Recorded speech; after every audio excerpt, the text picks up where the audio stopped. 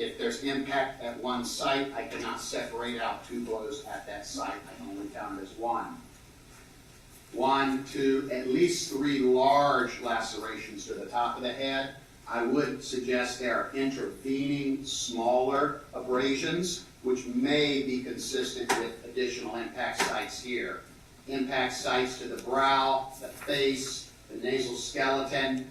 One can see there's a tooth that's been avulsed or removed from the maxilla, the upper jaw, and then additional abrasions to the side of the face with surrounding contusion. So, extensive blunt force trauma to the head. As previously described, this is the cause of death in this decedent, blunt force trauma to the head. And that concludes the injuries to the head. There's hemorrhage in the brain. Surrounding blood, we have epidural, subdural, and subarachnoid. So there's hemorrhage surrounding the brain at every level of the pleural membranes. We have it between the skull and the dura, which is the thick covering over the brain, under the dura, the subdural, and then also under the thin brain, the subarachnoid. So every layer has hemorrhage overlying the brain, consistent with blunt trauma. And that, once again, basilar skull fractures as previously described. We do not show you an interior photo of the skull here, but There were some taken? actually in this case, as I recall, there was not, I think, on this particular one, there's not a base of skull photo. But as described, there is a base of skull fracture, and let me refresh my recollection. Dura displaced, base of skull, marked fragmentation of the basilar skull. So, once again, fractures here, we know that from the picture, anterior, brains protruding, impact is great enough where we have fractures of the base of the skull as well, as we've seen in other cases. Was her skull driven into her brain? Yes, there are multiple fragments of skull, and in fact, there are photos in this case, which you are not shown here, of the recovered fragments of skull that are collected and put with this body. They were recovered separately at the scene. There were a few pieces of skull, little pieces. So, move on. Yes, from the head, blunt force trauma. What other blunt force trauma did you see? So, on the upper picture, the middle picture upper, we have abrasions to the arm, shoulder here on the right side, upper breast, contusions here to this left-sided upper arm, and then 2 contusions down here in the inner thighs.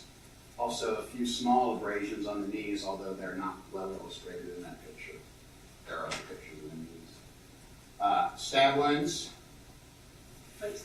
Stab wounds, I believe everything in this case to be post-mortem. We have a single stab wound to the chest. We do have sharp force injuries to the neck in this case, which are shown in this picture. This is an incised wound. It goes across. I favor post-mortem here because we do have disruption of both the jugular veins and the carotid arteries.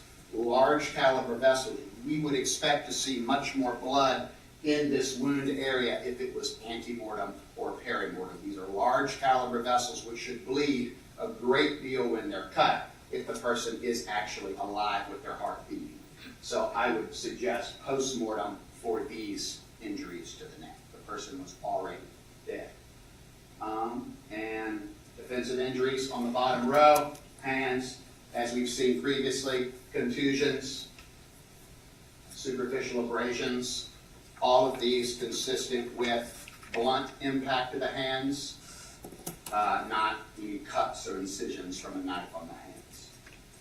And all of the blunt force trauma that you've gone over here for Erin Belanger, was she alive for those impacts? Yes, the marked contusion, hemorrhage, subdural, epidural, subarachnoid hemorrhage is all consistent with the person being alive during the blunt trauma. Does that cover everything we were going to discuss with Erin Belanger? Yes, ma'am. Okay. have a seat.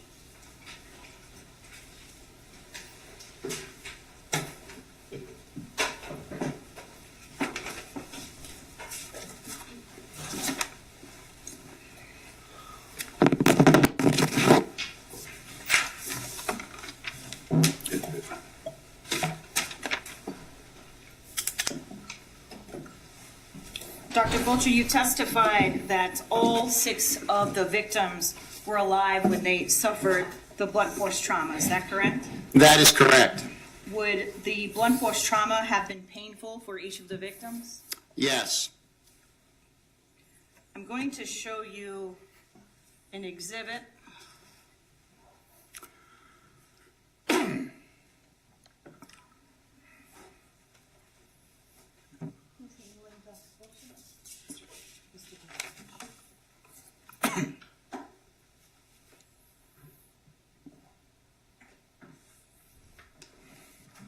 I'm going to take it out and ask you to look at it. Okay. Oh, thank you.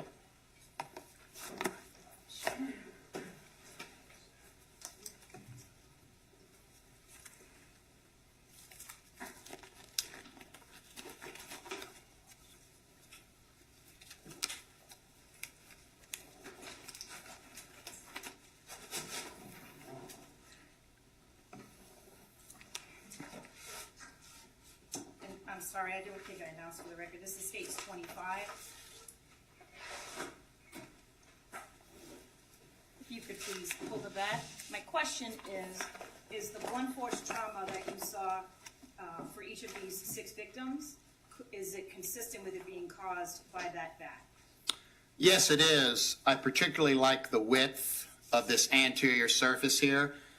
We do have photographs with scale of the tram track injuries, and this matches up pretty well. I would be more bothered if this was like a bigger bat, like I guess this is a softball bat, and I'm not sure what type of bat it is. Sorry, I'm not a sports guy. But I know there are bats that are much larger, like for other sports, and that I think would leave a wider tram track. So this bat does look more consistent with those fairly narrow injuries that we have. That's a class character. Bat like this, exactly. Can't say that bat, but something like that would most likely cause those injuries, yes. Thank you. You're welcome. I'm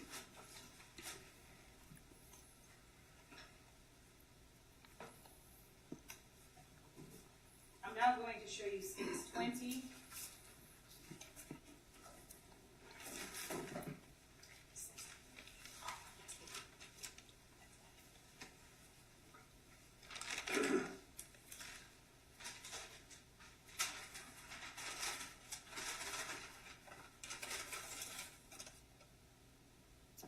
My question is, and feel free to hold it, are the stab wounds, all of the stab wounds you saw on each of the 6 victims, is it possible that this knife could have caused all of those injuries? Objection, Judge calls for speculation. Please approach.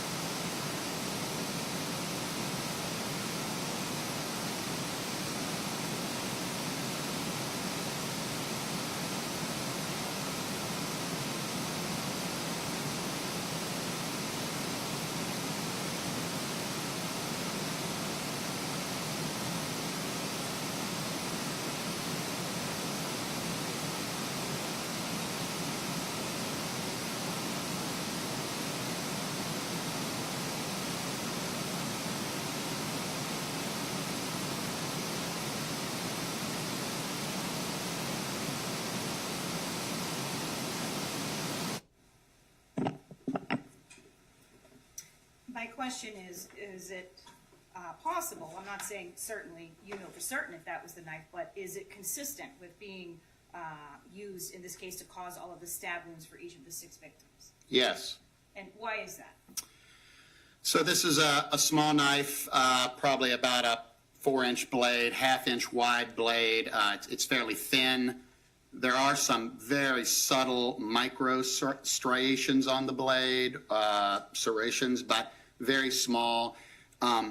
None of the wounds have any class characteristics of like a large axe or machete or anything like that. So this type of blade is consistent with that. Obviously, I can't tell you if this exact knife caused it. There's any number of knives in the world that look exactly like this.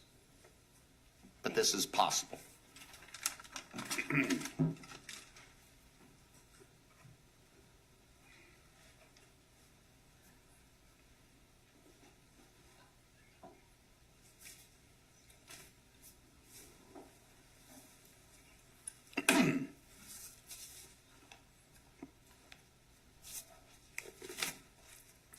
Do you have an opinion as to whether all of the stab wounds were caused by one blade or multiple blades? I do not.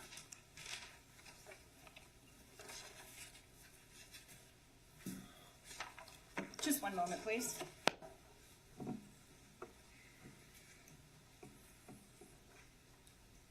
No further questions, Judge. Mr. Wood, sir? Thank you.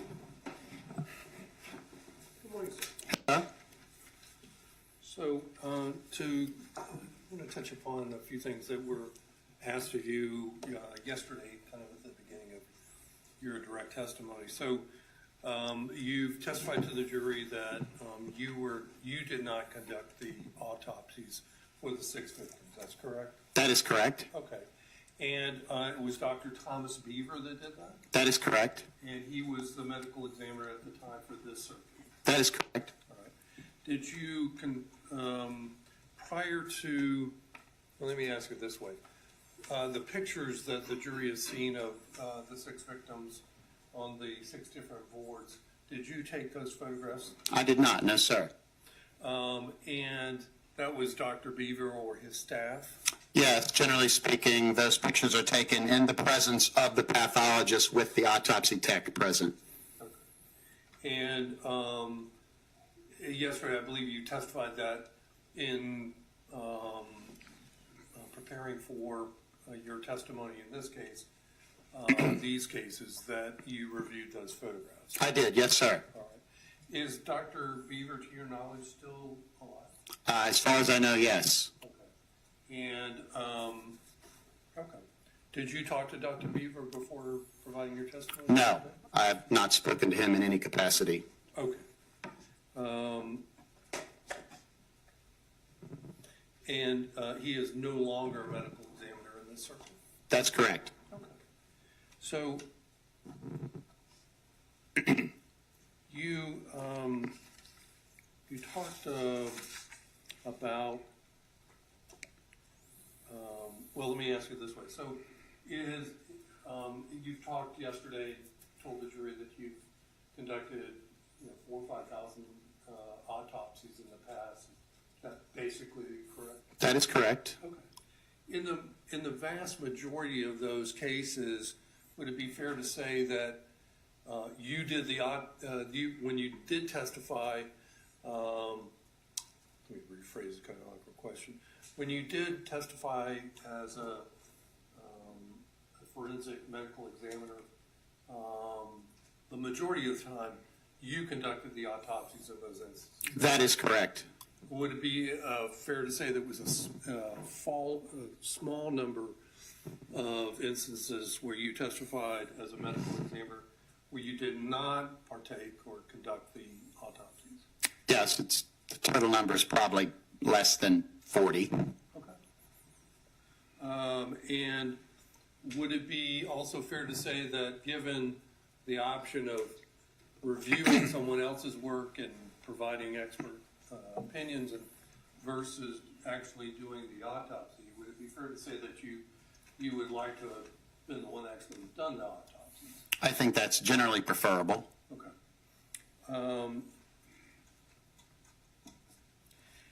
Would in terms of preparing for your opinion testimony in these 2 cases, did you rely mostly on the photographs that were received? The photographs are the linchpin of my analysis in this case. Okay. Let's talk about the individual victims.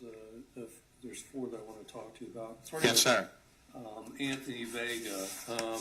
Do you know the order of the injuries that were incurred, Mr. Vega? I do not, no. Okay.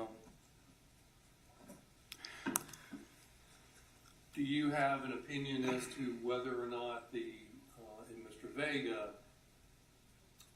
the blunt force trauma that you went over with the jury, that occurred at the same time as the stab wounds? So, as described previously, the blunt trauma shows signs of contusion, active bleeding. I believe in all victims that the blunt trauma occurs first and the sharp trauma occurs after that. As you recall, the discussion of the stab wounds has always been perimortem or postmortem. Antemortem on these cases is all blunt trauma. So blunt trauma, then sharp trauma. My previous answer was I can't tell you which stab wound came first, but I'm quite confident all the blunt trauma occurs first in each decedent, and then the stab wounds occur. It could be seconds between them. I'm not saying minutes pass or anything, but the postmortem changes, the pictures do make it appear that the blunt trauma occurs first in all decedents. And this is a question that probably would carry over to the other victims as well, too. Mm-hmm. But the blunt force trauma, let's focus on Mr. Vega for a second. Yes. The blunt force trauma that Mr. Vega's had, any one of those blows would have rendered him unconscious, would they not? Potentially, yes. We do have defensive wounds, which imply some level of consciousness, but I can't tell you which blow occurred when and when unconsciousness would have occurred. Okay. But the ones to the head would have caused unconsciousness? They could have caused unconsciousness, depending on which one you're talking about. Yes, sir. Okay.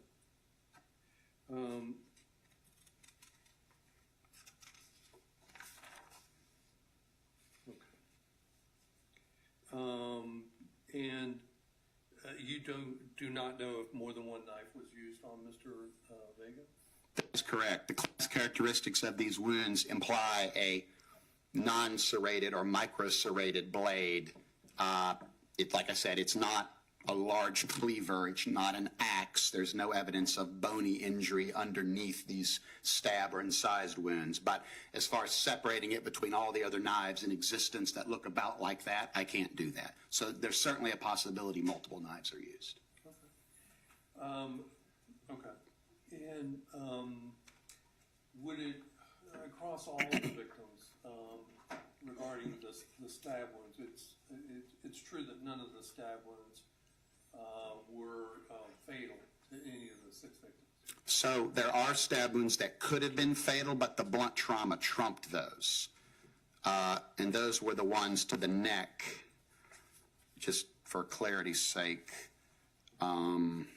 it was the Francisco Roman's sharp force injuries to the neck are post-mortem, but had he been alive at that time, they would have killed him. It transects the carotid artery, the jugular, and a partial transection of the trachea.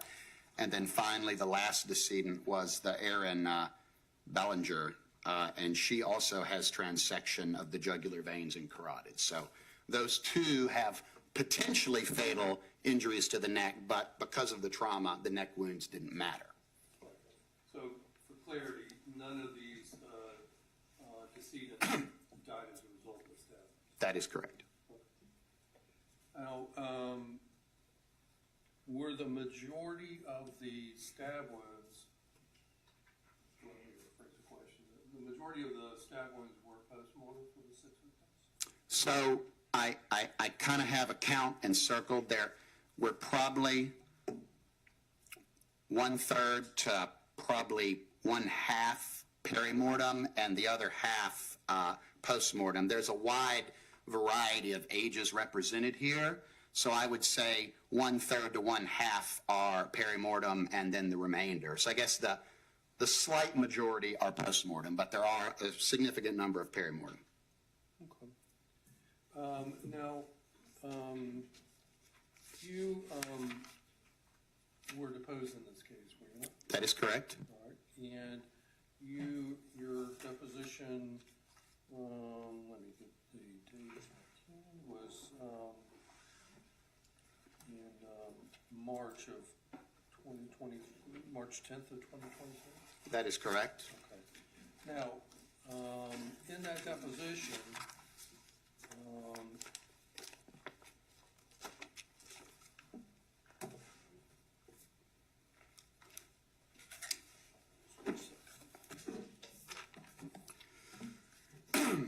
and let me preface my question this way too. So, in that deposition, there was a prosecutor present, Yes. and there were defense attorneys present, Yes. and you were under oath. Yes. And there was a court reporter present. Yes. All right. And in that deposition, you said that all the injuries were to the victim were post-mortem, didn't you? I did not. I had several that were.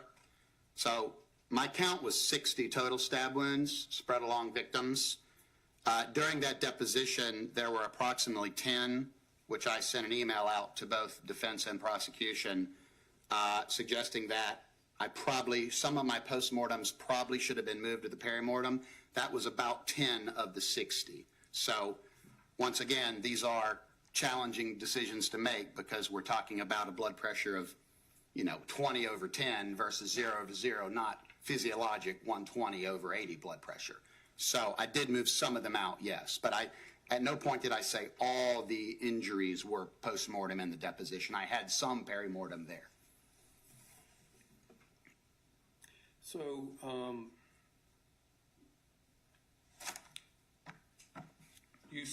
the email you referred to, you sent an email to Mr. Gunn, I did, and Miss Thomas, Allison Thomas got a copy too, I think.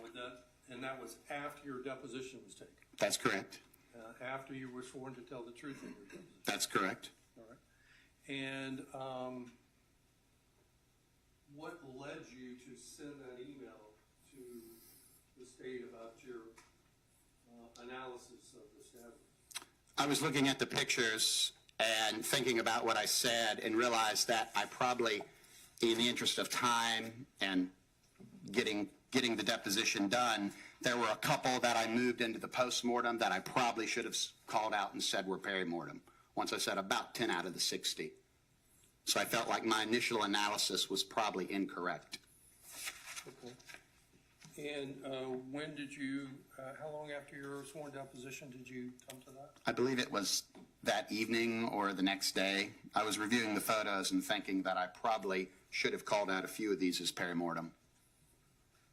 And have you ever, in your past involvement in autopsies, have you had occasion to change your testimony after the fact?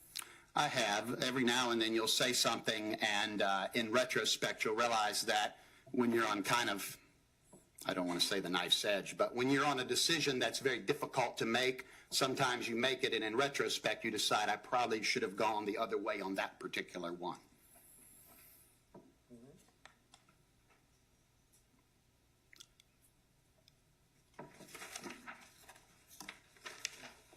So let me move on. Get my junk out of the way.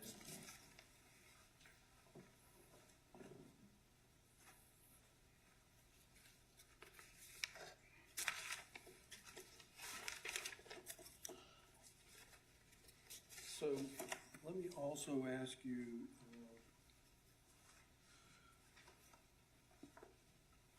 with regard to,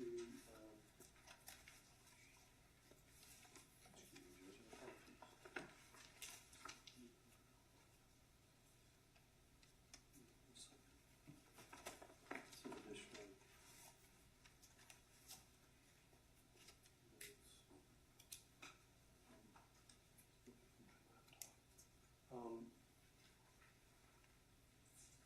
Judge, may I have just a 5-minute break? I'm sorry, I need to pull up something. Never mind. There it is. I didn't get my second cup of coffee. We all could use one. Thank you. Give me a second.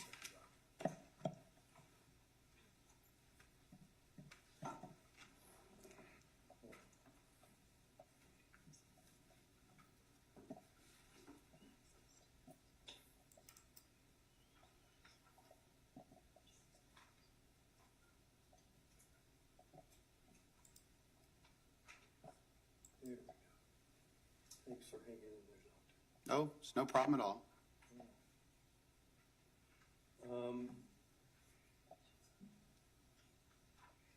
So, you testified moments ago that you didn't know if you wanted to, based on your observation of through the photographs and review of the file, you can't say whether there was more than one knife that was used for the stab wounds on the victims. That is correct. It could be multiple knives. And the knife blade that Mr. Gomes just showed you, it has some serrations to it? Yes, that's correct. Okay. When I'm saying serrations, it's like a steak knife, has the grooves or the bumps on it. Is that correct? Yes, there's multiple types of serrations in the knife industry. These are much finer and smaller. Traditional striations are wider, like on a bread knife or even a large hunting knife. You'll have that towards the hilt of the blade. These are a micro serration, so they do cut a bit more like an unserrated knife. Could you tell on the, okay. Could you tell on the other victims whether the stab wounds were all used with a serrated knife? Or So I can tell you that on the skin surface, there are no injuries consistent with a large, remember I said there are two types of serrations, a large serrated knife. There's no evidence on the skin surface that it was used. With that said, for those injuries to occur to the skin surface, the blade has to be twisted on the way out or the way in to injure the skin. So if it plunges in cleanly and out, you may not have those serrations. When you have the serrations and they're obvious, it's easy to say, yes, it was a serrated knife. When you don't have them, it's kind of a toss-up. So I would say that in a general sense, given the number of wounds, it's probably more likely than not a micro-serrated or a non-serrated blade, not a large serrated blade. okay. With regard to Mr. Gleason, there were superficial cuts on his neck? Yes.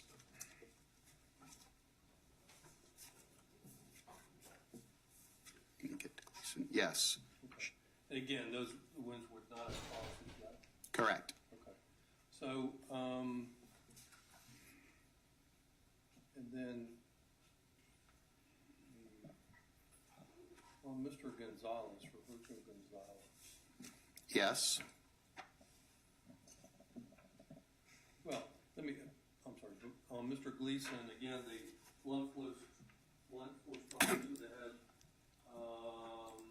could have caused instantaneous unconsciousness? It certainly could have, depending on which blows occurred first. Okay. And again, okay. So moving forward to Mr. Gonzalez, then,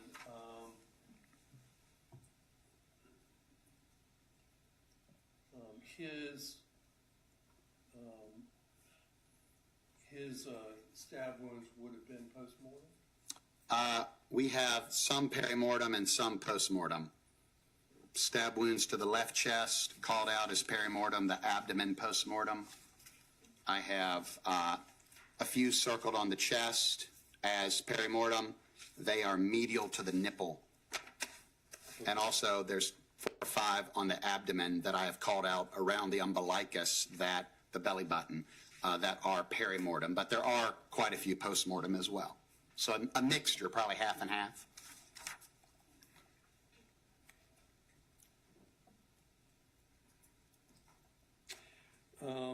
And in that same deposition I referred to on March 10th, and I'm referring to page 74. Okay. Do you have a copy I can provide you? I do have one. I've got to get to the right page, though, here. 74.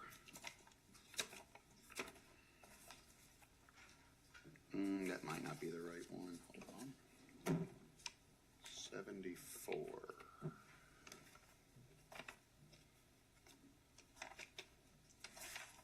All right, go ahead. All right, and I'm looking specifically at the lines 9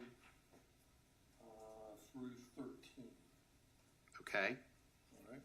Did you not say in your sworn deposition that all of the injuries, referring to stab wounds, the sharp wounds, were post-mortem? I did, yes. Okay.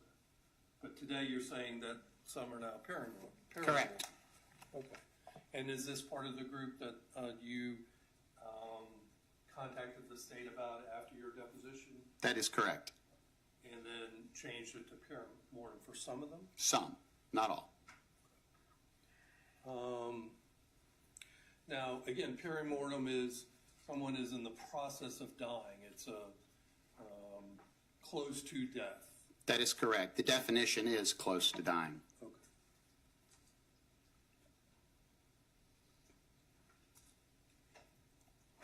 And some referring to Mr. Gleason, some of the stab wounds could have occurred as much as 10 minutes after death. That is possible. Once it's post-mortem, I really can't tell you when it occurred. And that's because the heart stopped pumping, there's no active bleeding. That's Correct. There's no vital reaction to the skin and tissues underlying, so you can't tell.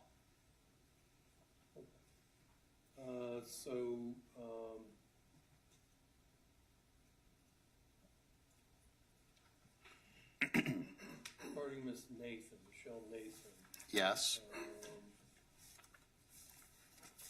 her stab wounds were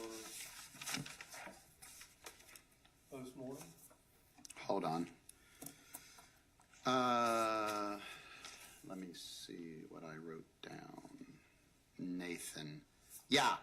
So on her, we do have mostly post-mortem. I did not change anything on that, and I believe I was fairly consistent with her that all of them were post-mortem. Okay. And then, so with regard to her injuries, she, regarding the blunt force trauma, Yes. she could have been rendered unconscious with even the first blow to the head. That is possible, yes. Okay. So, and since you've determined that the stab wounds on Miss Nathan were post-mortem, those stab wounds would have occurred after the blunt force trauma to the head, right? That is my opinion, yes.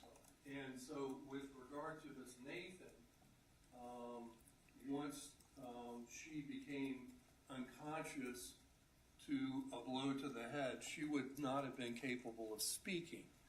Is that correct? That is my opinion. If the first blow did render her unconscious, I'm not saying that did happen, but if it did happen, then she would not be speaking, yes.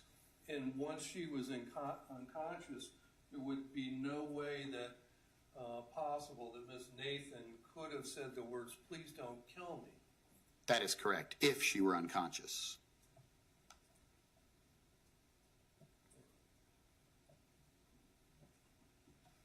That's all I had. Thank you.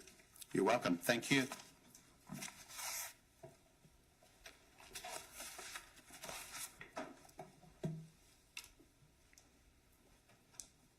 Good morning, Doctor.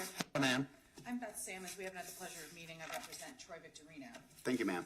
I'm not going to belabor all of this for very much longer, but I just kind of want to clear it up. You made it very clear that in deposition you said that some of the stab wounds, or the majority of them, were post-mortem, That's right. and you changed your opinion pretty quickly after that, right?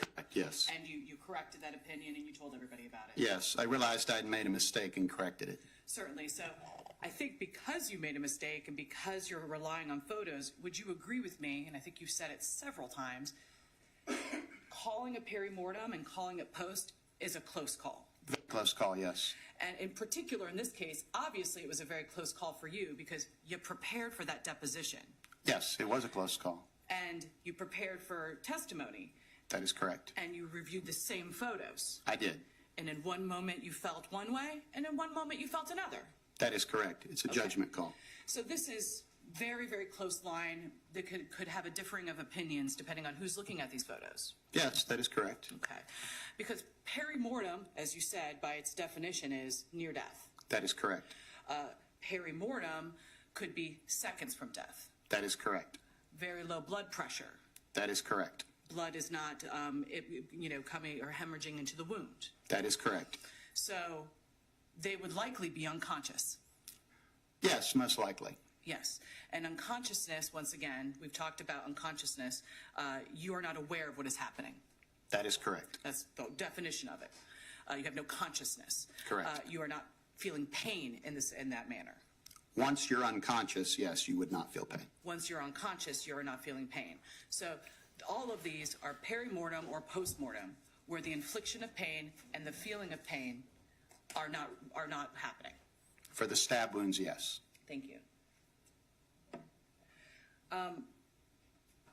As far as, I think and this kind of goes for all, I'm going to go through specific victims in a moment, very briefly, but you gave several examples, I think, for all of these decedents, of the injuries that you observed were similar almost to a motorcycle crash That is correct. or a person falling from a building. That's correct. You'd agree, though, that those examples are single impact. They are, yes. This is multiple impacts, correct? That is correct. And of course, even in those single impacts, with that type of injury, you'd expect them to be rendered unconscious by that single impact. A single impact, yes. In those examples that you provided. That is correct. And once again, consciousness is tied to awareness and pain. That is correct.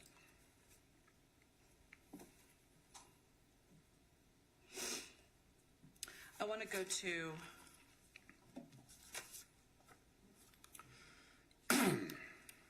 Mr. Roman. Yes.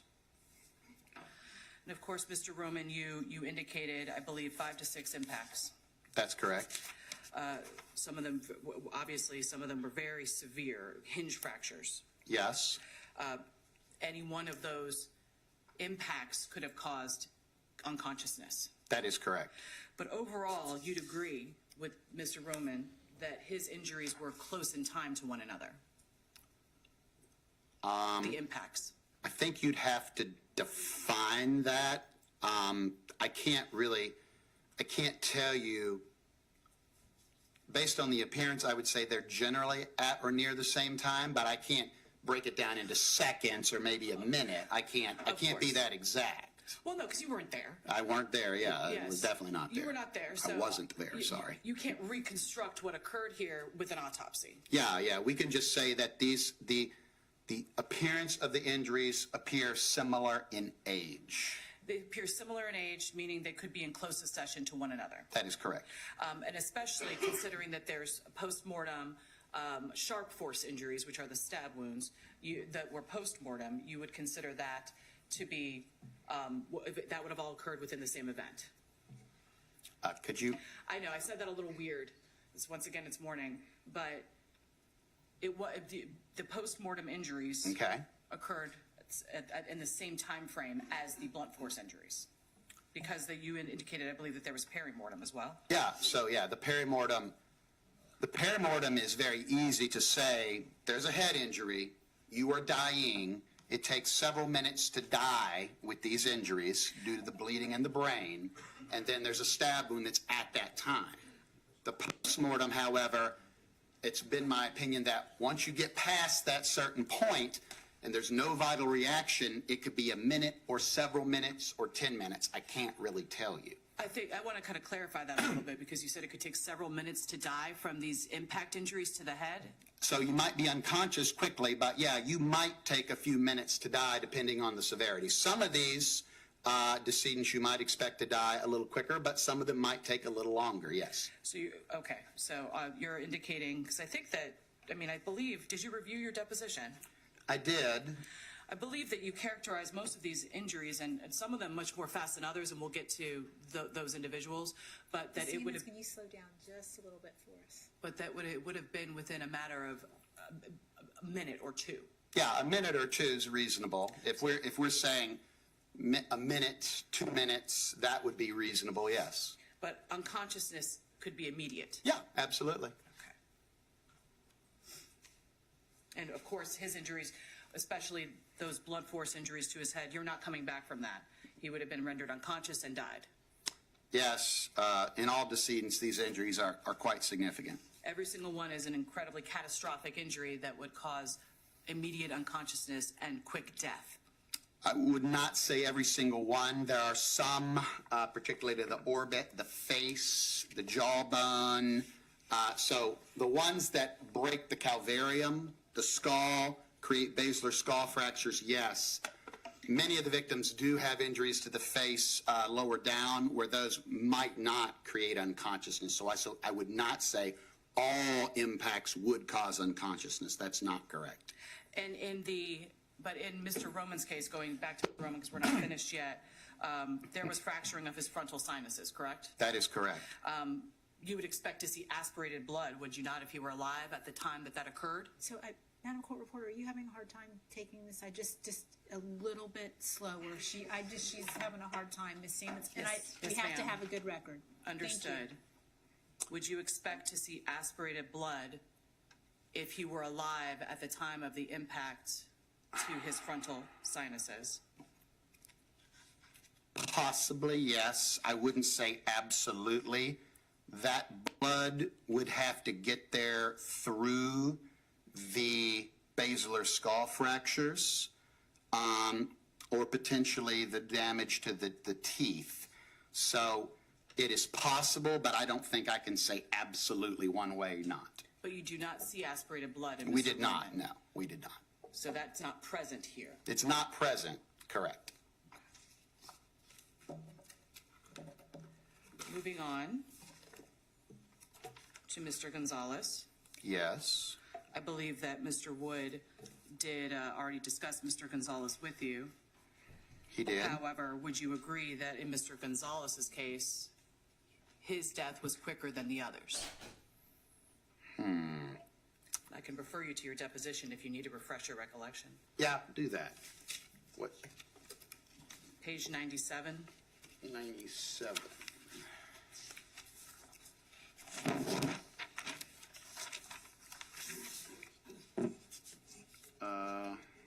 Which one was that?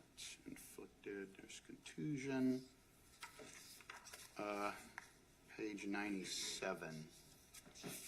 I'm not sure what line you're referring to where I said he was dead faster than everyone else. Oh, I'm sorry. I apologize. I have the wrong page. It's 99. I apologize for that, sir. Okay.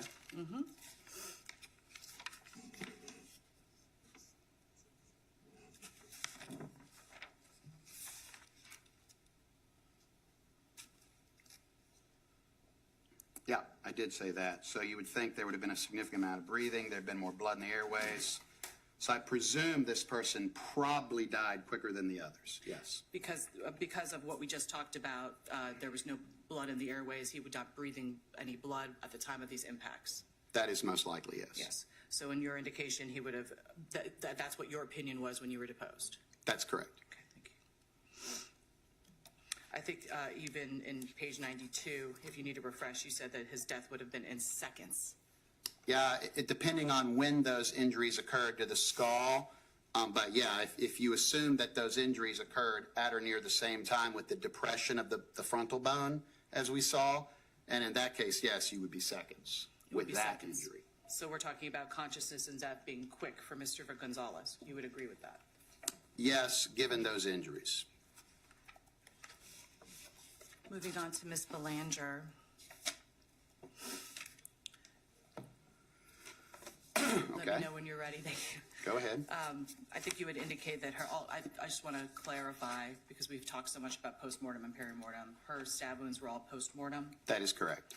And once again, she had no aspirated blood, which you would expect if she lived for any significant period of time. That is correct.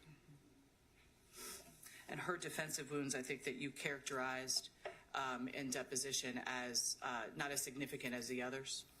Yeah, there's contusions and abrasions, but I do not feel like they're as dramatic as some of the other individuals. And once again, the blows to her head would have been catastrophic, no coming back from that, Correct. and it would have been death within a minute or two, That is correct. and immediate unconsciousness with some of those very severe blows. With the severe blows, yes.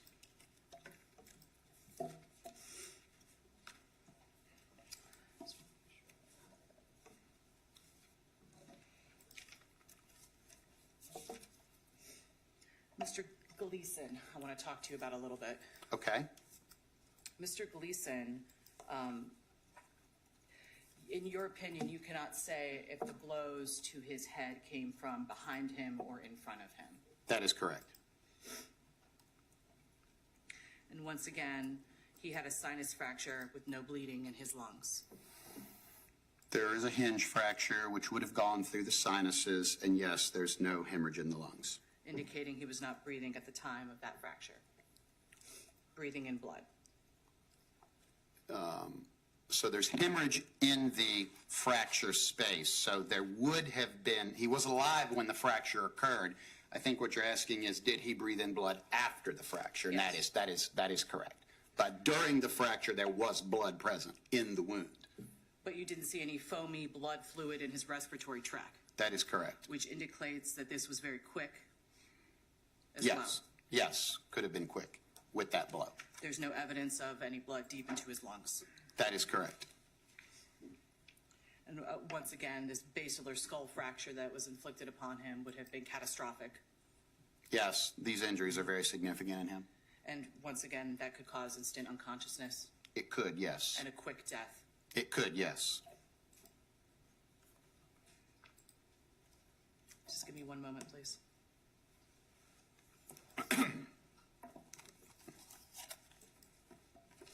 I appreciate it. Thank you very much, Dr. You're welcome. Fulcher. Thank you, ma'am.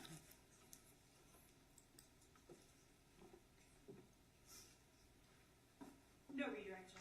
All right, thank you. And may he be excused or released? Yes. Thank you, sir, for your time. Thank you.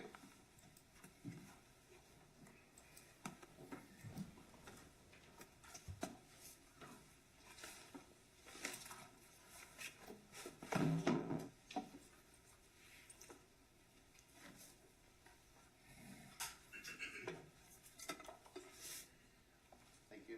Thank you. State's next witness. State calls Emily Baran.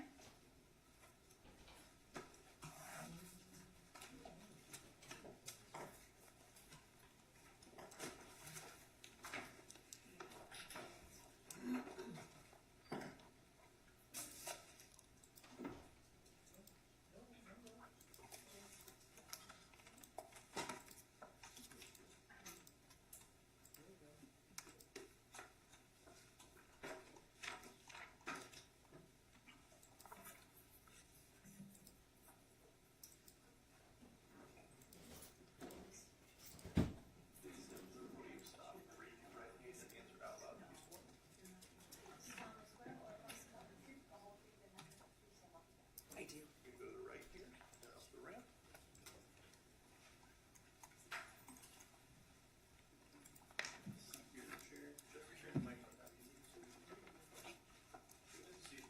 All right, thank you. Good morning, Good morning.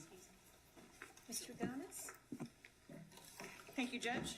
Good morning. Good morning. Take a moment to set up and let me know when you're ready, okay? Thank you.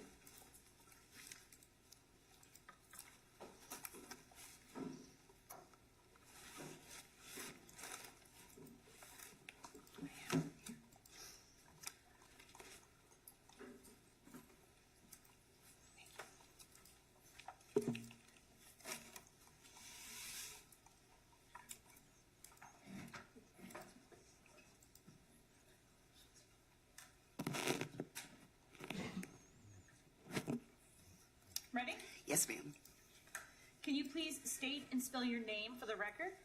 My name is Emily Booth Varan. That's Booth, Varan, V as in Victor, Aran. And you speak kind of softly. If you could try to raise your voice or bring that microphone closer to you, hopefully it's clear. Okay, yes. What is your occupation? I'm a senior crime laboratory analyst for the Florida Department of Law Enforcement in the Forensic Biology DNA section. Can you please describe your education, training, and employment history for the jury? Yes, I have a bachelor's of science in forensic science from the University of Central Florida with a double minor in chemistry and molecular biology. My last year of college, I performed a year-long internship with the Florida Department of Law Enforcement, and upon graduating from college, I was hired by them in 1996, and I have been in the biology DNA section for the last 29 years. Have you given instruction on DNA? I have. I was an adjunct professor at the University of Central Florida where I taught conventional serology classes. Do you belong to any professional associations? I belong to the American Academy of Forensic Scientists and the Southern Association of Forensic Scientists. Is it part of your job to regularly read the scientific literature in the area of DNA?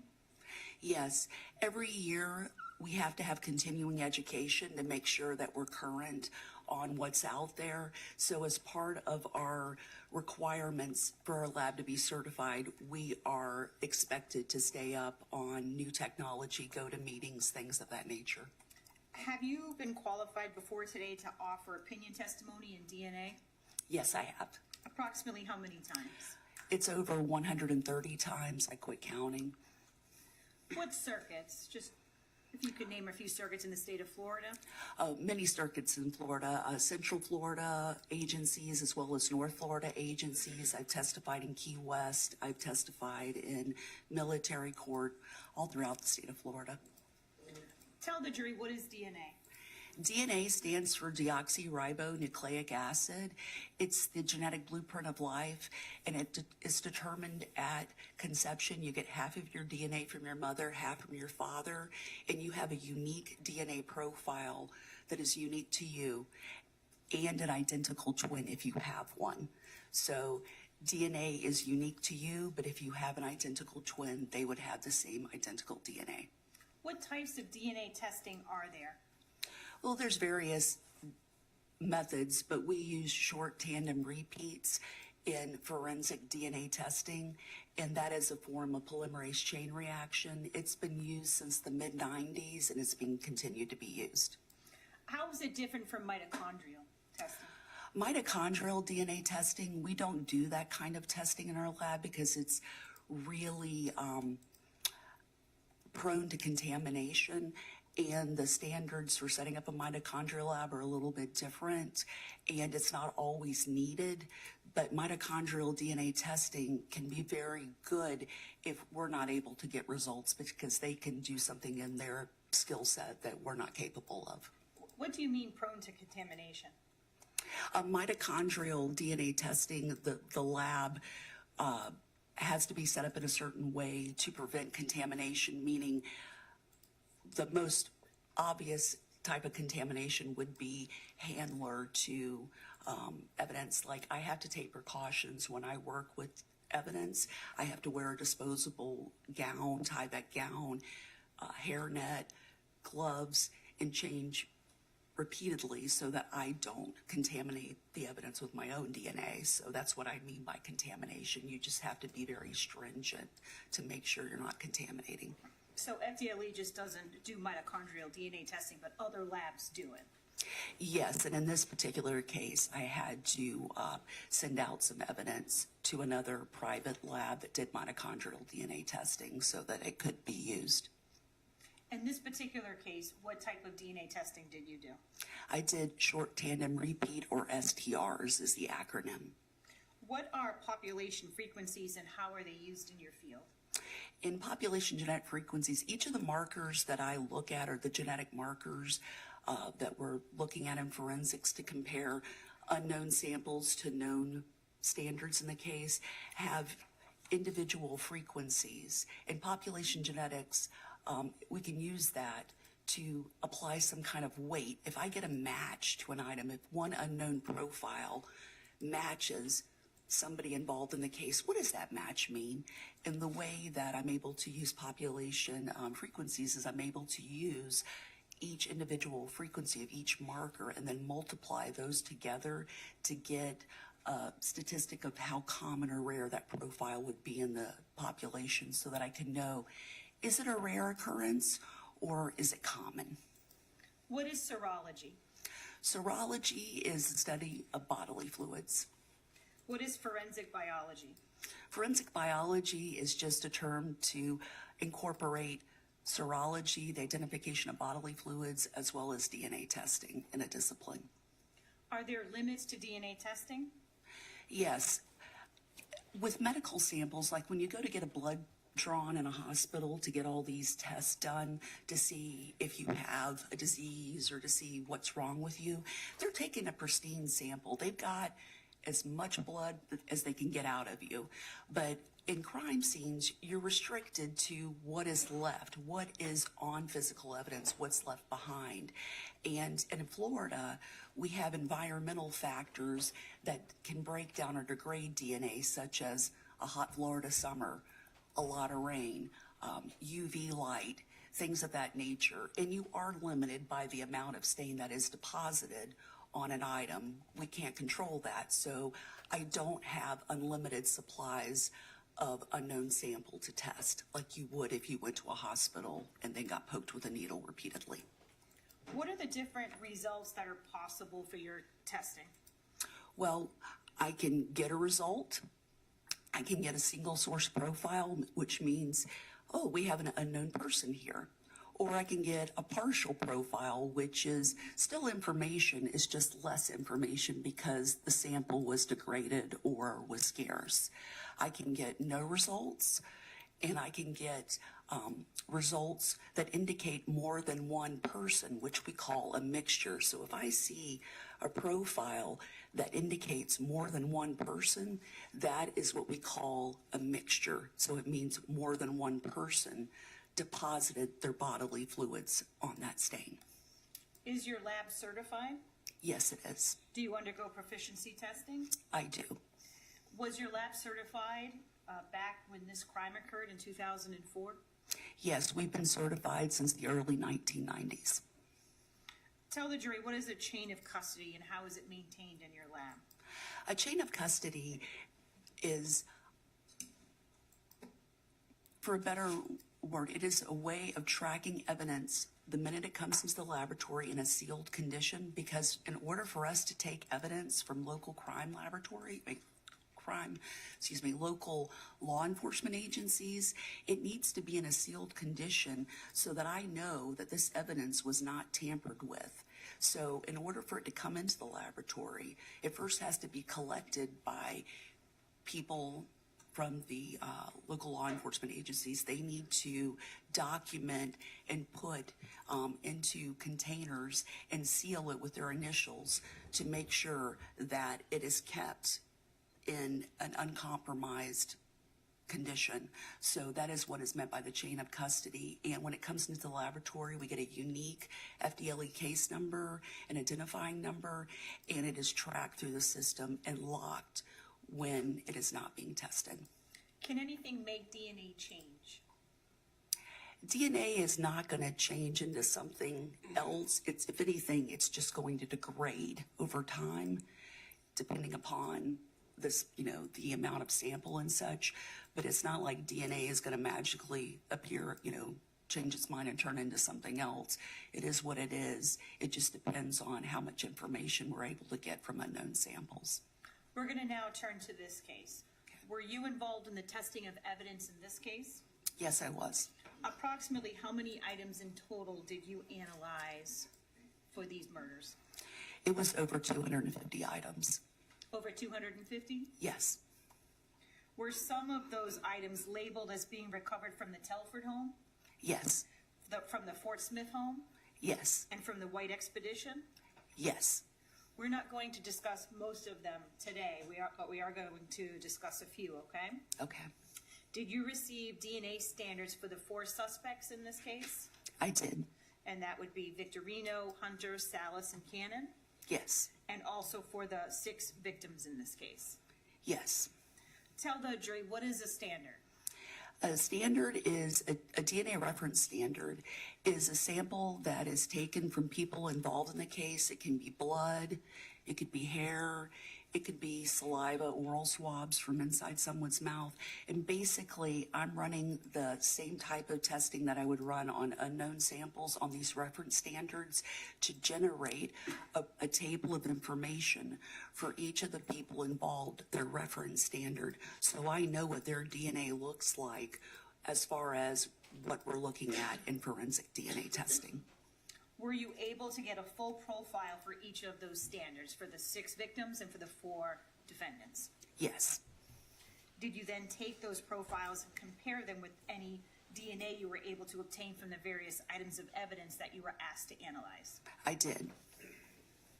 I want to talk about a pair of lugs boots, size 12.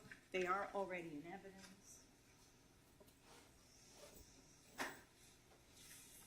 I'm going to give you the item, and as we discuss them, if it would assist you, Yes. please pull them out and show to the jury what you're talking about, okay? Okay.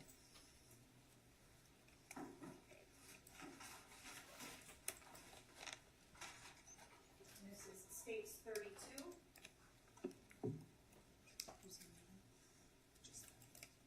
May I approach the witness? You may.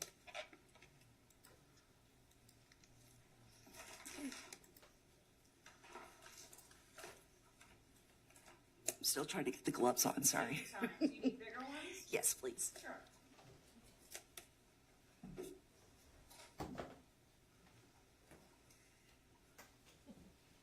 And it looks like they may, some paper may be coming off, so you can use this as a tray Oh, thank if you. you need to. Thank you, thank you. And here are some bigger gloves.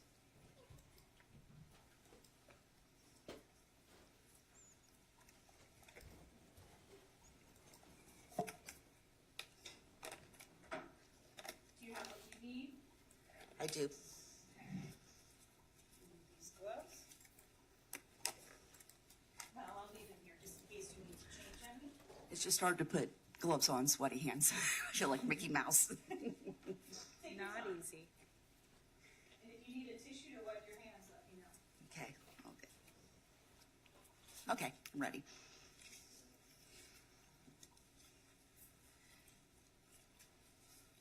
First, I'd like to start with, do you recognize that item? I do. Tell the jury, how do you recognize it? I recognize them by my handwriting as well as the FDLE case number and my initials. And have you previously given testimony about that exact package and those exact boots? Yes.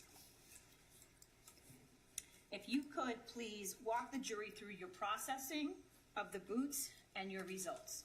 Yes. May I take them out of the package? Please do.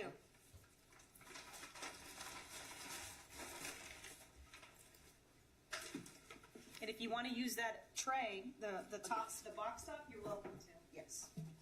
So when I first got these boots, I wanted to know who could possibly be the wearer of the boots. And I took a cotton zip swab and moistened it with sterile water, and I swabbed inside each of the boots, the toe area and around where you get a lot of friction, where I expected skin cells to be. And I performed DNA testing for wear on the boots.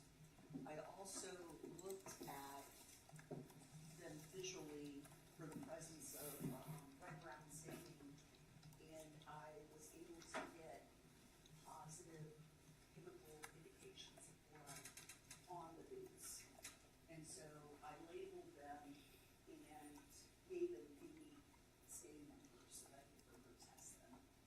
And I had to use disposable scalpels to get the stains or cut out the stains for each of the testing. So that's what you see as far as the scuff marks or the missing pieces. It's because I was cutting out the stains. And you can see that they're really small stains on some of them. Some of them were just drops, and then others were a little more concentrated, but we'll get to that. And next, I'm going to show you some some charts to assist in explaining the DNA results for these boots. I did. If you could just stand up and take a look at the photographs. Yes.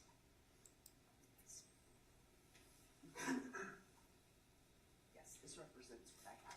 Okay, so there are 4 boards here. They all accurately depict your findings in this case. Yes.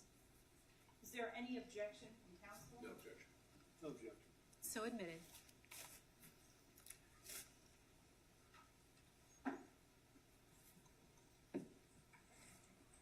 The first one is states X. That should come in as states 67.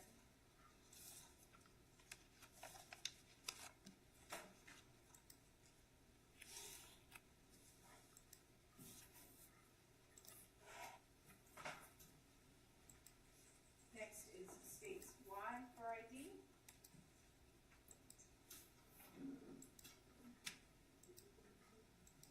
I'm sorry? Yes, okay, it's gonna be all four. Okay. States 68.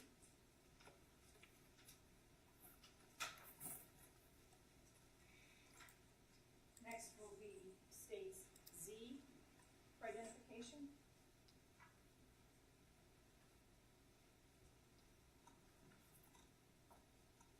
Okay, state 69.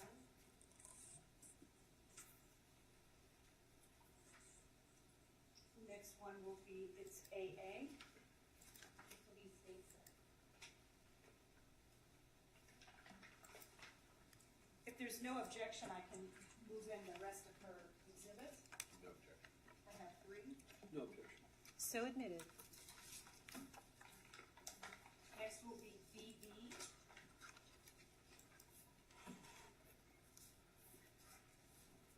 This will be state 71.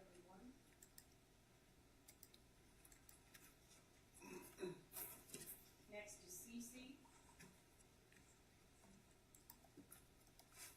State 73.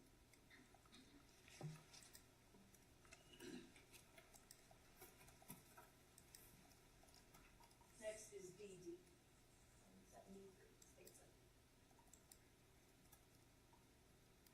Thank you.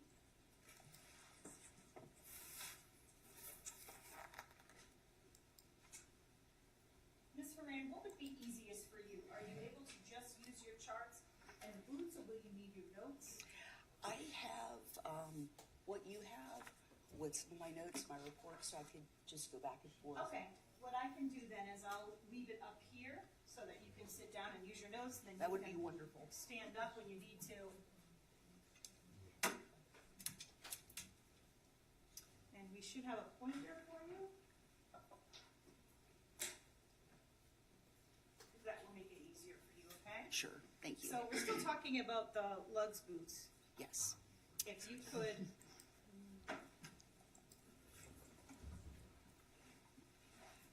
walk us through your testing, and if you want to start with the board, whichever board is going to be easiest for you to start with. I'm gonna do wearer first. Okay, so we're going to discuss where, so if you can, just want to state for the record, that's state 67 is being published.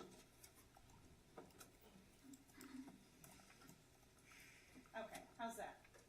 Perfect. All right.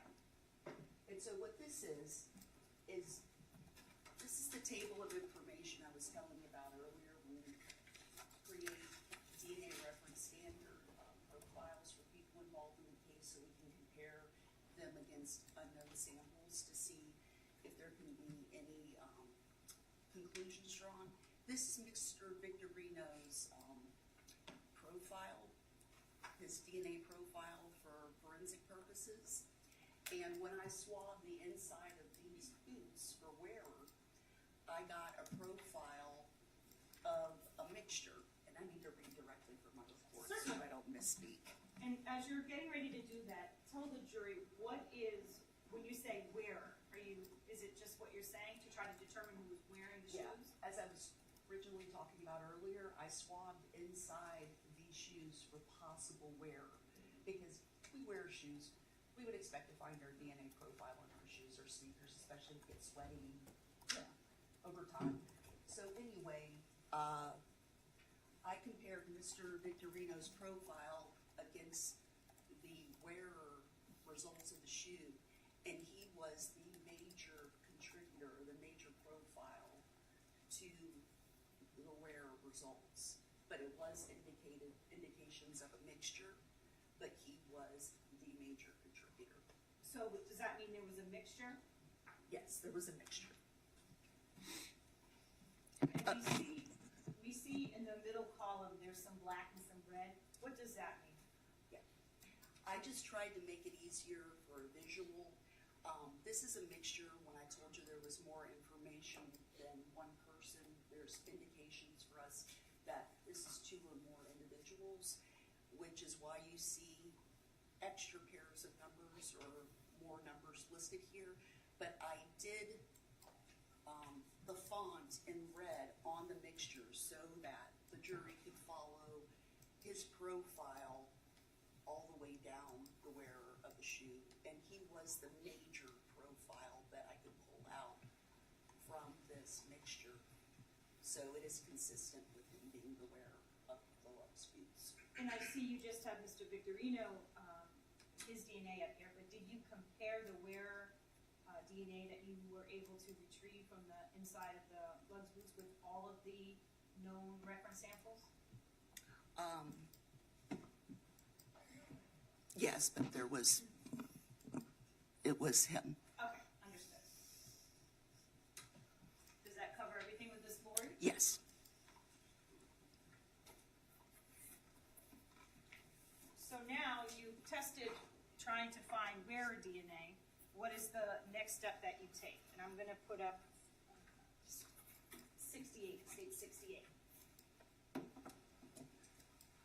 Well, we talked about earlier, I was looking at the shoes visually for red-brown staining, and I did find chemical indications on the boots. So then I started marking up the boots and labeling them with the various stains that I just showed you a few minutes ago, and performed DNA testing on those stains. What were the results?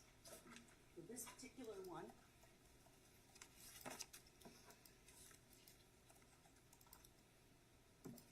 this represents the right boot and the left boot. There were two stains on them, and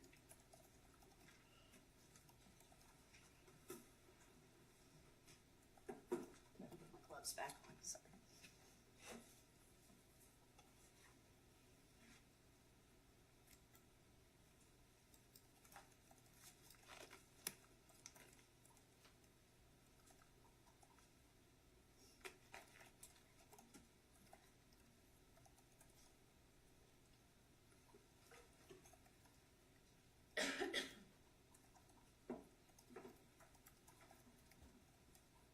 U3LE is the stain right here. And that matched Erin Bellinger.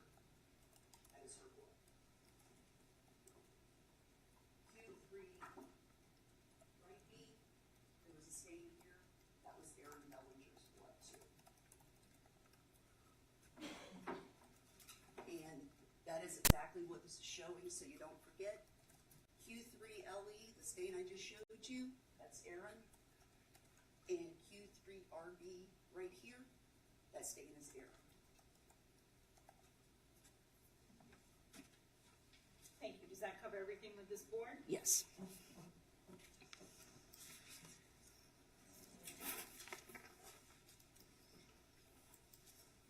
Now going to publish state 69.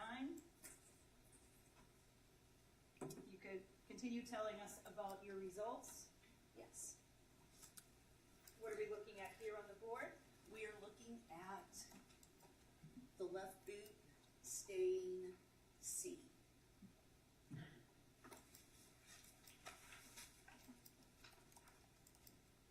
It's a really small stain on the back boot.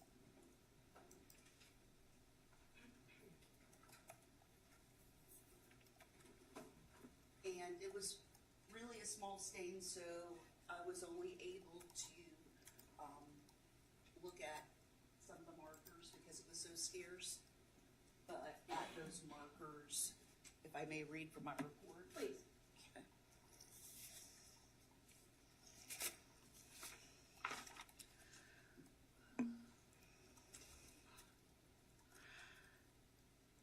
The DNA profile obtained from this exhibit demonstrated the presence of a mixture of at least 2 individuals. The DNA profile of the major contributor could be determined at 5 of the 9 loci tested or markers tested, and this partial DNA profile matches the DNA profile of Anthony Vega. You mentioned a new word, loci. Tell the jury what that is. Loci means location or for the genetic markers. It's just the place on our markers. Does that cover everything here on this board? Yes.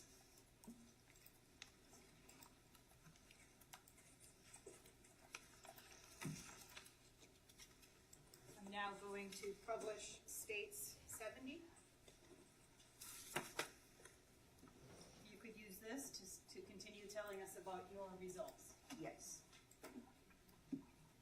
So this is for stain E3LA, and it's that bigger stain that I was talking about earlier. It's the big stain.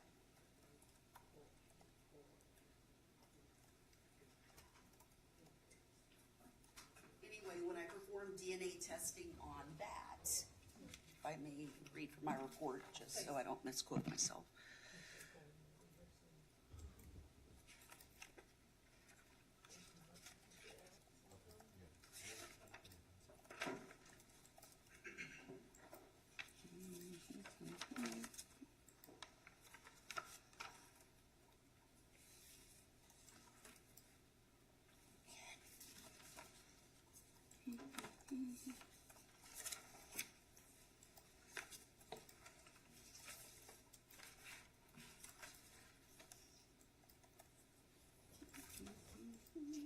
Oh, here we go.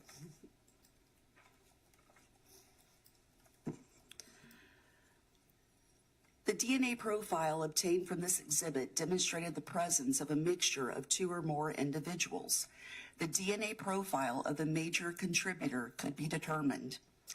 The DNA profile of the major contributor to this mixture matches the DNA profile of Francisco A.O. Roman. So basically, this mixture, I'm showing you the people that could not be excluded, so to speak, for people involved in this case. And Mr. Roman was the major contributor in this mixture of that stain. So is it your opinion that Francisco Roman's blood is on that left boot? Yes. And how about the minor contributors? Yes. The DNA profiles for the minor contributors could not be conclusively determined. However, Roberto Gonzalez and Anthony Vega cannot be excluded as possible contributors to this mixture. So you were able to exclude all of the other known profiles you had. You could not exclude Gonzalez and Vega. Correct. And is that illustrated here on the board? Yes. Like I said, for the major contributor, I did it in a different font so you could see, but their profiles could not be excluded as being a potential part of that mixture. Based on your scientific tests that you performed on those boots, is it consistent with defendant Victorino wearing these boots someplace where Erin Belanger, Francisco A. Roman, Anthony Vega, and Roberto Gonzalez shed blood? Yes. Does that cover all of your DNA testing on the boots?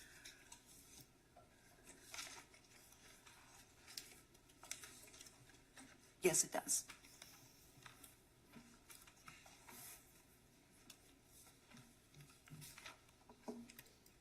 The next item that I would like to discuss with you are Nike Air shoes. Okay. Those are already in evidence.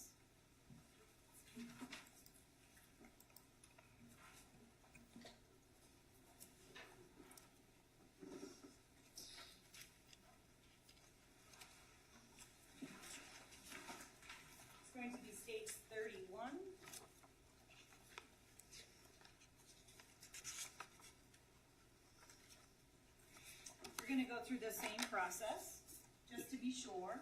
Yes. You can take a look at the exhibit and let us know if you recognize the exhibit, what's in the exhibit, and if so, how.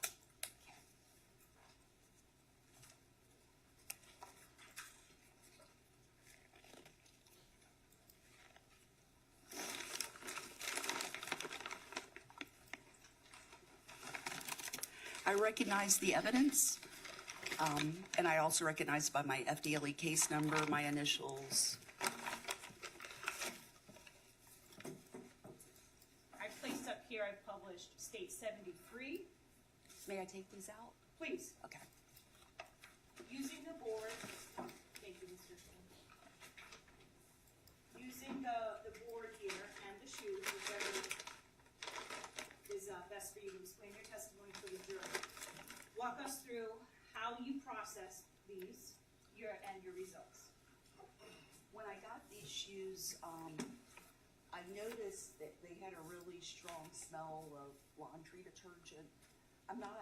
There's not a forensic test for doing laundry, but I've done laundry my whole life. It's my chore. I still do it. I don't want my husband touching my stuff. But this smelled freshly laundered.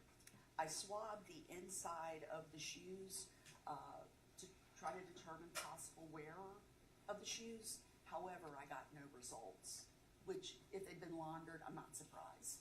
Why? Because if shoes are submerged in water, and that's going to degrade and dilute the DNA, and we talked about environmental factors like rain, water, UV light, sunlight, humidity, degrading DNA. Okay, so now walk us through what you were able to observe on them. Well, the tags are gone, which is why I have the pictures here. But I saw red-brown staining on the tongues of the shoes where the washing instructions used to be. And the red-brown stain gave chemical indications of blood. So I took that on for DNA testing. Okay, And that would be Q35A, the left tongue of the shoe. and what were your results?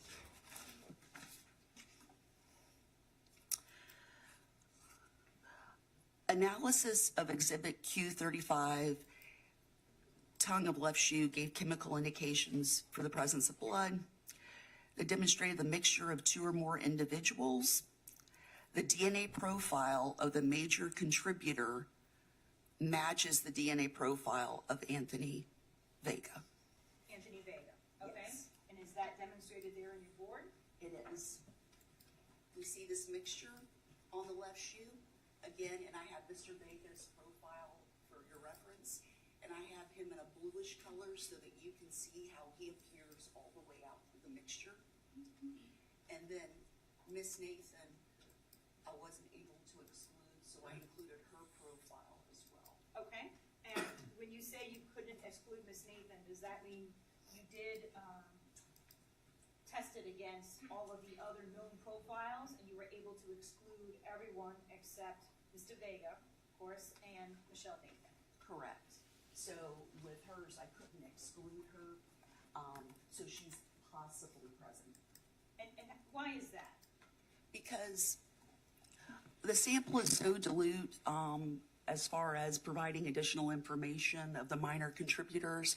The statistics that I used for the mixture on this gave a very low statistical weight to it. It shows that she's possibly there, but I can't for sure say. And how about, that was the left tongue, correct? That was the left tongue, yes. How about the right tongue for the neck ear shoe? Okay. The DNA profile obtained from the tongue of the right shoe demonstrated the presence of a mixture of two or more individuals. And Roberto Gonzalez cannot be excluded as a possible contributor to this mixture. So that is the only thing that I could say about the tongue of the right shoe, is he can't be excluded. I'm not sure if he's there or not. It's inconclusive. Understood. So the other 9 people, though, you were able to exclude. It was Mr. Gonzalez you weren't able to exclude. Correct. And is that demonstrated here on the exhibit?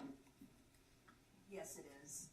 I show you the profile, the mixture profile for the tongue of the right shoe with Mr. Gonzalez's profile so that you can see that he is possibly present there. Okay, and,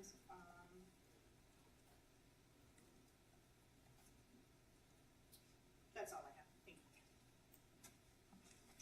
Does that cover all of your testing on these shoes? We're gonna discuss the shoelaces of the shoes. Yes. Okay, and while we're talking about it, I see a number here, Exhibit Q35. Is that referenced on the different exhibits? What is that number? Where does it come from? It's an agency number, Q35, it's just an exhibit number. Because there were so many items in this case that you have to start somewhere, 1 through 200 and something. Certainly. When you received these shoes, did they have laces in them? No.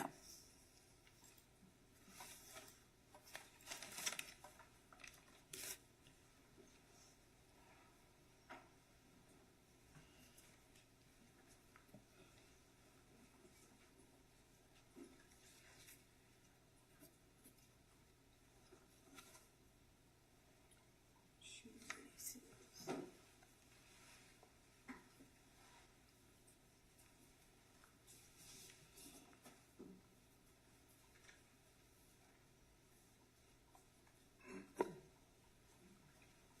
I'm now going to show you a couple of exhibits.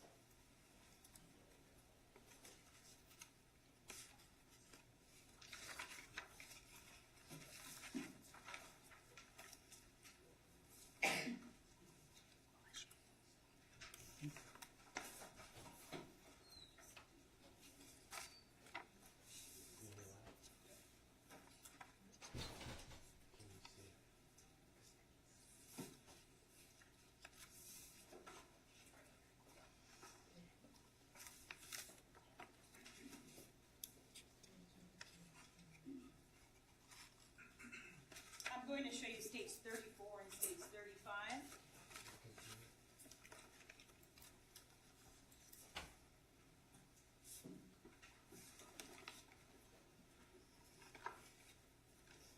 And just ask you, I'm going to show you first states 34, ask you if you recognize it. If you need to open it up to do so, please do. I don't. It's, I recognize it by my FDLE case number initials, and I can feel the Petri dish in here, so I know what it is. Okay, thank you. And then just stick it right back in this envelope. Yeah. And then showing you states 35, same question, do you recognize it? I do, How? by my FDLE case number initials on the Petri dish. And are these the shoelaces that you tested in this case? Yes, it is. Or some of them, you probably tested other shoelaces. Please walk the jury through how you processed these shoelaces and your results. Okay. Well, like anything with physical evidence that I get in, I look at the item for possible red-brown stains that could be chemical indications of blood. And if it were positive, then I would take it on for DNA testing. But if it was a scarce amount, then I would have to, I believe this is the one that I updated for mitochondrial DNA testing.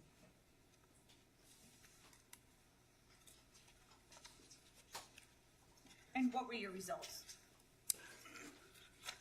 That's a really good question because I'm not sure what page of my report this is on. Take your time. Okay, thank you.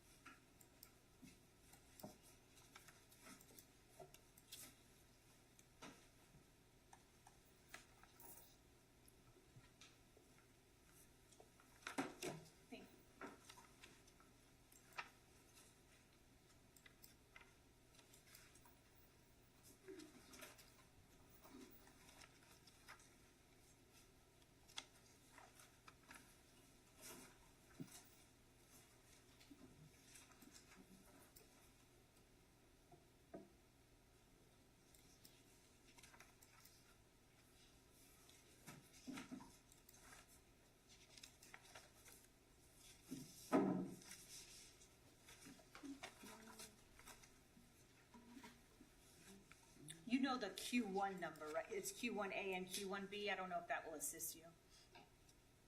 Thank you.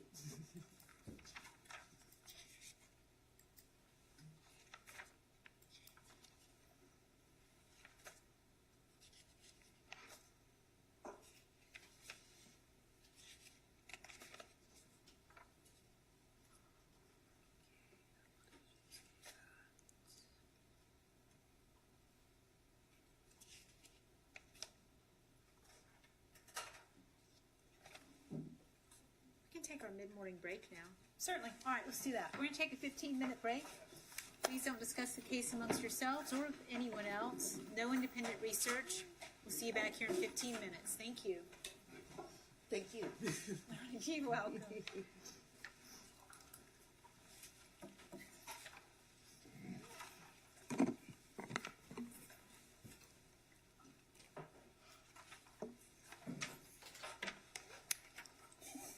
Of course.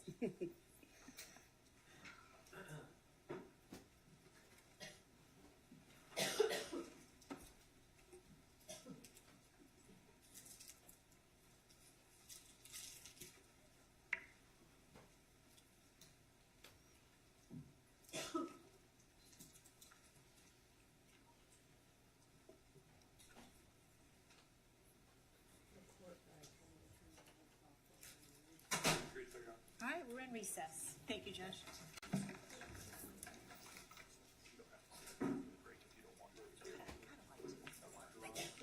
I need to take a potty break.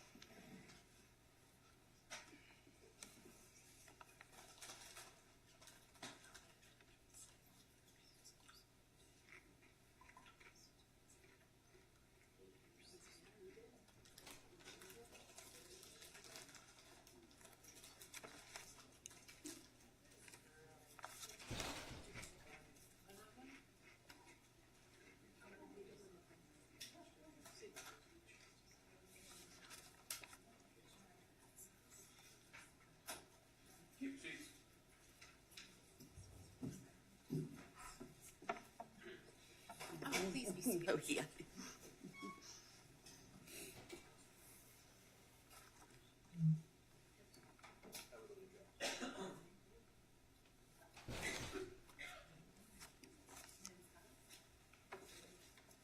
We've been updating the folks in the media room. Great, okay. He's giving you a thumbs up. Okay, wonderful, thank you. Rich, thank you. You're one step ahead of me.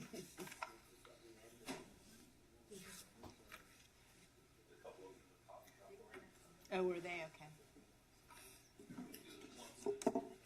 Slow them down.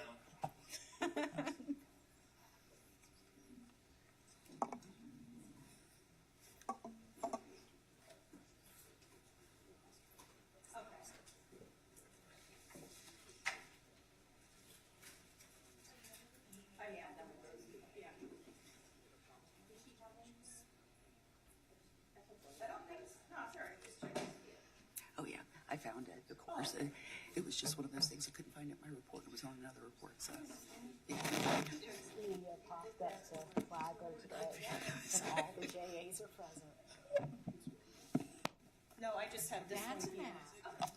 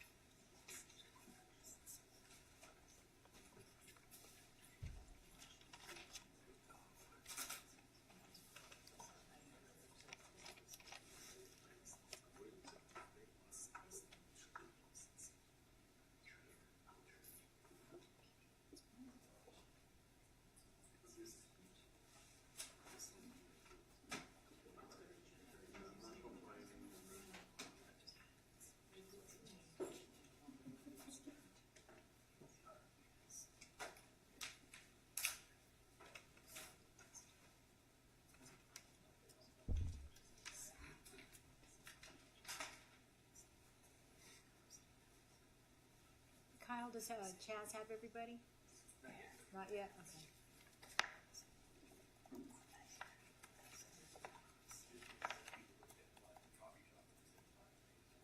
Oh, yeah.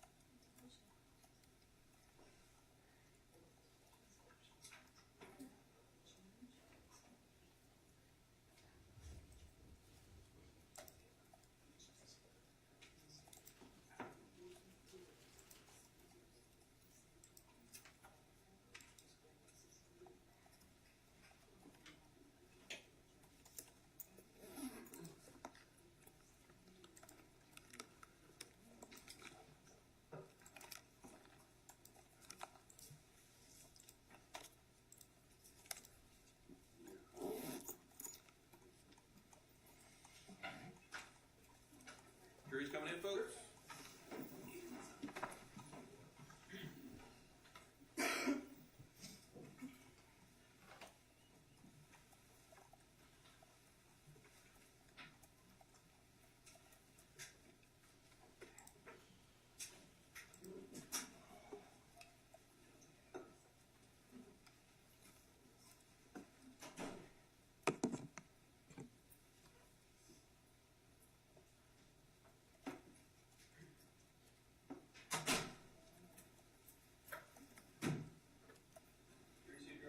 All right, everyone, please be seated. My apologies. This morning, I forgot to ask you what I ask you every morning. Has anyone been exposed to any media, any news, anything online about the case at all? No? Thank you very much. Mr. Gonas? Thank you, Judge. I believe where we left off is I was asking you to walk us through your processing and results of the shoelaces that you've already identified. Yes, when we're talking about the shoestring, 2 shoestrings collected from the residents of Fort Smith. And when I looked at them, there were red-brown staining that gave me chemical indications for the presence of blood. So I DNA tested each of the shoestrings, and on... If you could speak up just a little bit louder. Oh, sure. So I did chemical indications. I got chemical indications for the possible presence of blood on the shoestrings. So I did DNA testing on each of them. And on one of the shoestrings, I did not get any results. And on the other shoestring, it was inconclusive or not interpretable. So basically just a hot mess. So those 2 shoestrings, I updated for mitochondrial DNA testing since I couldn't gather any information from them. Okay, so you got chemical indications for the presence of blood, but there wasn't enough blood for you to do anything with? Is that what you're saying? It was a very scarce sample, so there wasn't a lot of testing material. And you mentioned that the shoes smelled like laundry. Anything about these shoelaces? I don't really recall the shoelace smelling. I don't recall that. I just remember the Nike Air shoes smelling like laundry detergent. Okay. And so then you're saying you sent them off to another lab for the mitochondrial DNA testing? Yes, Was that LabCorp? yes. Let's turn now to the hair from the bat. Yes, That's already in evidence, states 33.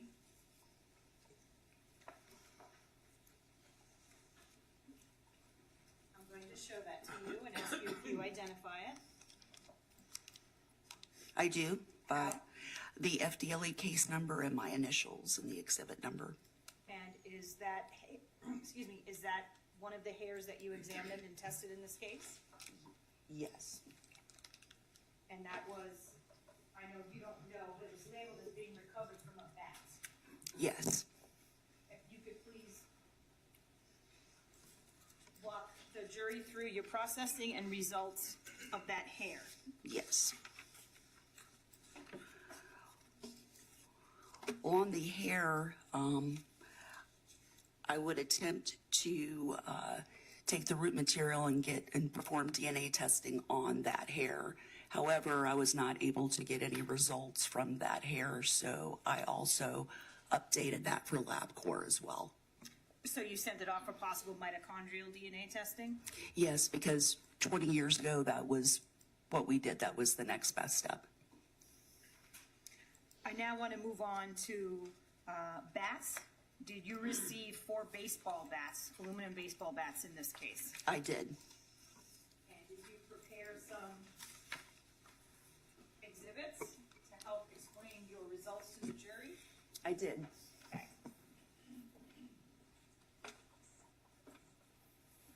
I have 2 here. You tell me if you have a preference where we start, and let me know, okay? Let's start with Q1, please. Yes. I'm going to put up states 71, which is also Q1 from FDLE. And if you could, please walk us through your results. If at any time you want to refer to the board, please do so. I will. Thank you. When I first got these bats into my possession, they were wrapped in electrical tape. And because I knew that this is potential latent prints material, I did my best not to disturb the bats that I tested so that I wouldn't ruin it for the examiner who would be looking for latent prints. So I did general rubbings on filter paper to test for the chemical indications of blood. And on this bat, I was able to get chemical indications of blood at the edge of the bat, not the handle. And I know we're talking about a particular bat, and we're going to discuss another one, but were you examining each of the 4 bats in the same manner? Yes, individually I examined each bat, but I would examine them in the same manner, being very careful not to disturb the electrical tape because that's a latent prints examiner's job to remove that and to look for fingerprints or possible ridge detail. So biology is typically the first section that looks at an item of evidence to take our biological fluids or unknown evidence from it, and then it goes to another section in the laboratory to do their testing. And in latent prints, they use a lot of powders and chemicals to try to enrich ridge detail, so it's kind of messy, so we get it first, and that's why. Okay, and so obviously you're looking for any red-brown staining so you can try to see if there's enough DNA to test, is that right? Correct. Would you be trying to, you know, with the shoes, you were trying to determine a wearer, are you trying to do the same thing here where someone may hold a bat, or are you saving that in case there are prints? Yes, I did not swab for handler. Sometimes I swab for handler, but if it's gonna jeopardize ridge detail, possible ridge detail for a latent examiner, I'm gonna be conservative and hold back and go, I'm not swabbing that, I'm not touching that, because I don't wanna potentially destroy their evidence. Okay, please walk us through your results. So on this, when I got my results of a mixture, I could not exclude Mr. Gonzalez from this bat.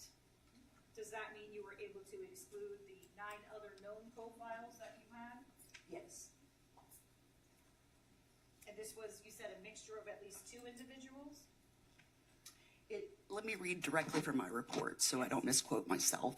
So analysis of this item gave chemical indications for the presence of blood, and the DNA profile obtained demonstrated the presence of a mixture of at least 2 individuals. The DNA profile of the major contributor could be determined at 4 of the known markers tested. The DNA profile of the major contributor to this mixture matches Roberto Gonzalez.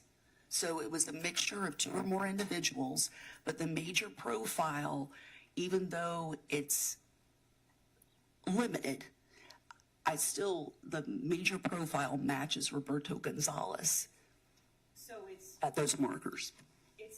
2 individuals in that blood. One, you can say the major contributor was Mr. Gonzalez, but there's the minor contributor, and what can you tell us about that minor contributor? The DNA profile for the minor contributor could not be conclusively determined, so I can't say anything about it. And why is that? It's just not good science. Did the sample appear to be degraded in any way? Well, I was working with a scarce sample to begin with when I swabbed the red-brown stain from the bat, so I was already working with a very limited sample. And when you swabbed the bat, you said you were, where was that red-brown staining area? There was some indentations in the bat. It had been dented in, and there were indentations at the end of the bat, and that's where the worm was. Okay. Thank you. Does that cover all your testing on bat Q1? Yes.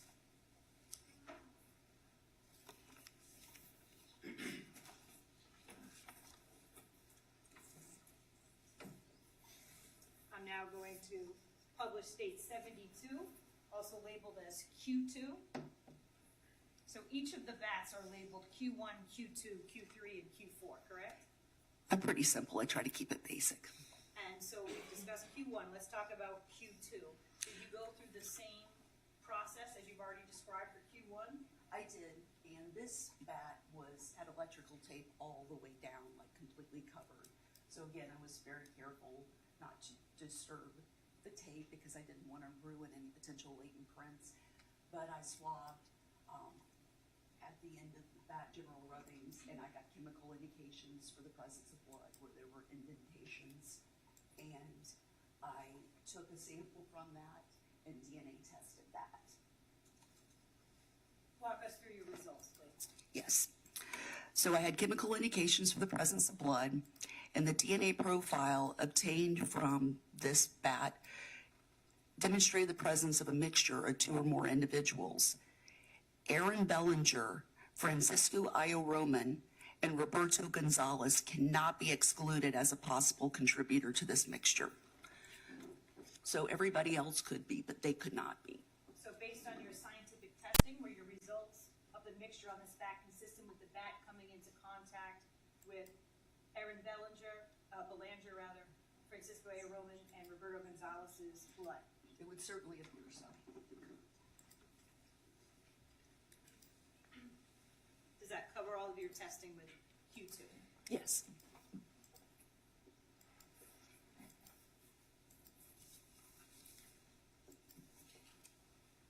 Let's talk about Q3 and Q4. Let's start with Q3. What were your results? There were no chemical indications for the presence of blood on Q3, but I still took a swabbing down at the end of the bat for I'll try anything once. I just wanted to see if I would get anything. And I know that you don't know where it came from, but was that bat labeled as coming from the water? It was. How would that affect your ability to find possible DNA evidence? It would make it a hell of a lot harder. I wasn't even able to find chemical indications for the presence of blood on that bat. I didn't find any signs of blood on it. But like I said, I swabbed the end of the bat where you would hit a baseball just to see if I could determine if there was anything there, and there was not. Tell us about your results for Q4. Q4 was pretty much the same story. I looked at it. I could not find any chemical indications of blood. However, I swabbed the end of that to see if there was anything there, and there was not. And was that bat also labeled as being found in the water? Yes. Were you in Deltona on August 9, 2004, the Monday following the crime? Yes. Was it pouring rain that day? Yes. And if bats were found in the brush overhang of the retention pond, would the weather impact your ability to get potential DNA evidence? If they were left out in the rain and they had blood on them, I would expect that to get washed away, or if they were thrown into a pond, or, yes. Did you also examine and test a knife, a blade, and also a handle? I did.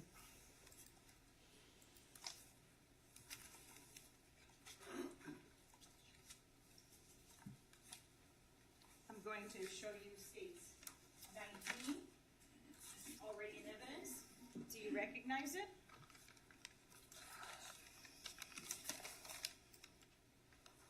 I do, by my FDLE case number and initials. What is it? It is the black plastic knife handle.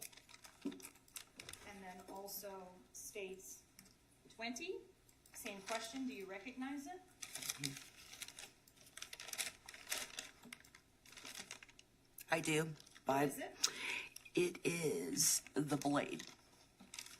And did you test both of these items? I did. Please tell the jury how you processed them and your results. Okay. With the black plastic knife handle, I tested it for chemical indications of blood, which it gave me chemical indications of blood. In the DNA profile, I basically swabbed the handle of the knife with a sterile cotton tip swab with sterile water to get a sampling of the handle of the knife. Same with the blade, that's how I would collect my sample to test. But the black plastic knife handle from living room gave chemical indications of blood, and the DNA profile obtained from this exhibit demonstrated the presence of a mixture of 2 or more individuals. The DNA profile of the major contributor could be determined at all loci. The DNA profile of the major contributor to this mixture matches the DNA profile of Anthony Vega. Is it your opinion that Anthony Vega's blood is on the knife handle? Yes. Also, the DNA profiles for the minor contributors could not be conclusively determined. However, John Gleason and Roberto Gonzalez cannot be excluded as possible contributors to this mixture. So the remaining known profiles you had, they were excluded. Yes. Does that cover your testing for the handle? Yes. Let's talk about now the blade. Okay. Same thing with the blade. I would have looked at that, seen red-brown staining. I tested it for chemical indications of blood, which there were. And then I took a swabbing from that using a sterile cotton tip swab with sterile water to get a sample. And the DNA profile obtained from stain A and stain B from the knife blade were both chemical indications of blood. And the major contributor of both of those stains matches John Gleason. So the handle had, the major was Anthony Vega, but the blade itself, the major was Jonathan Gleason. Yes. Okay. And the DNA profiles for the minor contributors could not be conclusively determined on the knife blade. However, Anthony Vega and Roberto Gonzalez cannot be excluded as possible contributors to the mixtures from both stain A and stain B from the knife blade.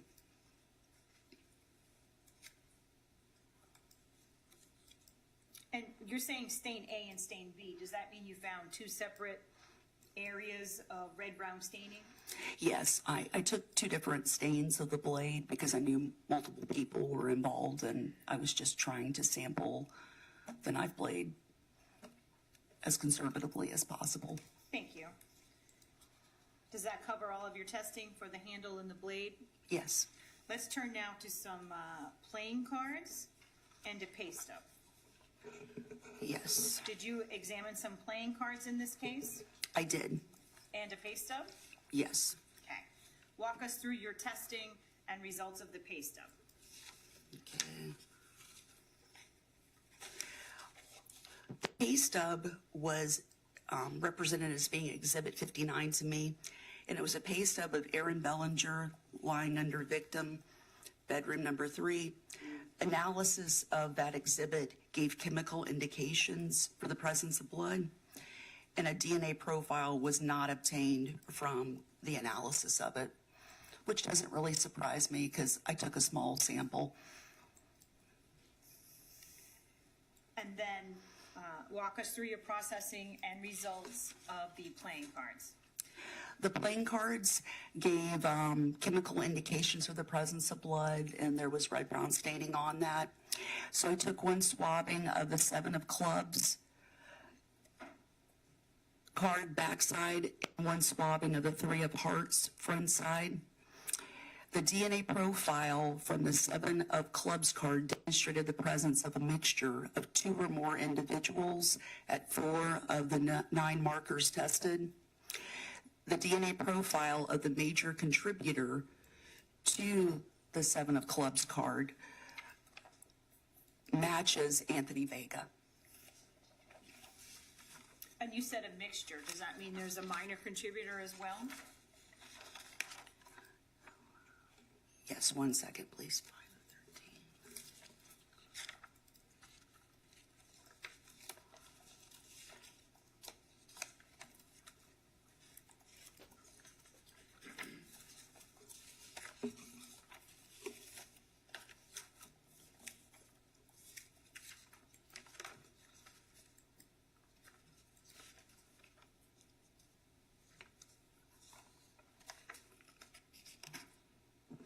Due to the limited DNA results, no conclusions could be made about the minor contributors to that mixture. Okay, so it's 2 or more. The major contributor is Mr. Vega, and you just can't tell us anything more. Correct. So on the DNA profile from the 3 of hearts card, it demonstrated the presence of a mixture of 2 or more individuals. And the DNA profile of the major contributor to that matches Anthony Vega. Can you tell us anything about any possible minor contributors? Unfortunately, no, the DNA profile for the minor contributor could not be conclusively determined. Just one moment, please.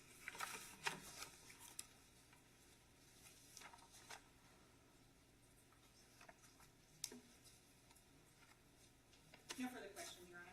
Thank you. Mr. Wood?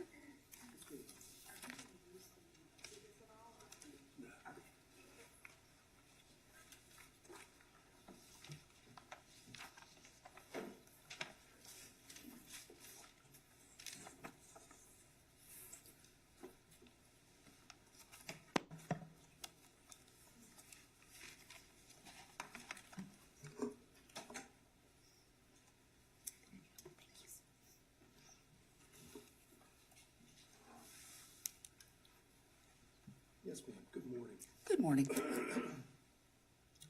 So let me ask you this.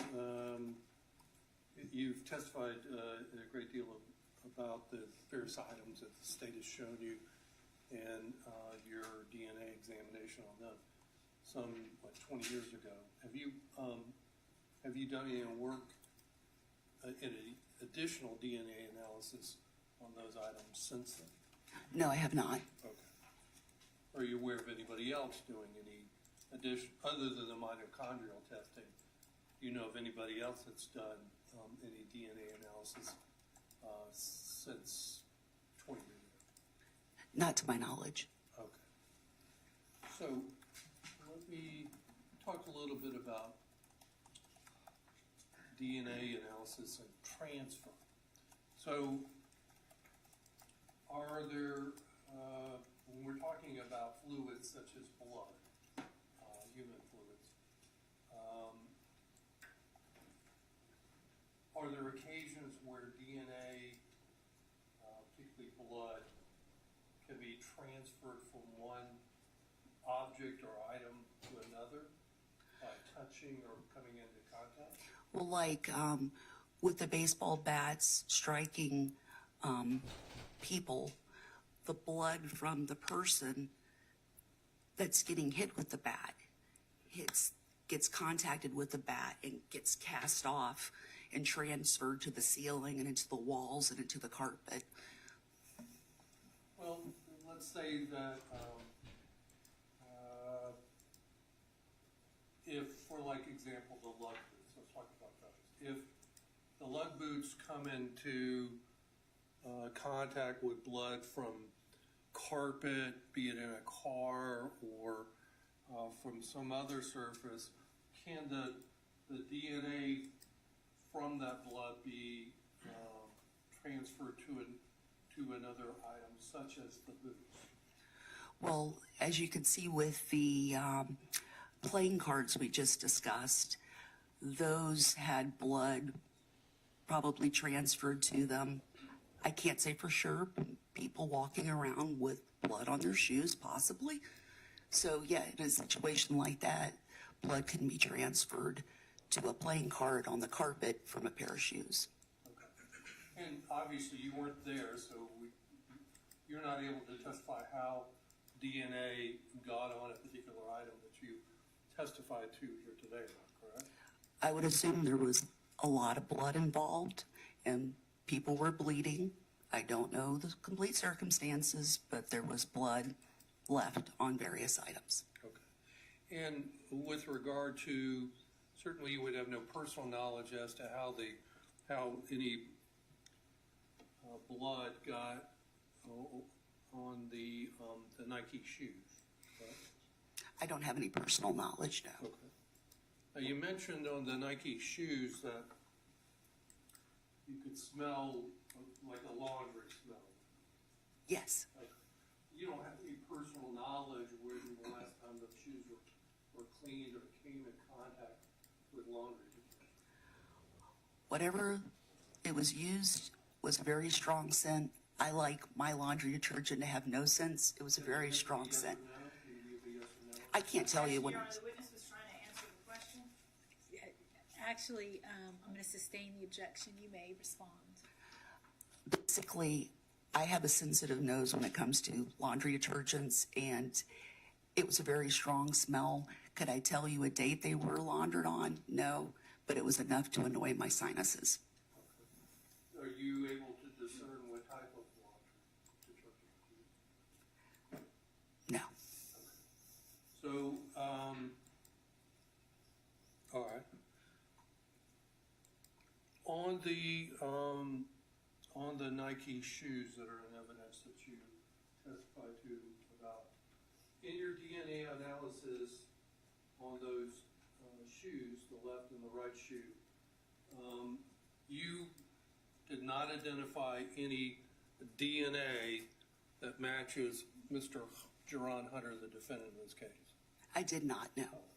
And you didn't identify any of the other three defendants' DNA to those Nike shoes as well, correct? I don't know if they were bleeding, but no, I did not. Okay. And for the record, the other co-defendants would be Michael Salas, Troy Victorino, or Robert Cannon, which you were provided samples of their DNA, correct? I was, yes. Okay. So, on the knife blade, I'll break it up. On the knife blade, you were not able to detect any DNA on the knife blade that belonged to Jerone Hunter. He was not there, no. All right. And that would also be true with regard to the other three defendants. That is correct. All right. And same question with regard to the knife handle. You were not able to detect any DNA of Mr. Hunter on the knife handle, correct? The knife handle was covered in blood, and liquid blood is more concentrated in DNA, so it's going to trump any potential skin cells there. It's just if like rock, paper, scissors, blood's always going to win over skin cells. So I'm not surprised that I found. Can I ask her to get to these? She's not responsive. Actually, she's been quite responsive. Mr. Wood, you may proceed. Thank you. Basically, I swabbed the knife handle, hoping to get information, but I'm not. But the blood on the knife handle trumped any potential handler information because blood, like rock, paper, scissors, always is going to win over skin cells. Always. the answer is no, you were not able to identify any DNA belonging to Mr. Hunter on the knife hand. Because it was covered in blood, yes.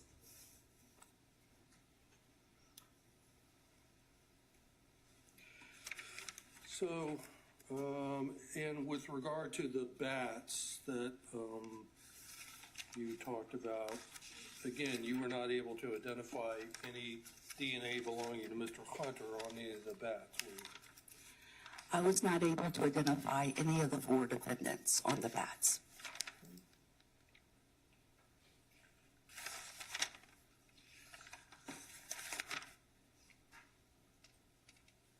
That's all I have. Thank you. Thank you. Mr. Probisco? Good morning, ma'am. Good morning. Ma'am, how long have you been working with the Florida Department of Law Enforcement? If I count my internship, it'll be 30 years. And during that 30-year time, have you ever testified for a criminal defendant in a case? Have I ever? Yeah, I have actually. You have. How many times have you done that? It's probably less than a dozen times. And out of the over 130 times that you testified? Yes. And in the normal course of events, when you're working for a case at the Florida Department of Law Enforcement, there's considerable cooperation between your agency and the investigating agency. Would you agree with that? Absolutely. You're receiving information about the way that the officers believe the crime was committed?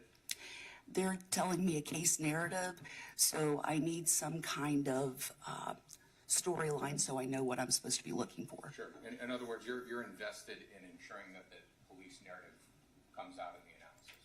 I'm not invested, no. You're not invested, okay. I'm an advocate of the evidence, thank you. And I'm an advocate of the evidence. I don't work for anybody but the evidence. in terms of the evidence in this case, there were 4 defendant samples in the case. Correct. Okay. And we heard a lot about defendants Victorino and defendants Hunter. We didn't hear much about Salas and Cannon. You agree with that? I do agree with that. Okay. And certainly I don't mean this question to suggest that all these parties didn't have responsibility here, but there's a lack of physical evidence in terms of DNA or blood as to Salas and Cannon. We're in agreement about that, correct? Correct. And the result of that could have just been that they did a better job cleaning up their bats. It's possible. And in other words, the totality of your testimony really doesn't show much about how these particular bats were used, does it? I'm just reporting on what I found. And similarly, it doesn't show specifically who they were used upon. Would you agree with that? I think we have some victims on the end of a couple of the bats, but I'm just reporting what I tested. Sure, and I would agree with that. And that's a good segue to something that you mentioned before, which was in response to Ms. Tregona's question about I believe it was the shoe, one of the shoes or one of the boots, being present in a place where blood was shed of the victims. Do you remember that response that you made? Yes, the lugs boots, yes. And you would agree with me that that is not the only possibility for the way that blood could appear on those particular boots. Do you agree with that? Well, those boots would have had to come in contact with those people on another occasion where they bled too, so. Okay. But in terms of the example that was set up for you, the suggestion was that by virtue of the blood being on the shoes, that necessarily that blood had to be in the place where at the moment in time the blood was shed and then got on the shoes. Do you agree with that was the intention of the question, ma'am? Yes. Okay. And you would agree with me that there are other scenarios that could have resulted in a person's blood being on a pair of shoes, on the shoes being there when the blood is actually shed. Do you agree with that? Considering all I know about the case, I don't think that these people were hanging out socially, partying. So I'm just Ma'am, here. that wasn't the question. What I'm asking you to do, you've been testifying for 30 years, correct? Yes, How many cases have you analyzed? thousands. Okay. And in those thousands of cases, there are probably thousands, if not millions, of possibilities for the way that physical evidence could be contaminated with biological evidence. Do you Well, agree with that? I wouldn't say millions of ways, but Okay. So what I'm just asking you to commit on, ma'am, before we go any further is, are there other possibilities for the existence of this biological evidence on, for example, the boots, beyond being in the place where the murder occurred? Is there another possibility, in your professional opinion, That could result in that. I can't think of another possibility, but if you would like to, An objection, Sure. she could finish her responses before he's starting with another And question. I will say, Mr. Probisco, you are somewhat, I didn't say anything. no, well, and I agree that I'm not going to cut her off, and I'll just continue, and she can answer her questions. very good, thank you. Thank you. So there's, about you not having that information, you weren't investigating the crime scene, correct? I went to the crime scene to see the layout of the house, but I wasn't collecting evidence or investigating it, talking to people, no. Did you receive specific information about how items of evidence were taken from the crime scene by the perpetrator and then disposed of? No. Okay. And you agreed with my colleague earlier about the concept of DNA transfer or blood transfer? You agree that that can occur? I agree it can occur, yes. Thank you. So let's talk specifically about the boots, and we spoke for a second about the lug boots being attributed to Mr. Victorino wearing those boots, and we don't dispute that. Okay. He wears the lug boots, and there's also Miss Belanger's DNA on the tops of the left and right boot. You agree with that? Yes. And certainly I agree with you. That could be consistent with Mr. Victorino personally participating in that murder. Would you agree with that? It would certainly appear so. Okay. However, we also have on the left boot, the back stain, there's a small stain consistent with the DNA profile of a Mr. Vega. Do you remember testifying to that? Yes, I do. Okay. You also remember testifying on that back stain. Gonzalez is a minor contributor? Which stain are you referring to? There's so many. Let's just look at it in totality into Q3LC and Q3LA. Yes. Q3LC, yeah. Okay, and I'll just summarize kind of both of those shoes in this sense that there are indications of DNA among both of those shoes as to Vega, Roman, and Gonzalez. Do you agree with that? Yes. Okay. And it's on the back of the shoe, right? Yes. You said specifically as to the Vega stain, that's a small stain. It is a small stain. Okay. And do you have any personal knowledge about how those shoes got from any room in the house to the ultimate location where they were recovered? I don't know that. Okay. And I think out of your words before, you agreed that this was a particularly bloody crime scene, correct? Yes. Blood was shed amongst, unfortunately, 6 people in this house. Yes. Okay. And you gave a description before, a rather gory one, about a baseball bat hitting a person and blood being transferred on a wall or a ceiling or what have you. Or to the back of his shoes, too. Sure. Yeah. That's a possibility. So we're in agreement that there's multiple possibilities about how blood from a crime scene can get on an article of clothing or shoes. Sure, from cast off, from beating someone in the blood. That's one Lance, possibility. one Would you agree possibility. that there are other possibilities, ma'am? Sure. Okay. Another possibility with respect to the blood on the back of the shoes could be Mr. Victorino walking in an area and coming in contact with blood that was on a couch or a mattress that was on the floor or a wall. Would you agree with that? Well, the stain, I'm not disagreeing with that possibility, but the stain size wasn't a smear. It was a dot, like cast off. But I'm not a blood spatter Right. expert. You're not a blood splatter But expert, when so- something's transferred, like blood to the playing cards, you can see, I'm not a shoe print expert either, but you can see possible shoe prints there. I can see the transfer, but as far as walking by and that little dot getting on the shoes, I find that highly unlikely. I'm just saying. One possibility could be that Mr. Victorino was next to a person who was being beaten with a bat, even though he wasn't doing the beating himself. That's a possibility too. Okay, fair enough. Possibly if there was an item, say a bat or a knife, that was being removed from the crime scene, and that article was shaken rapidly, and there was blood on one of those articles, that could have caused the blood to be on the shoe. Sure, if you're stabbing someone and pulling out. Ma'am, my specific question, I'm sorry if I didn't understand, was if the contraband was being removed from the crime scene. Oh, from the crime process scene. of that and being disposed. I'm sorry, I thought you meant from the victim, sorry. And that's fine. Would it be possible for blood from that article to be cast off or shaken off onto a pair of shoes? It's possible. Okay.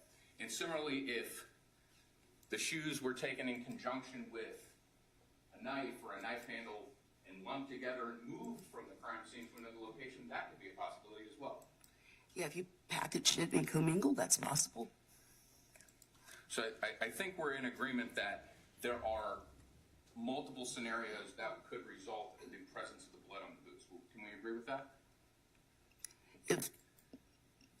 If they were all commingled, that's a possibility. Thank you. And with respect to the Nikes, there was none of your analysis that indicated the presence of Troy Victorino's DNA on those Nikes. None. Similarly, as to the shoelaces, I don't know what the mitochondrial results were, but I don't believe so. in terms of the hair from the bat, you're not sure how that hair got there. I do not know that. Let's talk about the baseball bats. Your analysis, certainly, and I would agree with this, suggests that these bats were used in the perpetration of these murders. I think we're in agreement about that. Yes. However, what we can't say about the baseball bat from your analysis is who actually used the baseball bat. Do you agree? I agree. Like I said, I did not swap or handler because I didn't want to destroy any latent prints. And back 20 years ago, latent prints was probably a better test than testing for handler on items back then. And you talked a little bit amongst the several articles about mixtures of DNA. Yes. Okay. That too could be a product of these bats being commingled and touching one another. That's a possibility. And mixtures are difficult to interpret for many reasons. I don't want to go into them, but are we in agreement about that? Yes. Okay. Certainly there could be a contemporaneous situation where two sources of blood get on the bat. We agree with that, right? Right? Could be a situation where the bats are wiped down in close proximity with the same rag. Could be. That when they're being handled and taken out of an expedition and thrown into a retention pond. Could be. So in other words, we can say that the 4 baseball bats were used in the murder, but we can't say how they were used or who used them. Correct. I was not there. And similarly with the knife blade and the knife handle, the same scenario could have existed, that the existence of this DNA could be the result of them coming into contact with something else in when it was being disposed. Well, with the knife blade and the knife handle, I didn't find any of the defendants on that. It was just victim's blood, so Sure. And do you know where the knife blade or the knife handle were found? no. And in terms of the playing cards, those were found in the house? I believe so. Okay. And it's without dispute that the house was the murder scene, right? That's a fact, All yes. right. And we know that the blood was shed in the house, A lot, and there's blood on the playing card in the house. yes. So really, the playing card tells us absolutely nothing about who did what inside the house. The playing card was just having a nice day and it was on the floor. Okay. And the same summation with questions as to the pay stub. The pay stub was found where? On the floor under one of the victims. In the murder scene that we know about, right? Correct. So there's no real inferences from the pay stub that we can glean. None. Thank you. Nothing further. Mr. Gonis, any questions? No, Judge. All right, may she be excused? Please. Ma'am, thank you very much for your Thank you. time.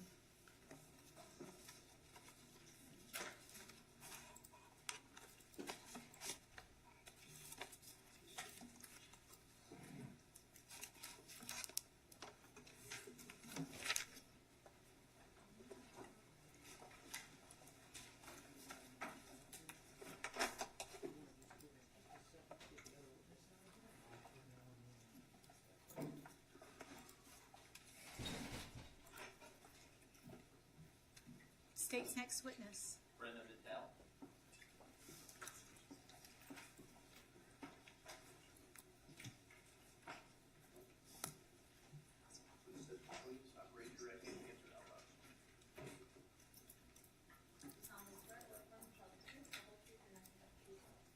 do.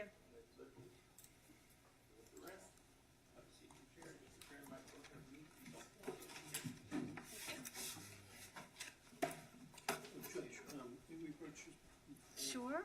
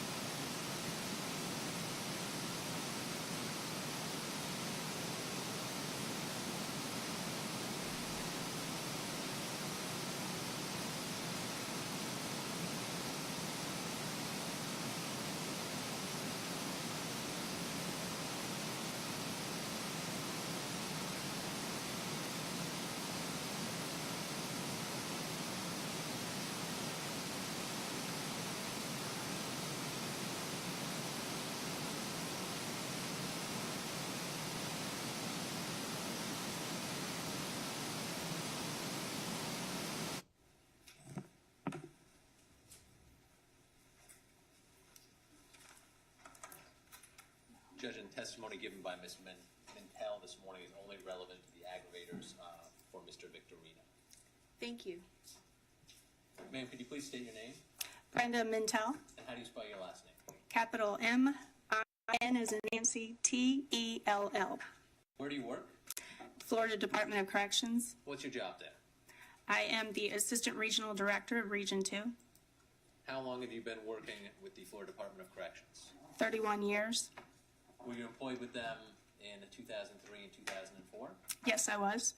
What were you doing for the Department of Corrections at that time in 2003 and 2004? I was the Correctional Probation Specialist. What are the responsibilities of a correctional probation specialist? I supervise high-risk offenders.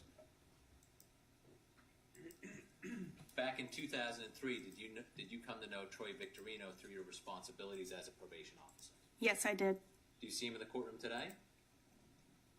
Yes, I do. Could you identify him by piece of clothing? He's wearing a blue sweater, blue shirt, tie. I'd ask the record to reflect she's identified Mr. Victorino. The record so reflects. When did the defendant begin his probationary term with you? October 15, 2003. And was this felony probation? Yes, it was. And was the felony he was on probation for was it aggravated battery? Yes, it was. And how long did you supervise Mr. Victorino for? Until December of 2003. And did a different probation officer take over supervision at that time? Yes, he did. Even though you stopped supervising him in 2003, the end of 2003, are you familiar with his continued supervision by the Department of Corrections? Yes, I am. Was Mr. Victorino still on felony probation when he committed the murders at Telford Lane on August 5th and 6th of 2004? Yes, he was. One moment, Your Honor. You may. Thank you. I'll attend to the witness. I have no questions. All right, thank you. Mr. Wood, no questions? No question. All right, and may she be excused, released. Yes, Judge. Thank you very much for your time. State's next witness. The next witness, Judge, is going to be read back testimony. Okay, and that instruction. Got it. Members of the jury, you are about to hear prior sworn testimony of a witness from a prior court proceeding. The person has been deemed legally unavailable, and the prior testimony will be read back to you. And Judge, this is Investigator Eric Sabercool from our office who will be doing the readback.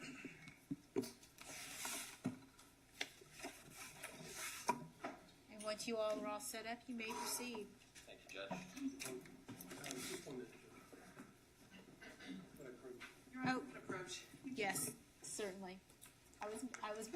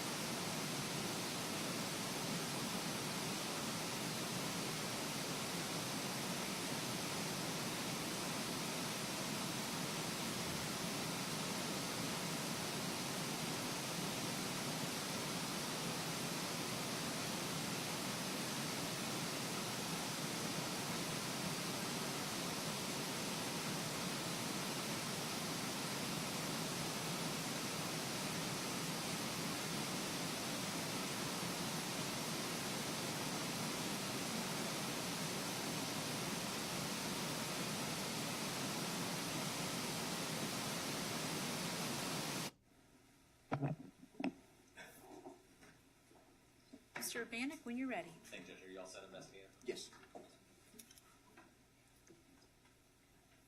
Jerome Lamar Hunter was called as a witness and having previously been duly sworn, testified as follows. This is the direct examination by Mr. Bankowitz. Could you tell us your full name, please? Jerome Lamar Hunter, And Mr. Hunter, what's your date of birth? 5/31/86, And how old are you right now? 20, How old were you on August the 5th of 2004? 18. Do you know Michael Salas? Yes, sir. How do you know Michael? I first met Michael Salas in high school, Where did you go to high school?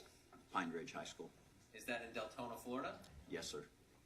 And at the time of this occurrence in 2004, what grade level were you at? I was going into 12th And you met Mr. Salas in high school or middle school? high school. And did you know Robert Anthony Cannon? I had met him probably a month prior to the August. Incident?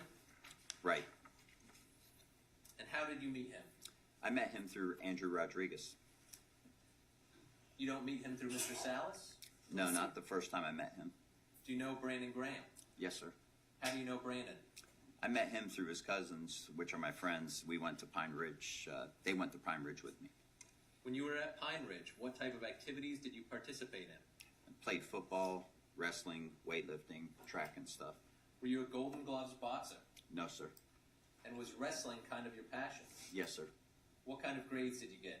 Average, C's, B's. B's and C's? When did you meet Troy Victorino? About the end of June, early July. And how did you meet Mr. Victorino? I met him through one of the Abbey brothers. We've heard about Abby this and Abby that. Can you give us their full names, or are they twins? Right. What is the relation? It's twins, and I worked with Abby M. What does the M stand for, do you know? No, I don't know. All right, and how about Abby G? How do you know that name? Right, I met him a little later. And were you a friend with either one of them initially? Yes, sir. Which one, or both? Well, I was friends with Abby M, so I worked with him for a short time, and he introduced me to his brother, Abby G. You say you worked with him. In addition to going to school, where did you work? KFC. Kentucky Fried Chicken? Yes, sir. How long did you work there? About 9-10 months. Getting back to Mr. Victorino, did you meet him again? I met him through Abby M. And what were your living circumstances at the time you met him? Well, at the time I met him, I had just moved back in with my family. Had you been living outside of your family home in Deltona? Yes, sir. Did you have some disagreements with the family and you moved out, or were you thrown out? It was disagreements. And the first time you moved out, how much time were you away from home? Probably 3-4 months. And then you moved back in. You said you met Mr. Victorino just after you had moved back in home? Yes, sir. And how long did you stay at home? Probably 3 days. Problem. Same problems come up again? Yeah, I made me follow my curfew. You had a curfew? Right. A rising senior in high school, and you had what was your curfew? I believe it was 12 o'clock. And you missed curfew, so you had to move out again? You had to leave? Yes, sir. Did Mr. Victorino, offer you a place to stay? I had told Brandon Sheets and Abby M had heard, or whatever, and that same night, and Troy heard about it, and he said that I could stay there. Where were you staying? Where is the there? I think the street was Pennington. Pennington? I believe so, I'm not sure. Whose house was that, do you know? Troy and a guy named Mike. Did Troy own the house as far as you know? Yeah, as far as I know. Did Mr. Victorino set you up with rules as to what, in order to be able to stay there, what you could and couldn't do? Right. What kind of rules were they? Pretty much don't bring any attention to the house. Why weren't you supposed to bring any attention to the house? I mean, he didn't want any type of... Police or anything else over there? Right. When you met Mr. Victorino, did he own an Xbox? No, sir. Sorry, I need to finish that. You know, that's been kind of a big feature of this case. Everybody talked about an Xbox. No, sir. Excuse me? No, sir. He didn't have any Xboxes? He didn't have an Xbox. He had, I believe, a PlayStation 2 or something like that. Okay, some kind of video game? Right. Is that the video game that was allegedly taken eventually from the Providence house? No, sir. Did you know Josh Spencer? Yes, sir. How did you know Josh? I met him around the same time I met Troy. Was he a friend of Troy's? Yes, sir. Were most of these people that you knew that also knew Mr. Victorino more your age or his age? More my age. Mid to late 20s? My age. So it would be fair to say that he kind of hung around with a younger crowd of people. Yes, sir. Some of you 7 to 10 years younger, correct? Yes, sir. How long did you live at the first location with Mr. Victorino, approximately? Probably 3 weeks. Were you contributing to the rent? You said you were working. Were you paying any bills or anything like that? No. No? Were you working actually at that point in time? No, sir. Now, the testimony has been that you eventually moved over to the Providence Road house. Is that correct? Yes, sir. And did you move directly from the first house to Providence, or was there someplace in between? No, directly. And how did you get to the Providence house? How did you move in there? After the eviction at the house on Pennington, Joshua Spencer has said that he called his grandmother and asked her if we could stay there for a few days. And did Josh have keys to that house? Yes, sir. Did you have any inkling or belief that you shouldn't be at that house? I was just going by what he said. He said that she said okay. In relation to the murders on August the 5th, when did you move into Providence approximately? How long before? 2 weeks. How long did you stay at Providence? Probably a week at the most. Describe for the jury, if you would, what the attitude was when you all came back and found your property taken. Well, we was mad about it. Who all was living there at that point in time besides you and Troy Victorino and Josh Spencer? Brandon Sheets. And what about, there was a young lady. Was she living there also? Do you know? No, sir, she wasn't living there. Was there any property taken besides yours and Mr. Victorino's that you know of? Yes, sir. Whose property? Nicole Kogut. Kogut? Yes, sir. And is Nicole Kogut one of the girls who went over at one point in time to the Telford house and caused a problem there? Yes, sir. What was taken of hers, if you know? Some clothing. Dresses, skirts, what, do you know? No, not exactly what. After you came back to the Providence Road house and saw that some of your things were missing, I guess Mr. Victorino's car had been towed. Where did you go? What did you do? We went over to a house on Sky Street. Did you stay there? That night, one night. Did you stay inside the house, outside the house, in the yard, in a tree? Where did you stay? Well, I mean, it was early morning, so it was like almost daytime. So we stayed outside, we sat around outside until... On the porch area? Yes, sir. From Providence Road, then, and Sky Street, where did you go as far as living arrangements? Over to a house on Fort Smith. And whose house was that? Henry Melendez and Rafael Melendez. Were they friends of yours? No, sir. I met them through Troy. And how long totally did you live at Fort Smith? A few days. Did you have your own room at Fort Smith? There's used to be a garage. It was like one half was like a laundry area. Have a pool table in it? A pool table. Kind of recreation laundry room type setup? Right. And did you stay in that room by yourself? No, sir. Excuse me? No, sir. Who else was living there, so to speak? Troy. Did you both have your property there? Yes, sir. Was there other property there, such as property from the Melendez brothers, given the fact that it was a laundry room area? Yes, sir. Now, there was an incident. I know you heard the testimony about it. An incident at the skating rink. Were you involved in that initially? In other words, when the initial problem occurred between Mr. Cannon and Mr. Salas? No, sir. How did you come to hear about that? Well, I had went up to Little Caesars with this guy, John, and another guy, two of Troy's friends, and I got in the car, so Cannon was hunched over like he was hurt. What car are you talking about? What car are you talking about? This guy, John's car. Okay, and Cannon was in that car? No, he was in the parking lot, the Little Caesars parking area. All right, did you ask him what happened? So I walked over, and I asked him what was up, what happened. And a result of that conversation, what did you do? They told me that they had been jumped, and... Were you told who jumped them, what specific people or persons, or just... They named a couple of people, and I knew who they were. What did you do at that point? They said that they were supposed to meet up with them and fight. Where? Let's see. They didn't say where at first, but since they had to go to the skate rink first to get his little cousin, to pick up his cousin. Who had to do that? Salas. And how did it eventually come about that everybody went to Manny Rodriguez Park? Well, while we was at the skating rink, we saw Abby M. and the Abbey brothers was up there. And I confronted him about the stuff from...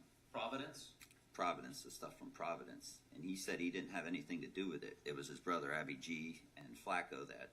Flacco being Mr. Roman, one of the victims in this case. Yes, sir. You always, or did you back then, have a baseball bat by your side? No, sir. And why is that? I didn't need one. And did you ever suffer any sports injuries that may restrict your swinging a baseball bat? Yes, sir. What was that? A shoulder injury from weightlifting. Now, when was the first time you saw a baseball bat relative to this case? That Wednesday night. When you were going to the park? Right, in Cannon's SUV. Did anyone have a baseball bat other than Mr. Cannon in his SUV? What do you mean?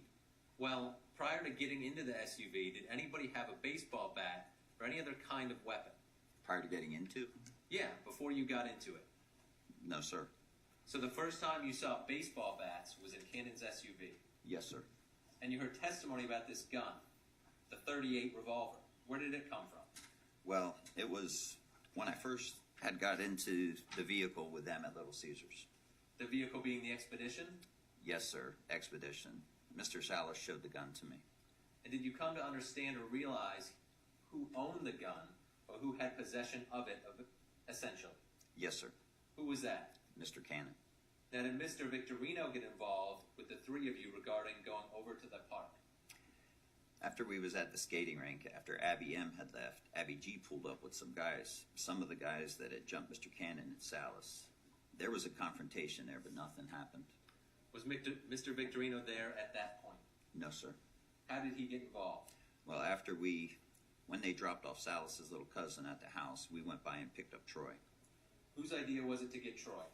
Well, Salas asked me where he was, and I told him he was back at the house. Why would you or Salas or Cannon want to get Troy? Well, we knew he had a beef with Abby G. Okay, and did his size or his demeanor have anything to do with wanting him there? That too. Did anything actually happen at the park? No, sir. From the park, where did you go? We went back to the house on Fort Smith. Who went back to the house on Fort Smith? Me, Troy, Salas, and Cannon. This was the night before, essentially, the murders. Wednesday night. Did all four of you go into the house? Not at that time. The people that was at the skating rink, that was in the car at the skating rink had passed by and... As you were going back to Fort Smith? Right. After we pulled in, me and Victorino stepped out of the SUV. They passed by. They put on their brakes and started yelling stuff. And then Troy said for me to get back in the Expedition. At that point in time, who had possession of the gun? It was Cannon did. Did Mr. Victorino ever get possession of the gun at some point in time during either the park or going back to Fort Smith? Yes, sir. And how did he get possession of the gun? Cannon. When you got back to Fort Smith, these guys stopped and yelled at you. You got back in the car. What happened at that point? Then Troy told Cannon to follow them. And did you all follow them? Yes, sir. Did Mr. Victorino obtain the gun or have the gun at that point in time? He told Cannon to give him the gun. And then what happened? Then that's when he took a shot at them. After that, did you break off the confrontation with these guys in the car? Yes, sir. Where did you go? We went back to Fort Smith, the house on Fort Smith. Who went into the house on Fort Smith? Me and Troy. Just the two of you? Yes, sir. Did Mr. Victorino still have the gun? Yes, sir. Once you got into the house, what happened then? Sat down, and Troy was talking about he wanted to get Abby, and he wanted to get his stuff and all that, get our stuff. And that was taking place at the Fort Smith house, correct? Right. And he still had the gun? Yes, sir. What was he doing with the gun? Well, he was like just playing with it back and forth in his hand like that, indicating. And what was he saying to you with regard to what he was doing at that point in time? Well, he like I said, he just kept talking about getting his stuff and everything. Then I was like, you know what I mean? Like, you can get that stuff again, or whatever. Just forget it. Did he get mad? Out of control, right? Did he get angry at that point in time? Yes, sir. And he had the gun in his hand? Yes, sir. And what did he tell you when you told him, forget the stuff, we can buy new stuff? Well, he was like, no, he's not going to forget it. And he was saying just like he'll get any and everybody that F with him, getting away what he wants, disrespecting him, and betray him. What was your feeling at that point in time? I was, you know what I mean, I was scared. Because the way he said it, what I'm saying, it was like he was saying it to me. and he's there playing with the gun, flipping the gun back and forth, talking about "don't mess with me" type of thing, Right, and "don't disrespect me." right. Did you think that that was aimed towards you? Yes, sir. And did Mr. Victorino know where you lived, where your family lived? Yes, sir. Had he been to your house? Yes, sir. Did he know your mother and your sister, Yes, sir. as far as you know? Yes, sir. Did he know that your stepfather was a long-distance truck driver and was gone a lot? Yes, sir. Later that night, did Mr. Victorino get rid of the gun, or what happened to the gun? No, he still had it that day into the next day. He never actually pointed it at you, did he? I didn't actually see him point it at me, no, sir, but I mean, But what? like the layout of the sofa, it was one that, Like a circular, not circular, but like an L-shaped sofa? right, and he was sitting over on the short side of it, and I was sitting like in the middle of the long side. Kind of, sort of facing each other? Right, I was facing this way, he's indicating, with him facing me from the side. At that time, were you afraid of Troy? Did you have a fear of him? Yes, sir. I mean, I mean, basically, when he don't get what he wants or, don't want to do what he want to do, he gets real angry. At that point in your life, did you have any place else to go other than where you were at Fort Smith? No, sir. My mother and father was out of town, so I couldn't go there. On Thursday, the next day, essentially, did you have occasion to meet up with Cannon, Salas, and Brandon Graham? Yes, sir. Where was that? At Fort Smith. Before we get into that, did you arrange transportation for Mr. Victorino around or anything like that? Not really. I probably called my sister to give us a ride somewhere before, but not really. Not on a regular basis? Right. Okay, so we're at Thursday. About what time of day did the other three young men come over to the house? It was like early part of the day. I'm not sure the exact time. And you heard testimony about a movie called Wonderland. Did you all watch a movie called Wonderland? No, sir. Have you ever watched that movie? No, sir. Were the Melendez brothers there at the house at that point in time, if you know? No, sir. They wasn't there. What were the discussions about with Mr. Victorino at that point in time?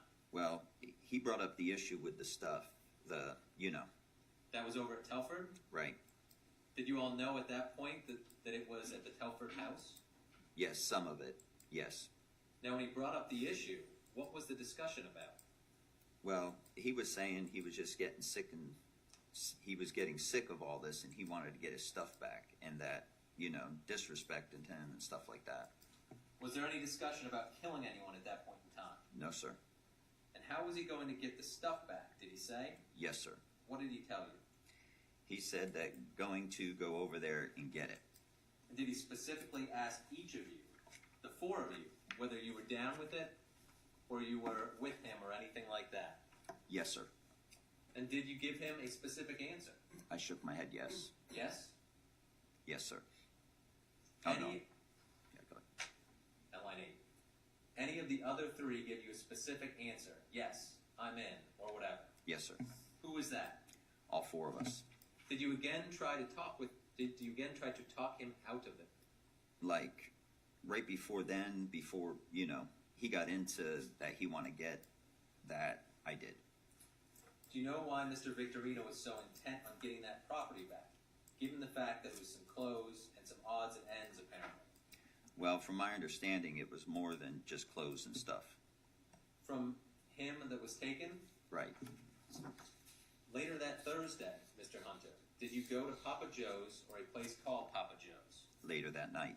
Approximately what time? It was, I don't know the exact time, but it was sometime after 11. After 11, and why did you go to Papa Joe's? Troy said he wanted to go up there and show his face. Did you drop him off or did you wait for him? Or what happened? We waited for him. And how long was he in Papa Joe's? About 10, 15 minutes. And what time did he come out of there, approximately? I don't know the exact time. When he went into Papa Joe's, did you happen to notice what he was wearing, clothing-wise? Yes, sir. What was he wearing? He had on blue jeans, like a tan South Pole shirt. Tan South Pole shirt? Yes, sir. Did you recognize or do you know what kind of shoes he was wearing, or do you remember? No, sir, I can't recall. I mean, you've seen these lugs boots paraded around. Do Do you remember if he was wearing those or not? Not exactly. I didn't Okay. pay attention. After you picked him up at Papa Joe's, where did you go? Well, he said he needed to go back to the house on Fort Smith. Who needed to go back? Troy. Why? He needed to get a hooded sweater.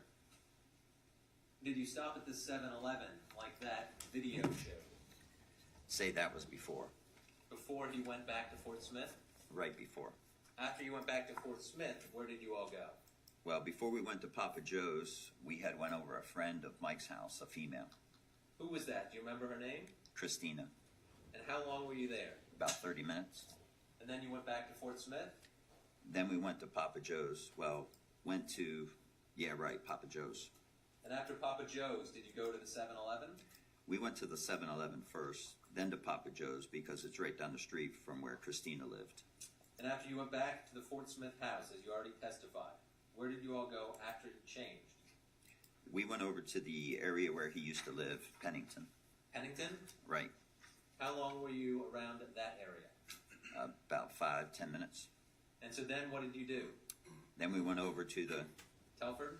Telford. When you went to Telford, did anyone have a mask? Well, I did. I did Salas and Cannon. Why did you all have masks? Not show our face. Did Mr. Victorino have a mask? No, sir.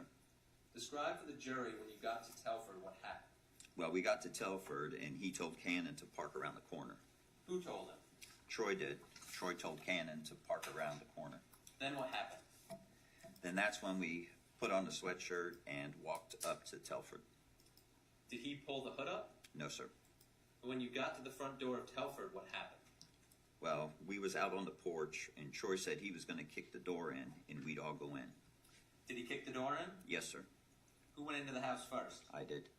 Who went in after you? I'm not sure which one, but it was either Mike or Anthony. Who was the last one in the house? Troy.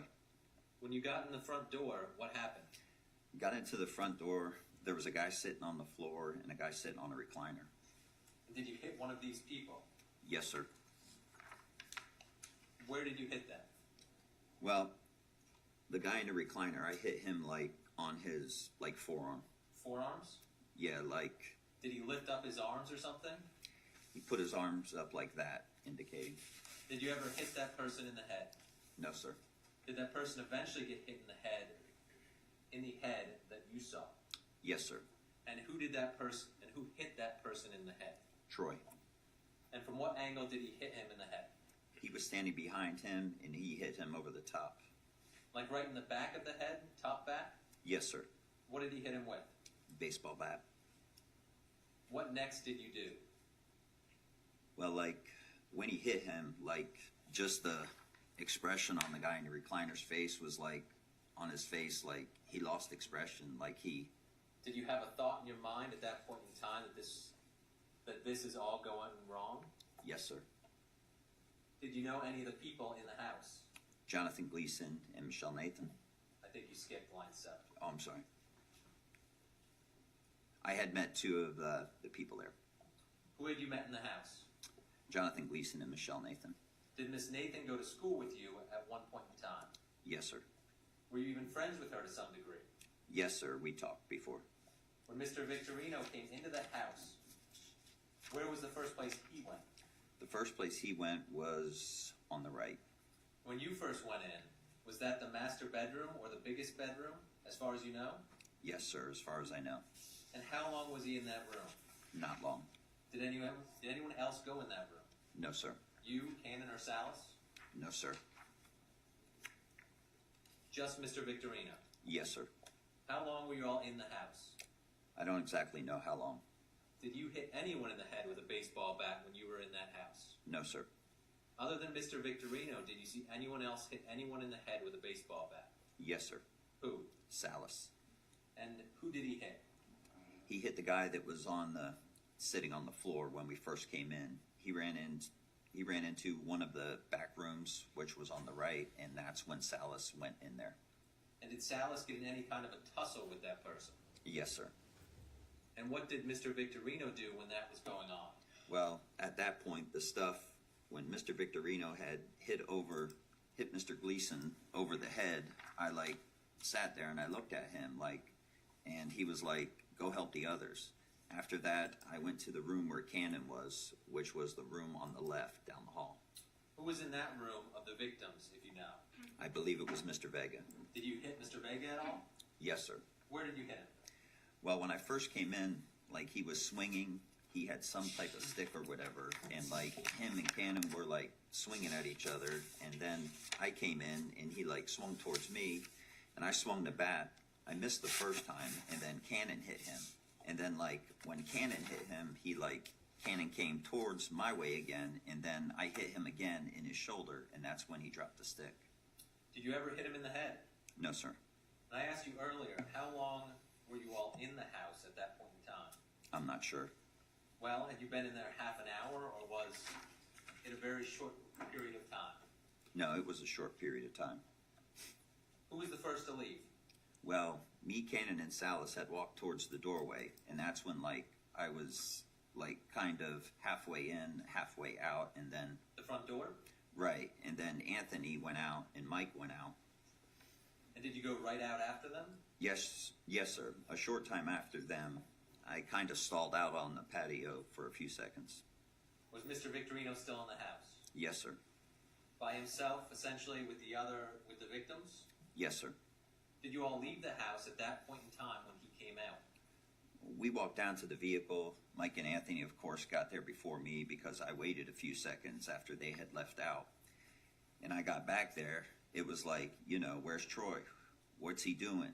And then kind of stood there. Did you know what he was doing, Troy? No, sir. Did he eventually join the three of you in the car?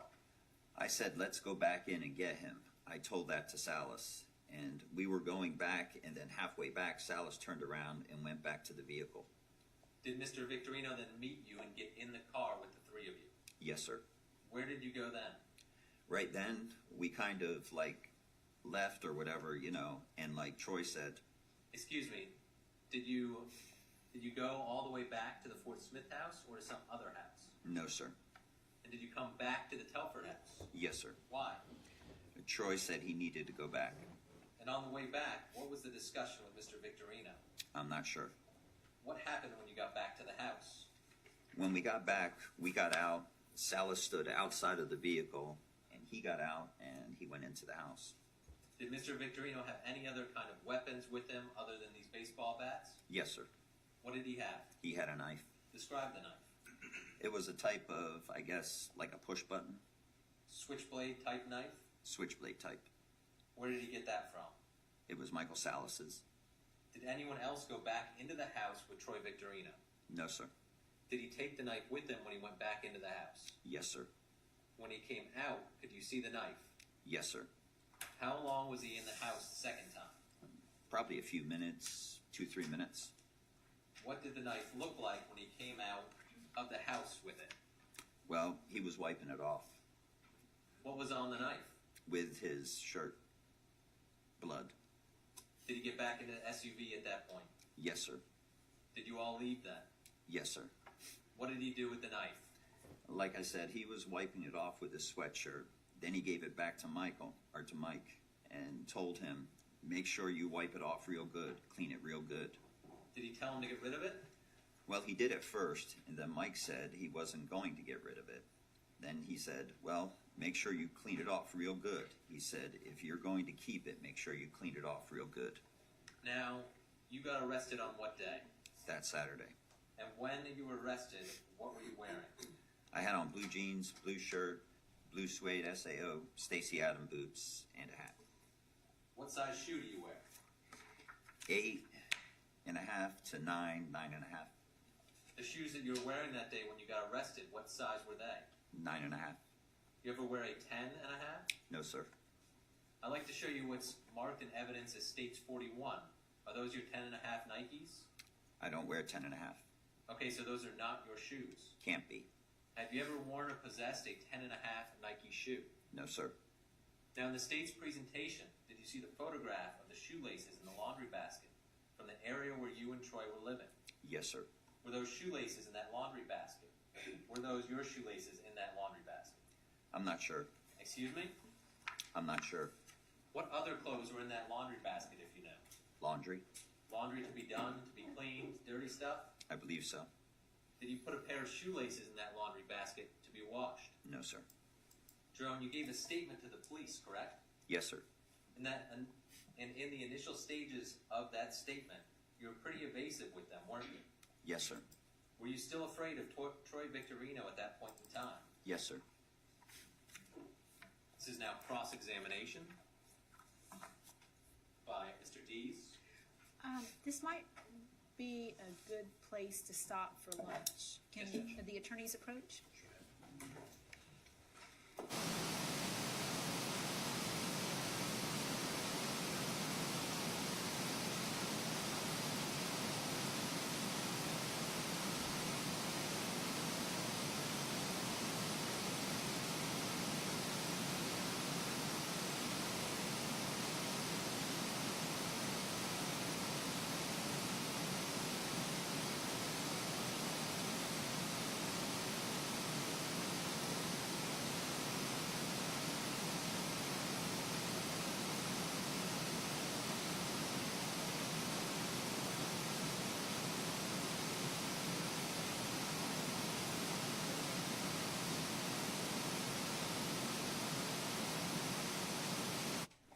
All right, so I figured this might be, it's a little early for lunch, but a good breaking point. So we're going to go ahead and have lunch. Just please be back at 12:15.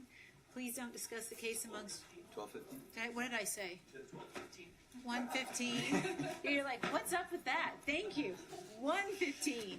Please don't discuss the case amongst yourselves or with anyone else. No independent research. 1:15. We'll see you back. Thanks, guys.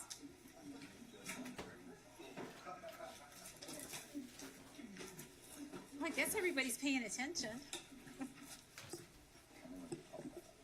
Right, exactly.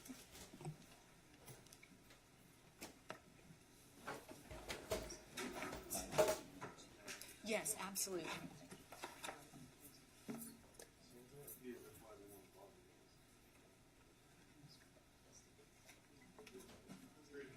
All right, everyone, we are in recess.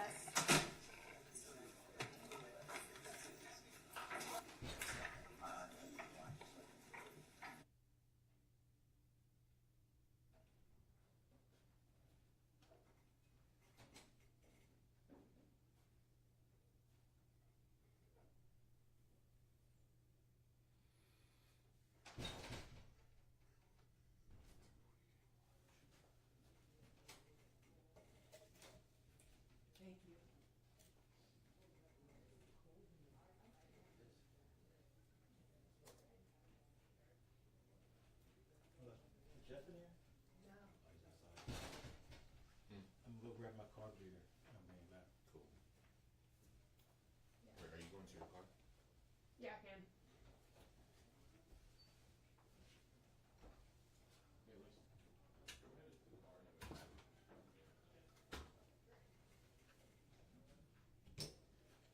Alright, yeah, I can just go out there.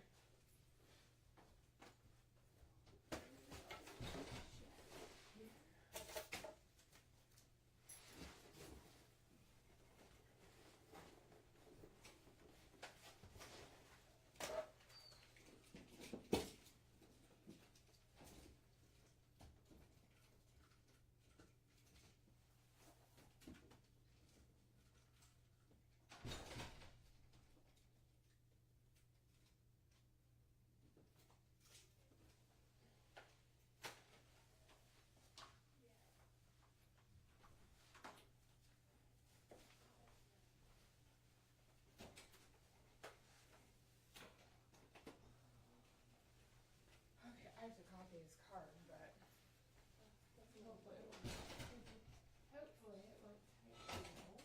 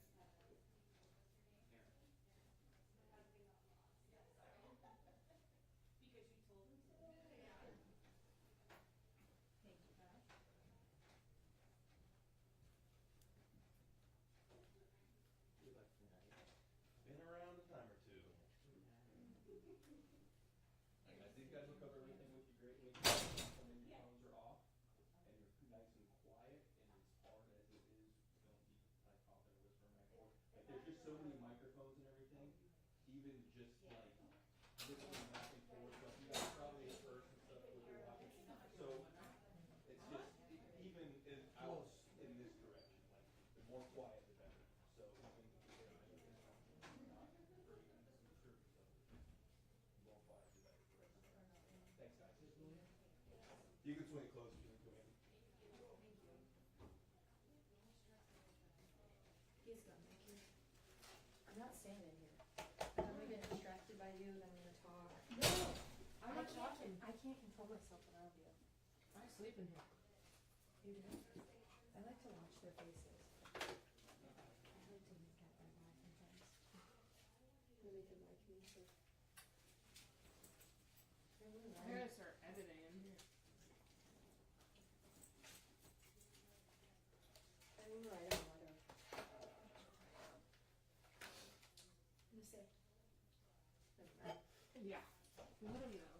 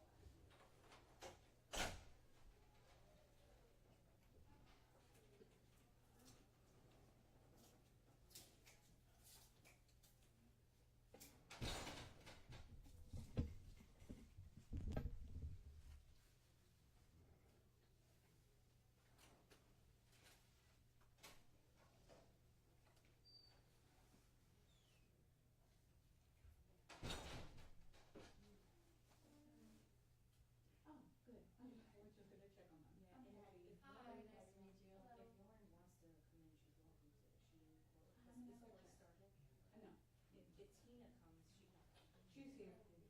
She's here. I'm gonna hold.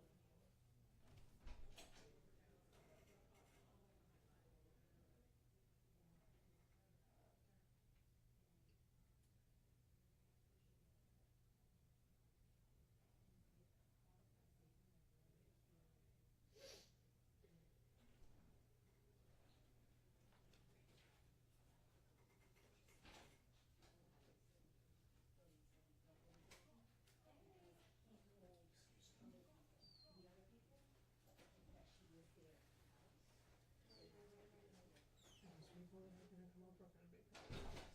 Okay.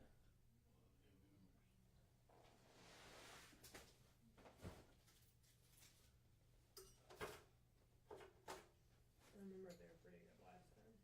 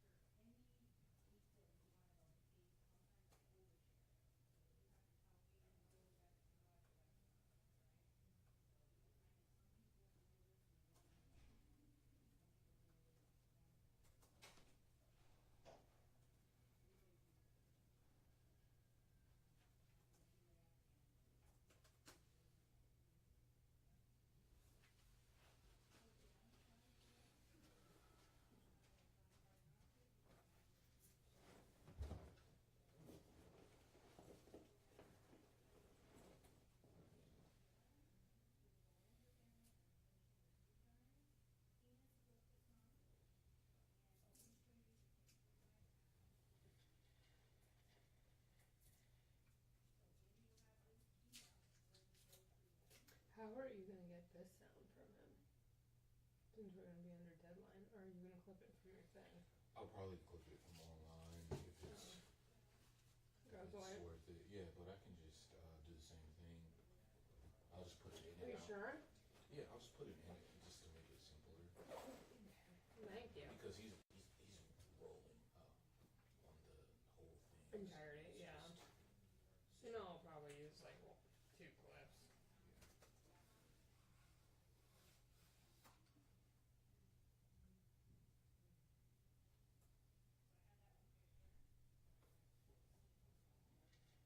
Wonderful. All right, everyone ready to go?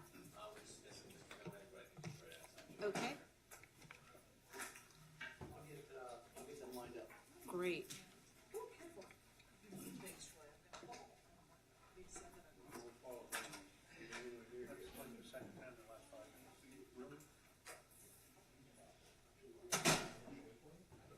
It's okay.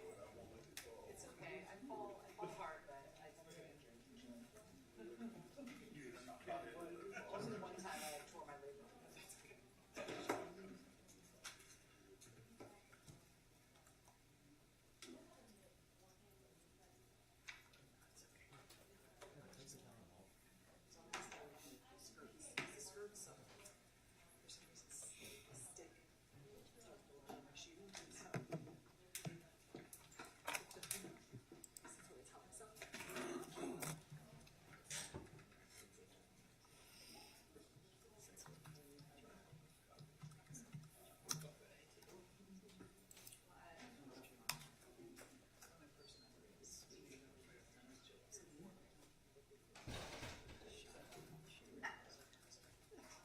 bless you, whoever that was.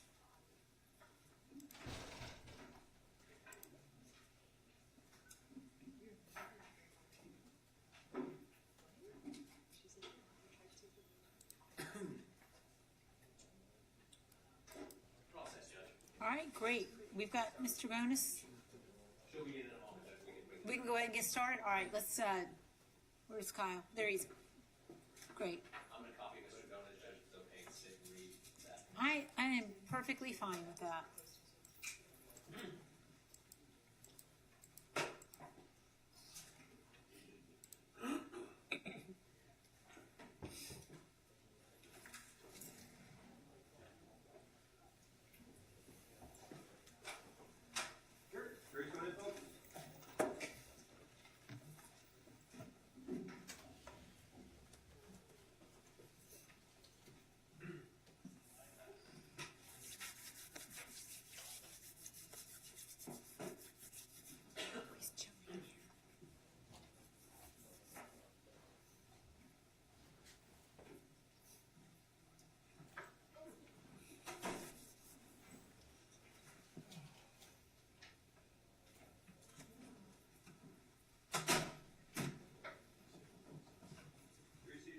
All right, everyone, please be seated. Mr. Urbanik, sir, you may proceed.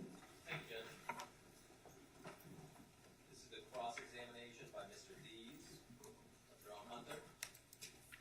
Mr. Hunter, at this meeting on Thursday, August 5th, in the, I think, early afternoon at Fort Smith, where you were present, Mr. Victorino, Brandon Graham, Anthony Cannon, and Michael Salas. This was a meeting, correct, where Mr. Victorino brought up the idea that he wanted to go back and go into the Telford house and get his stuff, right? Yes, sir. And he asked if you were all willing to go do that and be down with doing that. That's what he said, right? Yes, sir. And is it true that he didn't say anything about killing any people at that time? That's true. During that entire meeting, he didn't say he wanted anybody to be killed or killed with a bat or a gun or anything. No, sir. Did he visualize the layout of the house and the rooms of the house and things like that? No, sir. Not that I can recall. Okay. Did he start talking about killing people in the house at any time later that day? No, sir. When you finally went to the Telford house later on that evening, was it on Thursday night or Friday morning? Do you know what time it was? It was probably about 12. Would that be about midnight, Thursday night? Yes, sir. Okay, and Troy Victorino kicked in the front door of the Telford house. Yes, sir. Where were you when he did that? We were all standing right there at the door. Did he have any trouble doing it? No, sir. He did it all by himself, Yes, sir. with his foot. Yes, sir. One kick? Yes, sir. Was that door locked? Could you tell? I couldn't tell. And when you said Victorino wanted to make sure you all entered the house before he kicked in that door, is that right? Yes, sir. And you say that Troy Victorino, and you testified that when the door was kicked open and Victorino came into the house, he went straight to the bedroom on the right. Yes, sir. It states Exhibit 5. Is this the porch where you were? Yes, sir. And is this the front door Mr. Victorino kicked in? Yes, sir. And which bedroom did Mr. Victorino go straight into after he kicked in the door? Bedroom 3. This one here, bedroom 3? Yes, sir. Okay, and when you came in, you went to the fellow in the recliner here in the living room, right? Yes, sir. Now, when you entered the home and went to the man in the recliner, did you know the name of that man? No, sir. Well, I think you said you knew Jonathan Gleason from school. Was that Jonathan Gleason? Right. I didn't know his name. I knew his last name was Gleason, but I didn't know exactly his name. So you knew that the man in the recliner was Gleason, the boy you knew from high school, right? Right. And so you recognized him in the chair, is that right? Well, not right off. When you hit him, did you recognize it was him? I actually didn't recognize him until after I saw it when I was in jail. I saw it in the newspaper. Didn't you tell him that I don't like you? No, sir. When you went into the house, you screamed at him, "Where's our stuff?" Is that correct? Yes, sir. And he was watching TV and he said to you, I don't know, right? Right. And that's when you began to hit him with the bat, right? Yes, sir. And what was the reason you began to hit him with the bat? I figured that he knew where the stuff was. What? I said I figured that he knew where the stuff was. So you thought he was lying. Right. And why did you figure he knew where your stuff was? Well, that initial time when we went over there, he was in the house. And what time was that first time? It's August 1st. August 1st, Sunday night. So you were there Sunday night? Yes, sir. Was Mr. Victorino there Sunday night? He was in the expedition. But he came with you in the expedition Sunday night. Yes, sir. And Anthony picked you and Mr. Victorino up Sunday night. Yes, sir. And these girls, including Nicole, were with you. Is that right? Yes, sir. Okay, so you saw Jonathan Gleason at the Telford house Sunday night. Yes, sir. And you went there looking for your stuff Sunday night, right? I didn't. To fight Abby G. You wanted to fight Abby G because you thought it had something to do with taking your stuff from Providence. Is that right? Yes, sir. That and a previous incident that I had with him. Okay, so you had two beefs with Abby G, right? Yes, sir. But you were at the house at Telford at the front door Sunday night, and the girls were saying, "Where's your stuff? Where's Troy's stuff?" Right? And her stuff. And her stuff. Okay, did you talk to Jonathan Gleason then? No, sir. Did he see you? I don't think so. No, sir. You saw him though. Yes, sir. So you didn't get your stuff Sunday night, so you came back at midnight on Thursday, 4 to 5 days later, to get your stuff back, correct? Right. All right, and when Gleason said, "I don't know," you thought he was lying, so you began hitting him, is that right? Yes, sir. And that knocked him back in the chair, didn't it? Yes, sir. And then what happened? Then I hit him again. While he was in the chair? Yes, sir. And then what happened? Then Troy had came behind him, and that's when he hit him over the top. Well, when you were arrested on Saturday, August 7th, you were interviewed by investigator Horzeppa and Greg Seymour. Do you recall that? Yes, sir. And you recall this question in your answer on page 107, line 5. Horzeppa, after you hit him in the arms, what happened? What happens then? And you say, well, everything started happening so fast. Right. Is that true? That's what I said. And the next question, what happened to the guy in the recliner? Your answer, he tried to get up again. You said that, right? Right. And then he says, what do? You say, I swing the bat again. Yes, sir. And they say, do you hit him with it? And you say, yes. Is that right? Yes, sir. And then they say, where did you hit him? And what was your answer? I can't recall what my answer was. Well, that was your answer. I can't recall. I was swinging the bat. So you don't know where you were hitting Gleason. I know I didn't hit him in the head. But you said there you can't recall. Right. So you don't know. Now, you say you were hitting him in the head. I know I wasn't.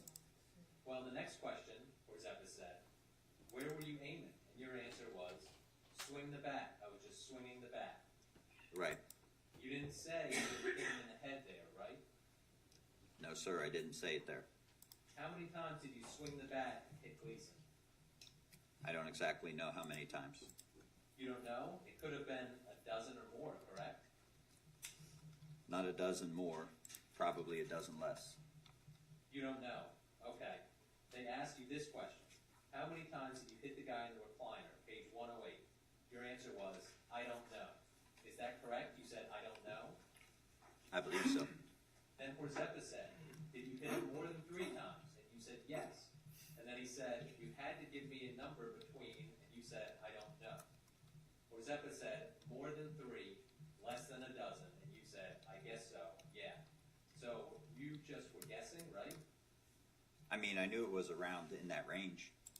And you didn't know where you were hitting. You were swinging, you didn't even know where you were aiming, did you? No, sir, I wasn't aiming in particular. You're just kind of in a rage, right? No, sir, I wasn't in a rage. Now you went into bedroom 2 after the other guys were on the floor, didn't you?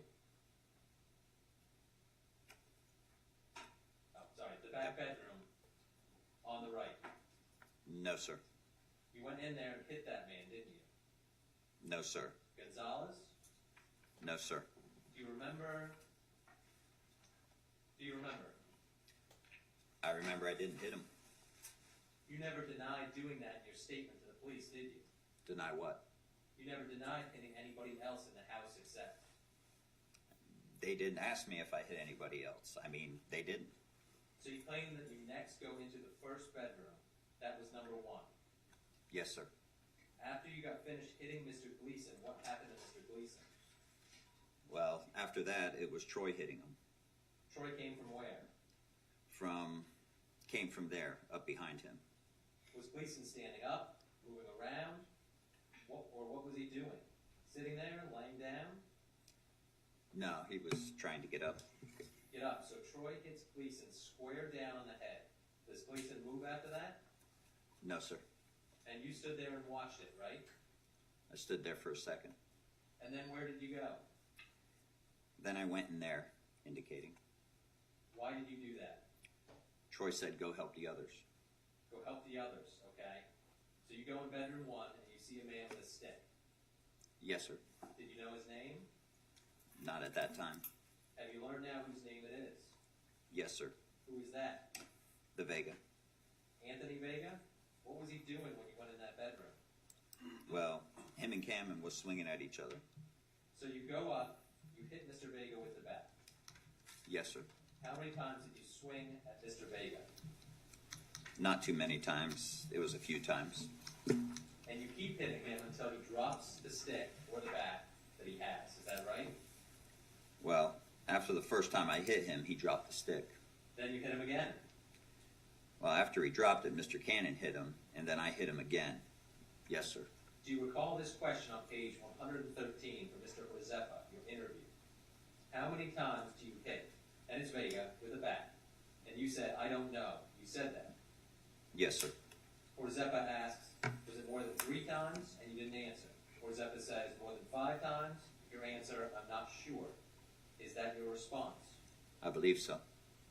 All right. After that, you say you started looking through the house, Yes, sir. and you were looking for your stuff. Yes, sir. And did you see somebody else injured in the house? Did I see someone else injured? Yeah. Well, the only other person I saw was Mr. Gonzalez. Do you recall in your statement, page 114, at line 18, where Zeppa asked, did you see anybody else that's been injured in that house? And your answer was, no, just the closet. Go out to the porch. Yes, sir. Was that your answer then? Yes, sir. You said no, you didn't see anybody else injured in the house, correct? Right, that's what I said. Was that true? No, sir. So you were lying in your statement. If that's what you want to call it, I guess so. Yeah. Well, At that point, you didn't say just no after that. Then you said just the closet. right. And then you go out to the porch. Yes, sir. Why did you say just the closet if you were asked? Did you see anybody else injured in the house? That's when I stepped into bedroom 2 where Mr. Gonzalez was, and I looked in the closet for the stuff. So you were looking in the closet for your stuff, right? Yes, sir. Go back to bedroom 1 when you were hitting Vega. Doesn't he fall down? No, sir. At some point, don't you come back in and look in the closet in bedroom 1? No, sir. Don't you see Michelle Nathan in that closet? No, sir. Wasn't she hiding in there? No, sir. I didn't see her. Weren't you looking for her stuff, your stuff? Yes, sir. I didn't go back into bedroom 1. So you checked all the closets except bedroom 1 for your stuff. Well, actually, the closet I checked was in bedroom 2. All right. After leaving, you got back to Fort Smith at some time, and didn't you have some blood on your clothes? No, sir. Not visually. So what did you do with your clothes that night? Washed them. You always wash your clothes every night when you come home? Well, it was a lot of laundry. Needs to be done. So you washed your clothes and the shoes you were wearing at Fort Smith that night, correct? Yes, sir. But when you got back from Telford, and isn't it true that you were wearing blue and white Nike shoes? Yes, sir. And you told the investigators in your statement that you wore white and blue Nike shoes, right? Yes, sir. And that they were also at the Fort Smith house, right? Yes, sir. Okay, the exhibit your counsel showed you, these shoes here are blue and white Nike shoes. I think it's exhibit 41, is that right? Yes, sir. And you washed your shoes. Yes, sir. These are your shoes. If they're a size 10.5, no. Why not? 9.5 is the largest I ever wear. What do you wear? 9.5 is the largest I ever wear. So these aren't too small for you, are they? No, sir, just too big. Next is cross-examination by Mr. Canner. Okay, there was an Xbox involved, wasn't there? And a GameCube? Yes, sir. 2 Xboxes and a GameCube was among some of the items that was taken out of the house. Now, you were pretty angry that you got kicked out of the Providence house. You thought you had a right to be there, right? Well, I mean, I wasn't too angry about that, no. Well, that was okay with you? I mean, of course I didn't like it, but I mean, I wasn't like stressing over it. Well, you thought that Aaron knew that it was okay for you to stay there, didn't you? Right. Okay, it didn't seem fair that she got you kicked out, right? I mean, after that, I just thought that Joshua had lied about it. Well, you felt like that you were kicked out of the house unjustly, and Aaron was responsible for that, didn't you? Yes, sir, I guess.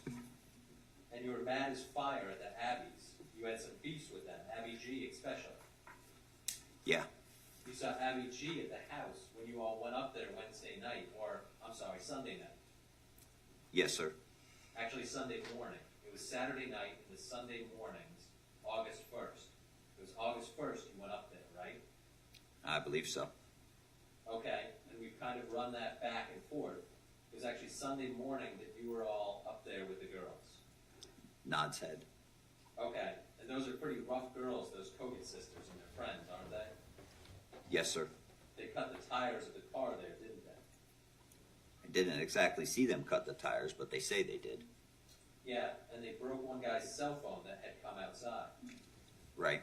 And then old Abby G's in there cussing at you and screaming, and you all were kind of hollering back and forth, right?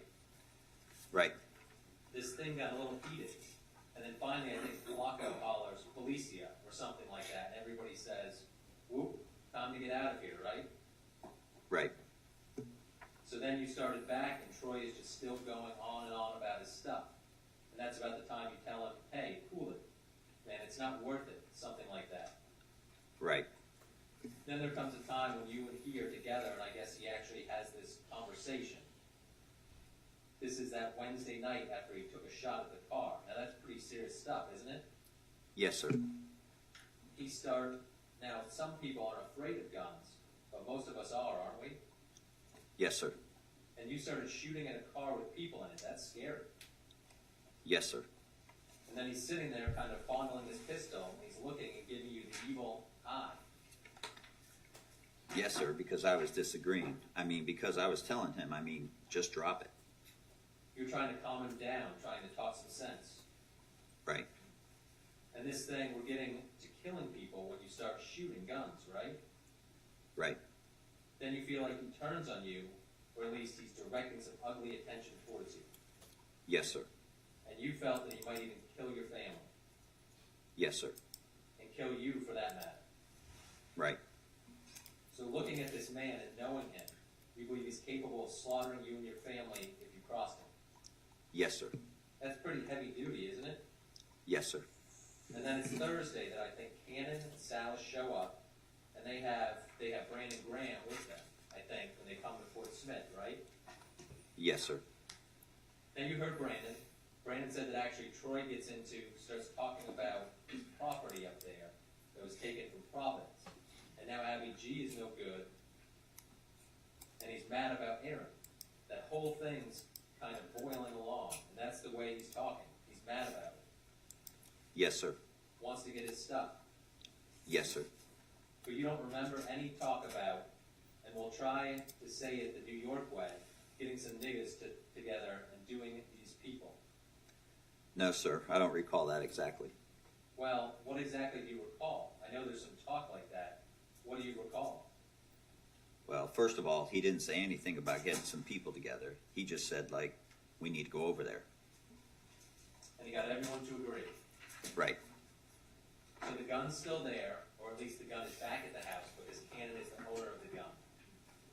Yes, sir. And there comes a time you actually go looking for more bullets, right? No, sir. Never went anywhere to look for any bullets. You don't remember looking for any bullets at all? No, sir. Do you remember how many bullets were left in the gun? Yes, sir. How many? 1. One. That's not enough for 6 people. Is it? Unless you line them all up. Couldn't kill 6 people with 1 bullet, probably, right? Of course not. So there came a time that you dropped Brandon Graham off. Yes, sir. In fact, when everybody was kind of agreeing with Troy, you kind of felt like it was a pressure thing, that you kind of had to agree with Troy. Right. And Brandon Graham, the same way. He's kind of hiding, kind of hanging his head back, not even looking. He's saying, yeah, okay, that kind of thing, right? I'm in, or okay, something like that. He said, yeah, he would go. I mean, you didn't even answer. You just nodded your head, right? Right. Now, this is high-pressure stuff. Then you drop Brandon Graham off at Craddock's place, right? Right. And use the telephone. I think Cannon tried to call him and said, look, don't tell Craddock about what we're doing, right? Right. Okay, and then later, when the 4 of you got back together, you can't raise Brandon. Craddock says Brandon's visiting his brother in the hospital, something like that. He kind of checked out on him. From what I heard. Okay, after you left Brandon at Craddock's, where did you and Troy go? And where did Salas and Cannon go? Did you stay together? No, sir, I don't think so. Okay, you kind of separated for about 3 hours, didn't you? Supposed to get back together around 7 o'clock? Later on that night, yes, sir. There's a period of time that you all were apart. You didn't even stay with Troy that whole time, did you? I mean, you didn't stay right together. No, sir. But eventually, you do get back together. About what time of night did you all get back together? I know you got to the 7-Eleven around 11:10 or something like that.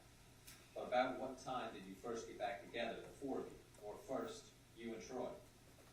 I can't exactly recall what time. Okay, was it after dark? Yes, sir. Now, with regard to the attack on the house, before the actual attack began, Troy Victorino kind of snuck up and looked in the windows to see where people were positioned, right? Right. And he kind of did the reconnoiter. He kind of scouted it out. You guys hung back, I guess, to the side, in the bushes or the woods. Yes, sir. You didn't go peek in the windows, did you? No, sir. Okay, none of the other guys as far as you saw? As far as I saw, no, sir. So he comes back and reports and tells you there's a couple of dudes there in the living room with the television on, right? Yes, sir. And one in the recliner and one on the floor. Yes, sir. And he says that the others are in the bedrooms, right? I guess that was his assumption. Yeah, in the bedroom. Now, as I understand it, you beat Jonathan Gleason with a bat more times than you know, correct? I don't know the exact number. And it was Jonathan Gleason, the young man in the recliner, the 17-year-old, that you knew from high school. Right. Then you pursued Mr. Gonzalez into that bedroom too, didn't you? No, sir. Who pursued him in there? Mr. Salas. And what did Mr. Salas do when he ran him in there? Well, he hit him with the bat. A bunch of times, didn't he? I didn't exactly see how many times. You heard him screaming that he didn't even live there, didn't he? Yes, sir. And you could hear Aaron Belanger screaming from that bedroom over on the right side when things first got started, couldn't you? No, sir, I can't recall. You can't recall that girl screaming for her life? No, sir. Did you hear any girls screaming for their life? No, sir. Did you hear the thud of metal bats on people's bones? No, sir. You didn't even hear the bat that Troy Victorino slammed into Jonathan Gleason's head, and you're standing right there? I mean, I wasn't listening for sounds. I mean, I just didn't. Well, you're not saying these sounds weren't there, you just weren't paying any attention to them. Is that what you're saying? Right. And then you kicked in the door to Mr. Vega's bedroom. No, sir. Who did? Cannon did it. Cannon did that. And Mr. Vega's fighting for his life with Cannon and maybe holding his own, right? Right. But you tilted the balance. You came in and whacked him and took his weapon away from him by knocking it out of him, didn't you? Yes, sir. You hit him a couple more times at least. Yes, sir. Then he's still on his feet and he's still fighting Cannon. For some reason, you just walk out of the room. Well, I'm going to say I didn't get to finish saying what I was going to say earlier. But while me and Cannon was there, Troy came up to the door and he said something. The guy said something to him in Spanish and he said something back and Go ahead. he just said something back. And then the guy's eyes just kind of got wide or whatever. Then Troy pushed me and Cannon out of the way and he started hitting the guy. And in fact, even when you speak Spanish, when you ask a question, it has that question mark sound, doesn't it? Like, see? Right. Okay, and you can tell Mr. Vega, as he was speaking to Mr. Victorino in Spanish, that he was begging for his life. Is that what it sounded like? No, sir. What did it sound like? I mean, I don't really know. I mean, he just said something in Spanish. So you stepped out of the room and let them finish Mr. Vega off.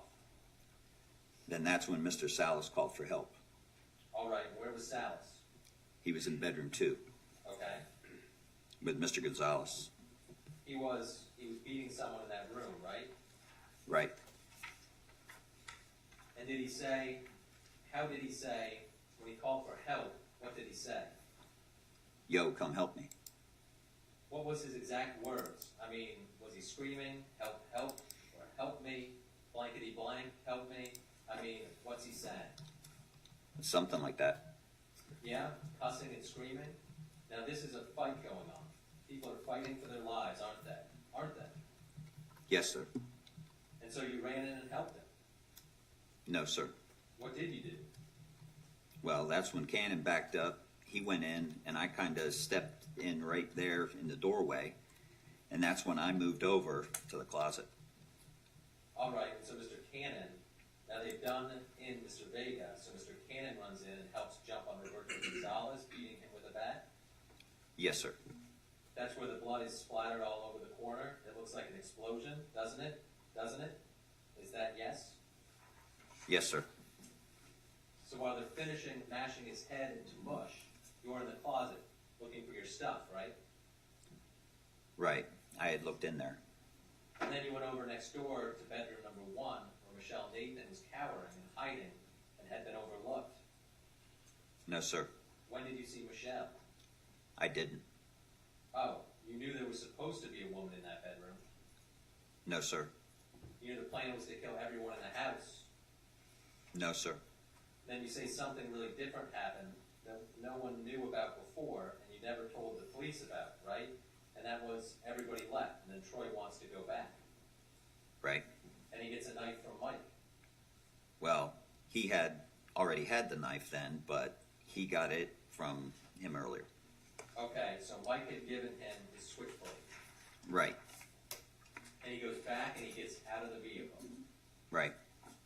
And all of you remain in the vehicle except him. Right. Well, Go ahead. might have stepped out, but he didn't go anywhere from the vehicle. He stepped right by the door and he stayed there. Well, you say he's in there about 10 minutes, and he comes back out and he's wiping the blood off the knife. No, it wasn't no 10 minutes. A few minutes. About 3, 4 minutes, 2, 3. Well, did you see anyone stabbing people before you left? No, sir. You sure you don't want to mention anything about the knife, except for having it in Mr. Victorino's hands, right? Right. I didn't have any knife. And the last person you want to talk about is Michelle Ann Nathan, right? I didn't have anything to do.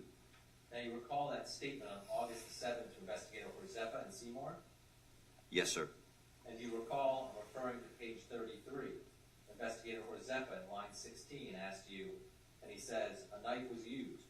Do you remember seeing a knife and who used it? Because somebody got pretty ugly and vicious with a knife. Which one did that? And we have at line 20, no verbal response. That means you didn't answer. Why didn't you answer? I don't know.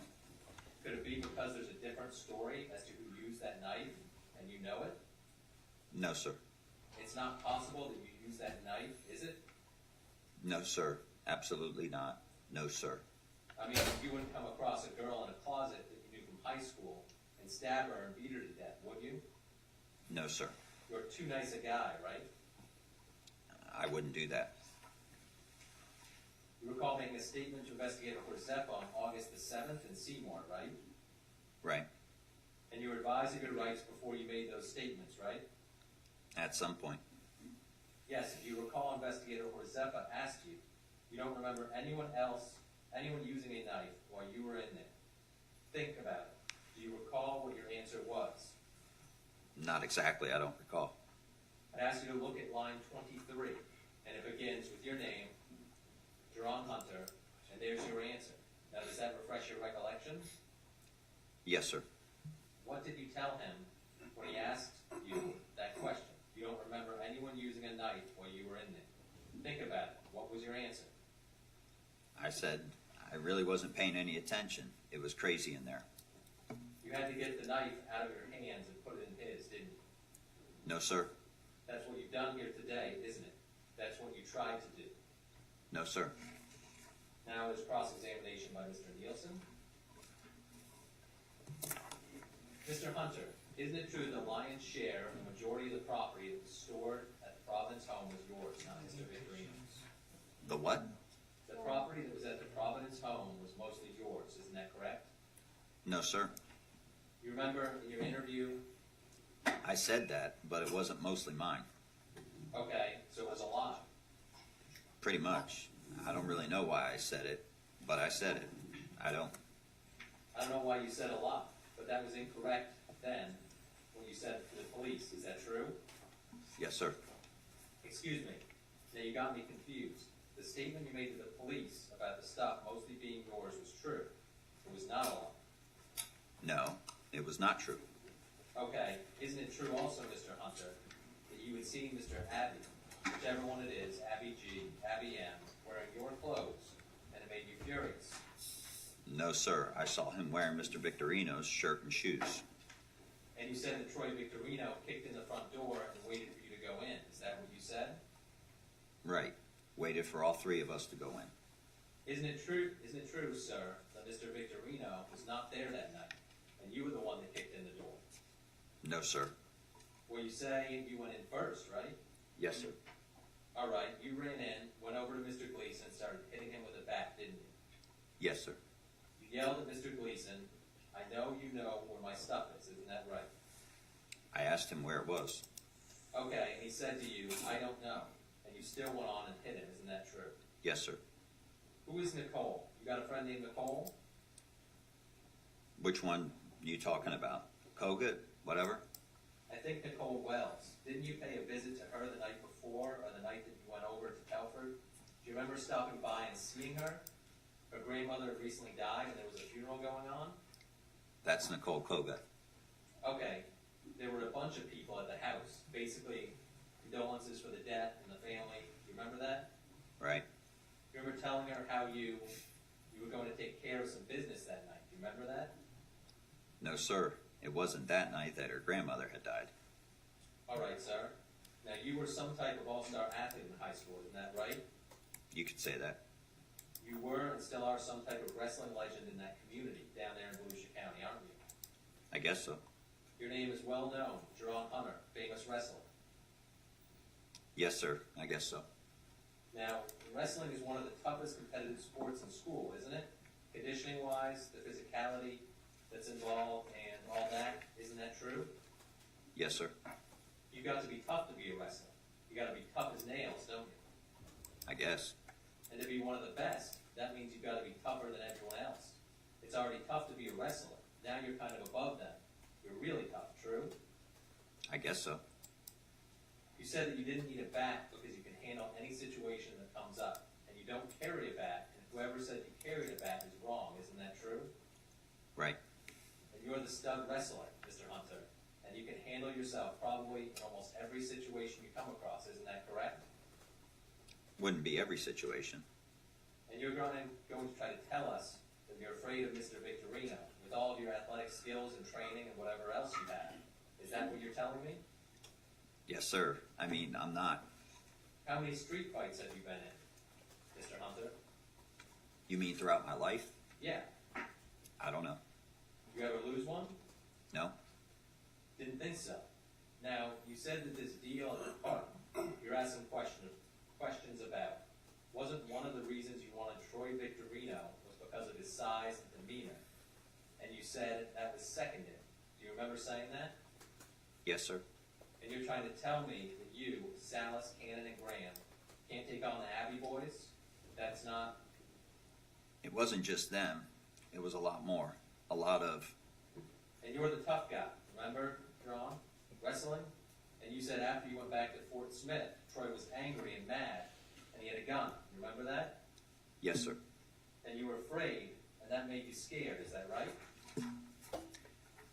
Pretty much from what he said. Did you ever handle that gun? You ever touch it? Say, Troy, can I look at it? I touched the gun. Yeah, you did, right?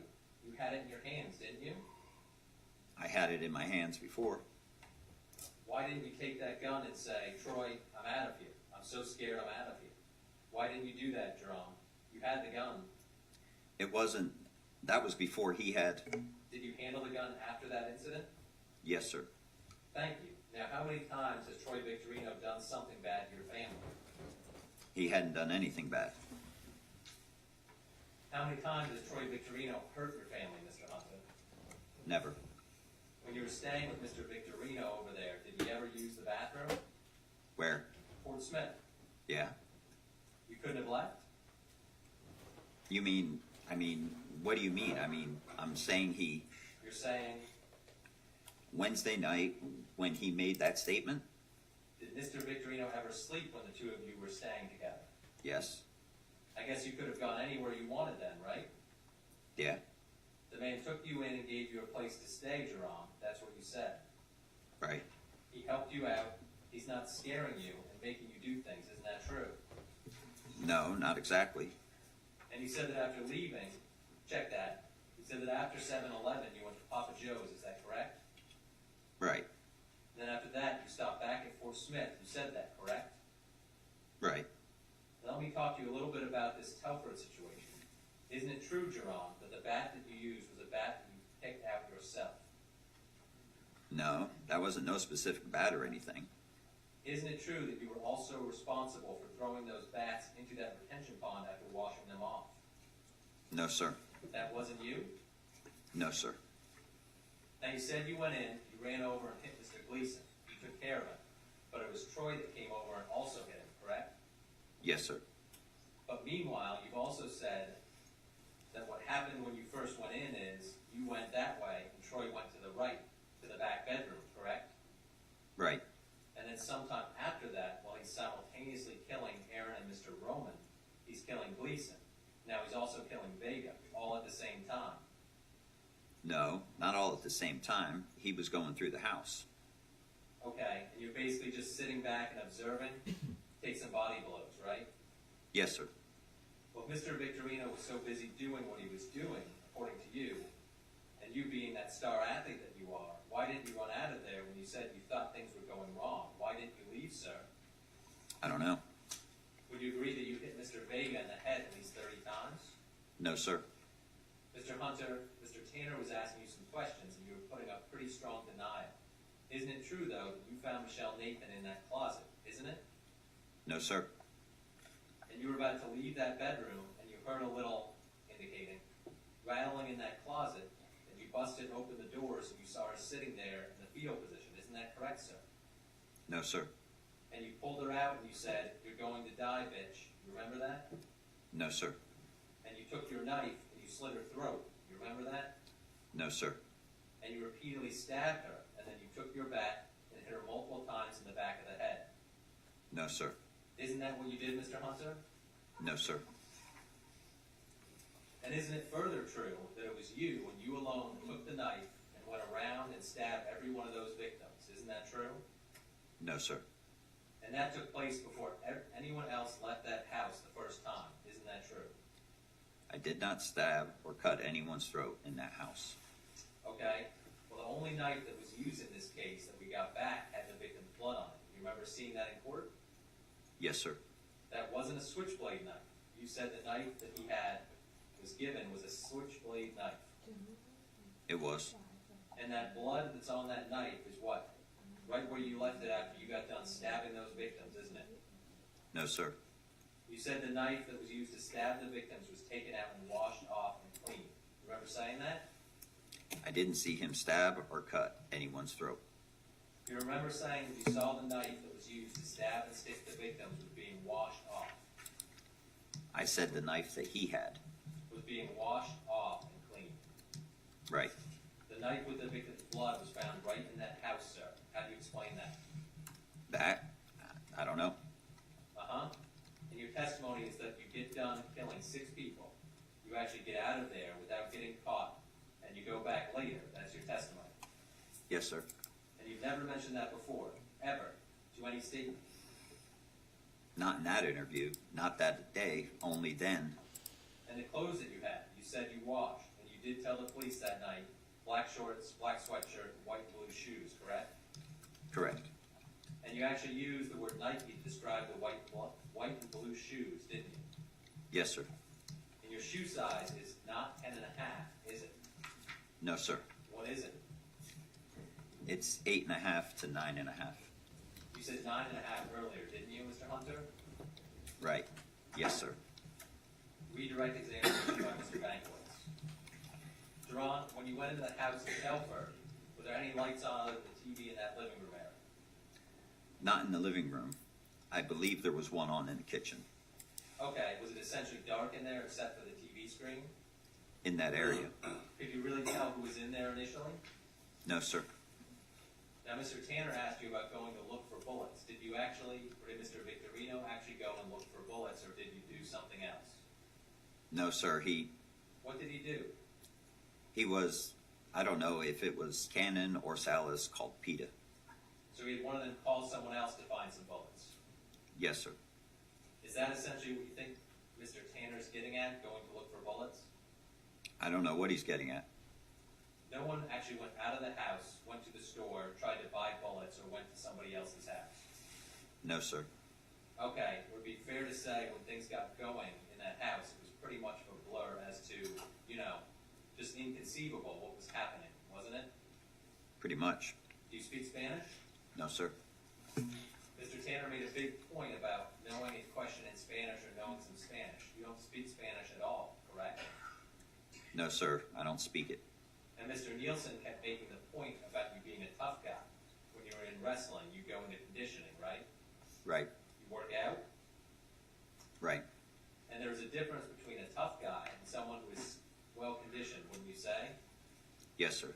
I mean, do you consider yourself some kind of a tough street thug? No, sir. You feel you're a pretty well-conditioned athlete? Yes, sir. Mr. Nielsen asked you about the handgun and touching the handgun. I don't think he really let you answer your question, but when did you touch the gun? I touched it right after we had got out of the expedition. So you looked at it outside, not when you and Troy were sitting there in the house together. Not then. No, sir. Mr. Nielsen asked you about, the knife that's in evidence had the victim's blood on it, right? Remember that? Yes, sir. And the knife that you say Mr. Victorino had wasn't found in the house, was it? No, sir. It was removed from the house, wasn't it? Yes, sir.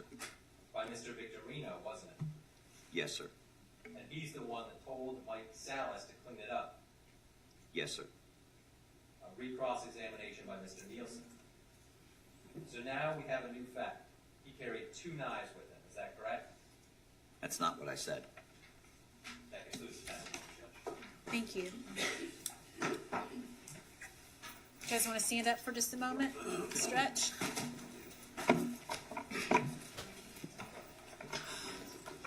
Are we able to take a short break so we can get, that's going to be the end of the evidence other than victim impact? We can do that. That's actually even better. So even better than standing up and stretching. Let's do a 15-minute break. So please be back at 2:20. Please don't discuss the case amongst yourselves or anyone else, and no independent research.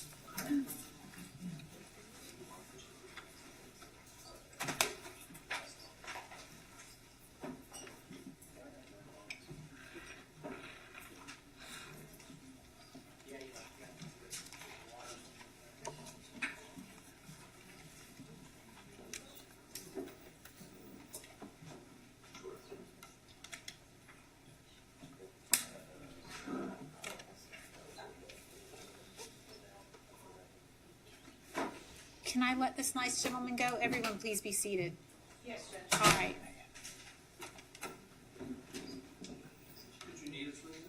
I don't. But I was going to ask you, Mr. Wood, and I'm not sure how long we're going to go this afternoon. Anyway, oh, no, we're off the record. This is just scheduling. Thanks, Paulita.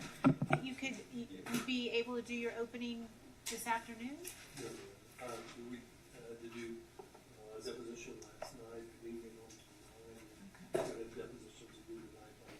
Of my witnesses, and if it's impeded, getting my opening statement. Fair enough. If it was ready, I was going to ask you to do it. But if it's not, because I was just worried, you indicated you have 12 witnesses lined up tomorrow. Actually, the time I'm going to have today might allow me to clear that down a little bit. Perfect. Okay, great. All right, enjoy your break, everybody. We are in recess.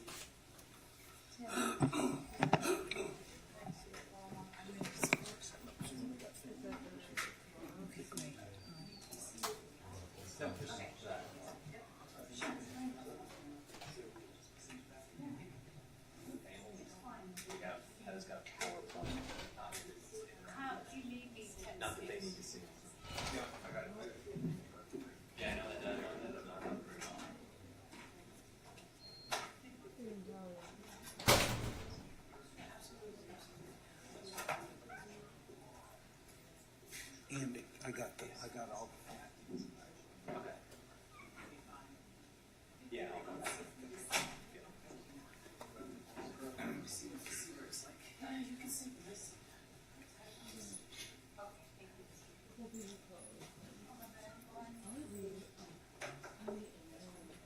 I think I'm gonna sit here instead of. Yeah, I don't think so. I have my reasons for that as well.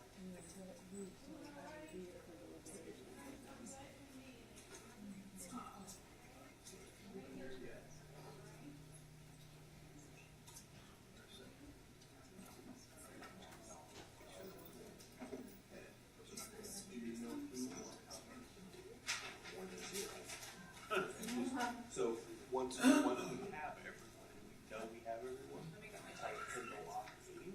Okay. Because the number was broadcast yesterday on the live stream, because they're listening to us right now.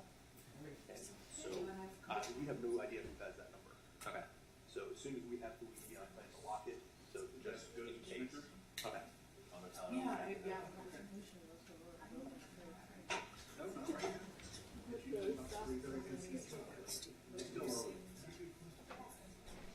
Everything shady.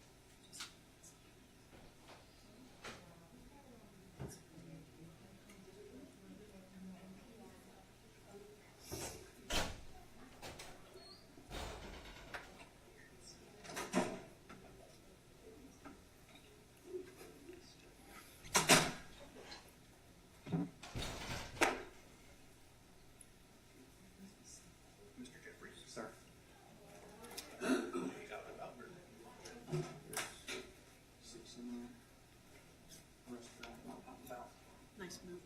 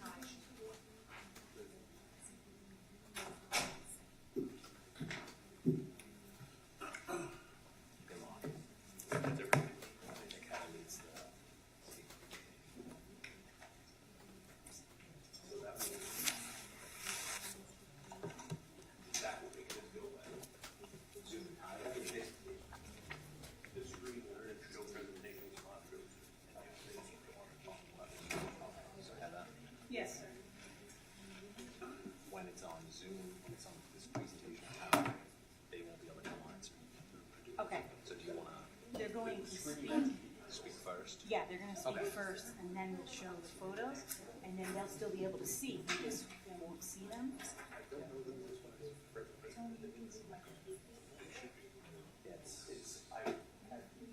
She had a hearing with last week, and she's ago. I've had some that they can't. Okay, what I'm gonna do is I'm just gonna let their family member who's here in court know, so they can let them know, so they're not freaking out if that happens, that they understand. Okay. Okay, I understand. Through our Zoom link. This link and these screens may be limited to Okay. I just need one moment to update the family.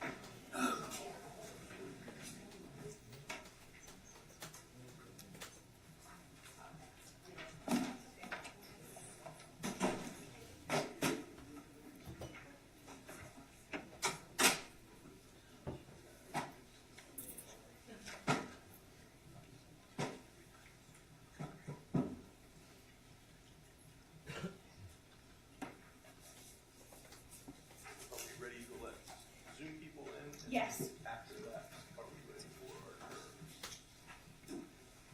our Thank you for your patience, Judge. Absolutely.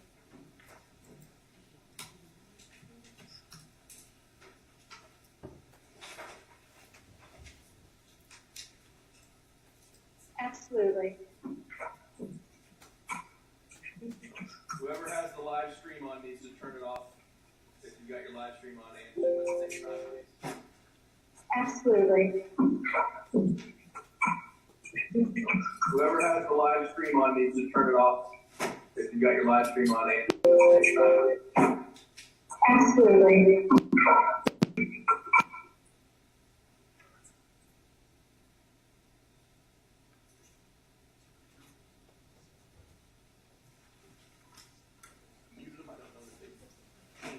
I don't know that they have figured it out. I think the first, It's the top of it. the top left, with the teal, top on, That's Chris.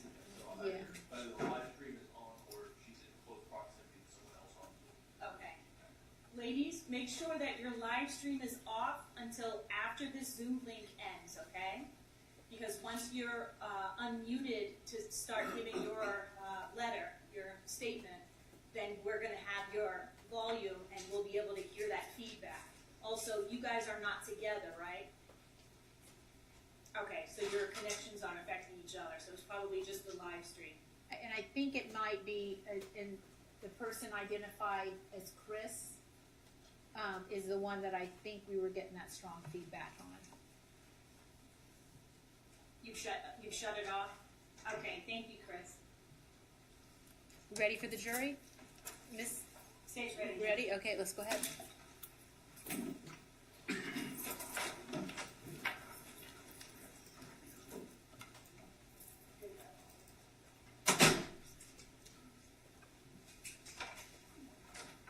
Jury's coming in, folks.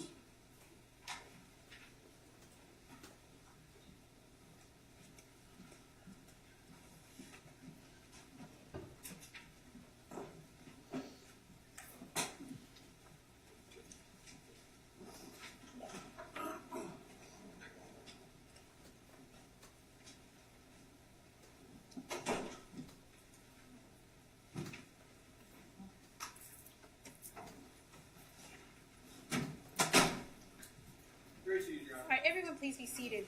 And I'll just note that if we do continue to have the feedback problems, I may temporarily cut off the live stream because we need to make sure we can hear these folks make their statements. Yes, Judge, thank you. All right, thank you. You may proceed. The plan is, of course, we have 6 victims, so the state is gonna go family by family. Yes, And ma'am. The first family is for Erin Belanger. State would call Lauren Fletcher.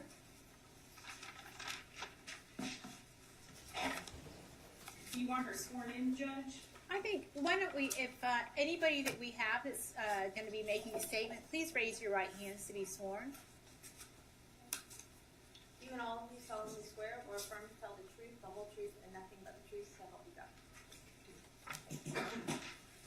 You step to the podium here. I'm going to speak into the mic and stay facing towards the judge and address everything towards the judge, please. Ma'am, could you please state your name for the record? Lauren Fletcher. Are you related to one of the victims in this case? Yes, I'm the paternal aunt of Erin Margaret Belanger. She was my brother's daughter. Have you prepared a victim impact statement in order to express your loss to this jury? Yes, I have. Please read your statement at this time. Thank you. I would like to share with you all what the loss of Erin has meant to me. We were all so proud of Erin's dream to begin a new chapter of her life here in Florida with her boyfriend Francisco, also known as Flaco, but little could we foresee how it would end in such a tragic way. Erin was a ray of sunshine. She was the most patient and loving girl anyone could wish to know. For the past 20 years, I have and will forever miss Erin's beautiful smile, green eyes, and deep, husky voice. Erin was never afraid of being different and always stood her ground. She was a unique individual and full of potential. Unfortunately, Erin was never to fulfill that potential due to the events of August 6, 2004. I remember getting the heartbreaking news and hope beyond all hope that there was a possibility that Erin was not one of the deceased. That realization was soon dispelled. Our family quickly gathered at the home of our parents, with the exception of my brother, who lived approximately 1 hour away. My sisters, my father, and myself soon headed to my brother's home in order to support him in any way possible. In the following days, one of my most vivid memories following Erin's murder was that of my brother entering our family home, dropping to his knees with his head in our mother's lap, stating, "Mom, they have killed my baby." Another vivid memory is that of Erin in her boyfriend Flaco's ashes, of scattering Erin and her boyfriend Flaco's ashes into the Boston Harbor. I was memorized and full of sorrow, watching their intermingled ashes swirling to the depths, followed by pink and blue flowers. For many years following the murder of my sweet niece, I was unable to think of her without remembering how her life ended. I used to look into the eyes of my brother, and I saw the deep pain he was forced to live with each day until he recently passed away in 2001. I've heard it said many times that time heals all wounds. I can assure you it does not. Thank you for your time and attention. Thank you very much. Thank you. Yeah, leave those in there. Or you want me to wait? No, it's Okay. At this time, Lauren is going to read her brother Bill Belanger's statement that was, he testified, and The so original. she's going to read that statement. Okay.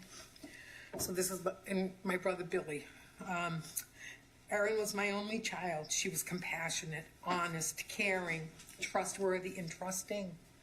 I love her all the more for these qualities.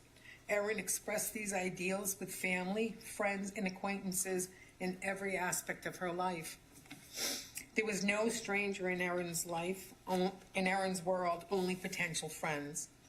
Erin's murder was the worst horror that I or any member of my family could have imagined.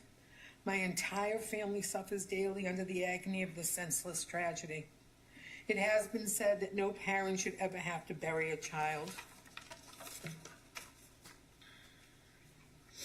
We treasure the light of Erin's memory as we've tried to cope with the darkness of her murder. From the time that I received the terrible news I could not function at my job, The sorrow was unbearable and the anger overwhelming. I needed and sought professional counseling, and with the help of continued psychiatric support, was finally able to return to work. The lost time at work is nothing, but the loss of my only child will burn with me forever. A light in my life has been extinguished. Not an hour goes by, but my thoughts go to Erin, asking what words I could have said, what actions I could have taken, and what could have been that should have been. Thank you. Thank you very much. Don't go far because you're going to do the photos. Okay. Your Honor, at this time, the state would call Christine Belanger, who is on Zoom. Thank you.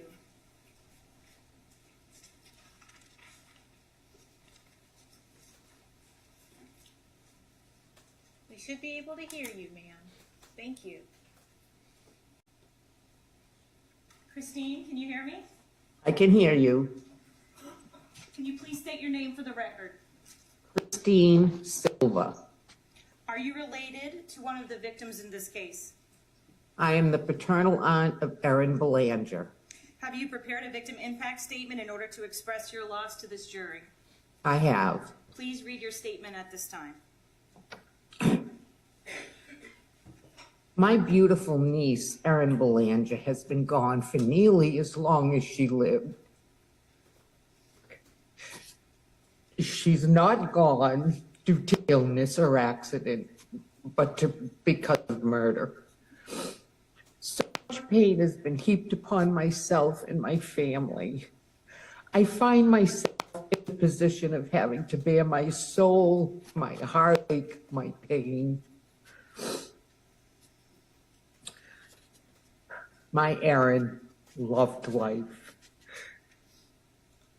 She loved her fellow humanity. She was good and kind. I couldn't keep Erin safe. And that's a weight I will carry until the day I die. Never again will I regain the implicit trust I once had in humanity. That has been taken from me. My days, my nights are not as peaceful as they once were. The enormity of this murder has touched me. I will certainly not outlive the effects of this, and the heartache that is inflicted on me will forever be part of my being. These are hard thoughts to live with. Erin was a light in the life of my beautiful parents, both of whom are gone now. They both died of a broken heart. Erin was the light in the life of my baby brother, Billy. He's also gone now. As the result of his only child being murdered, he too left this world with a broken heart. I will leave this world with a broken heart. So will the many who've been affected by these murders. Thank you. Thank you, ma'am. Thank you very much.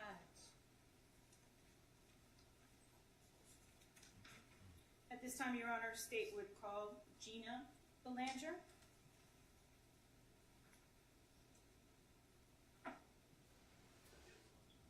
Yes.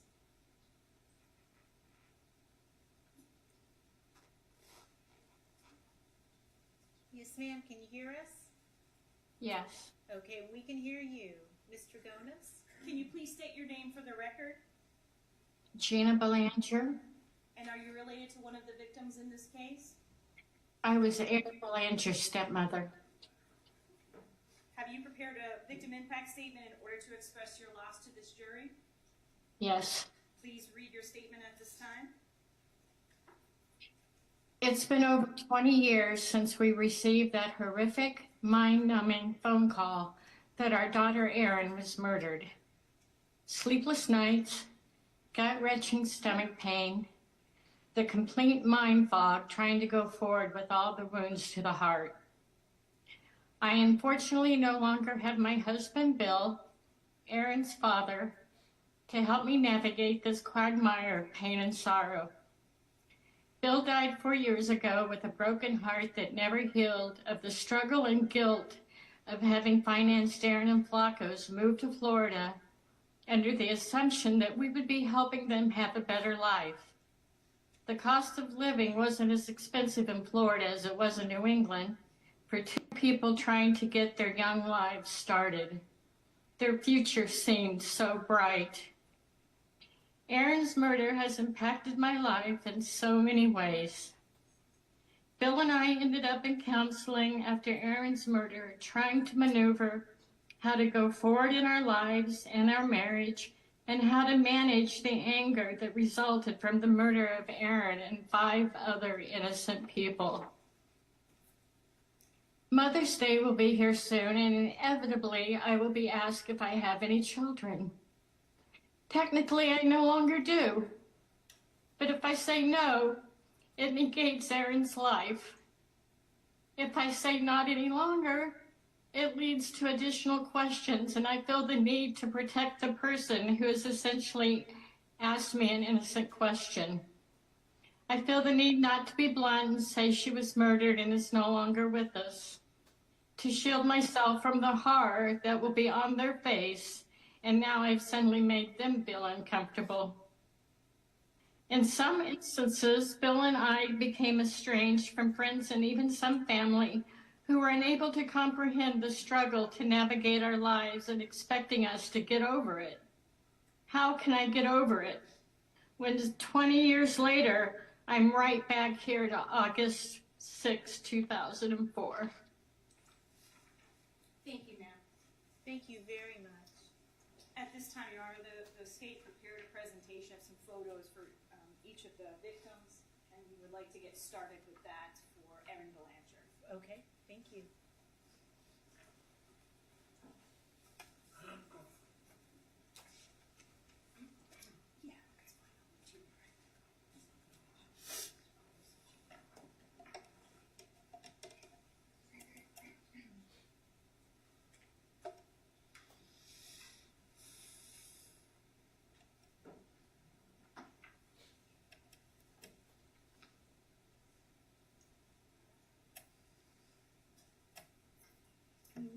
Lauren, Yes, who do we see there? that is Erin at probably 3 or 4 years old.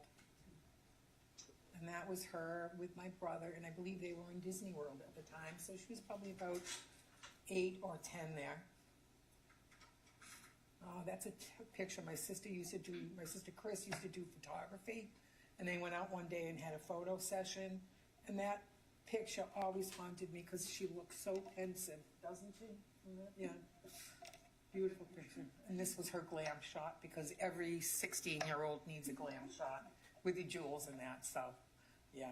How about here? This is Erin with her half-sister, Jennifer, and I believe that was at Jen's wedding, so she was probably about 20 at that time, 20, maybe 21. And that's her and Flacco, or Roman, Francisco Roman Yes. at that wedding, yes, yep. And that's another beautiful picture of the two of them. They were in love. We didn't speak any English, but they managed to communicate somehow. I don't know how. But Thank you. you're welcome. Thank you. Thank you, ma'am.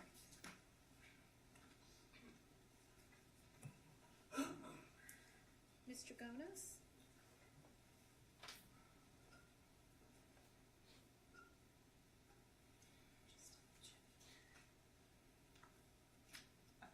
Your Honor, at this time, Vicki Schwartz from the State Attorney's Office is going to read a letter of Lucy Santiago Bonilla, who is the sister-in-law of Francisco A.O. Roman.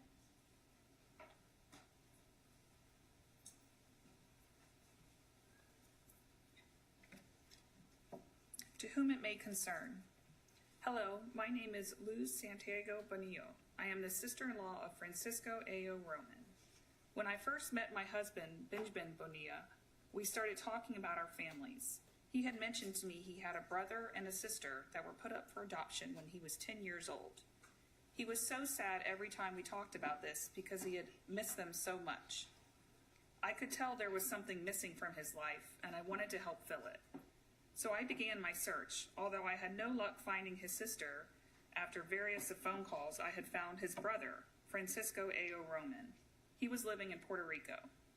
So one day I yelled to Benjamin, "Someone is on the phone." To his surprise, it was his little brother. I have never in my life seen him so happy. They talked for a long time and had a wonderful conversation. They continued to keep touch over the phone and talked about meeting again someday. Well, in November of 1998, I had a surprise birthday party for Benjamin, and little did he know I had an extra surprise for him. I had phoned Francisco and asked him to come for a visit, and he was very excited when I told him I was sending him a ticket to fly to Mass for a visit. So I had to tell Benjamin we had to go to the airport to pick up my friend's son, and I asked him if he could drive me, so he agreed. When I had spoke to Francisco on the phone, he had told me what he looked like and what he would be wearing, and he told me he was very tall. He said, "When you see all the people come out of the terminal, I will be the tallest one, and all the people will be down there." We both laughed. So when it was time, I was videotaping, waiting for someone that fit the description he gave me. Then there he was. He was right. He was so tall, I knew right away it was him. I waved to him excitedly and pointed to Benjamin. Francisco went over to Benjamin, who had no idea who Francisco was, and said, "Hey, can you give your little brother a hug?" Benjamin was crying, and he gave him a very big hug. He didn't want to let go. From the airport, we went to my house in Lowell, Mass., where he would stay with us for 2 weeks. We all had such a wonderful time and really enjoyed his visit. Francisco was so funny. He was making us laugh so much. He had a great sense of humor. He was a very honest and kind person. He was the kind of person that is always there for you if you need anything. We were all very sad when it was time for him to leave. We kept in touch over the phone, and about 1 year later, Francisco decided to move to Mass to get to know his family better. Francisco and Benjamin developed a wonderful relationship. They were very close. Benjamin was so happy to have his brother back. After a few weeks living here, Francisco came to me and said, "I know I don't speak very good English, but I want to get a job and try to learn." So I said, "Okay." I got him a job with me driving a van. He was a big help to me at work. He was always there if I needed him. Then after a couple years, he wanted to try something different. So I brought him to a local nursing home. He wanted to try to get a job in the kitchen. So we went in and asked the receptionist and said he would like an application. So she handed it to me and I started filling it out.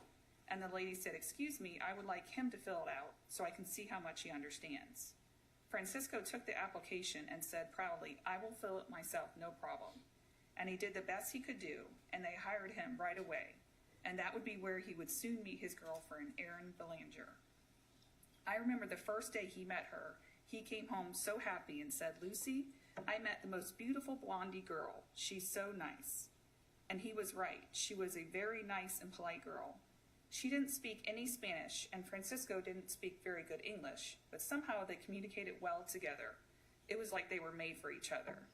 They dated for about 8 months, then they decided to move to Florida to start a new life together. We were so sad to see him move away, but we knew he was very happy with Erin, so we were happy for him. He would phone often. The last time I talked to him was about a week before he was murdered. He called me and was so happy. He told me he and Erin had a surprise for us and they were coming to visit next month. We were excited to hear that and could not wait to see them again. Then August of 2004, I was driving my daughter to work and she was reading a newspaper on the way. And as soon as she seen the front page, she started screaming. She had seen a horrific story in the paper and noticed it had said Erin Belanger and her boyfriend and 4 of their friends were murdered in Florida. I couldn't believe it. I turned my van around and went home to my husband and showed him the paper. He didn't believe it either.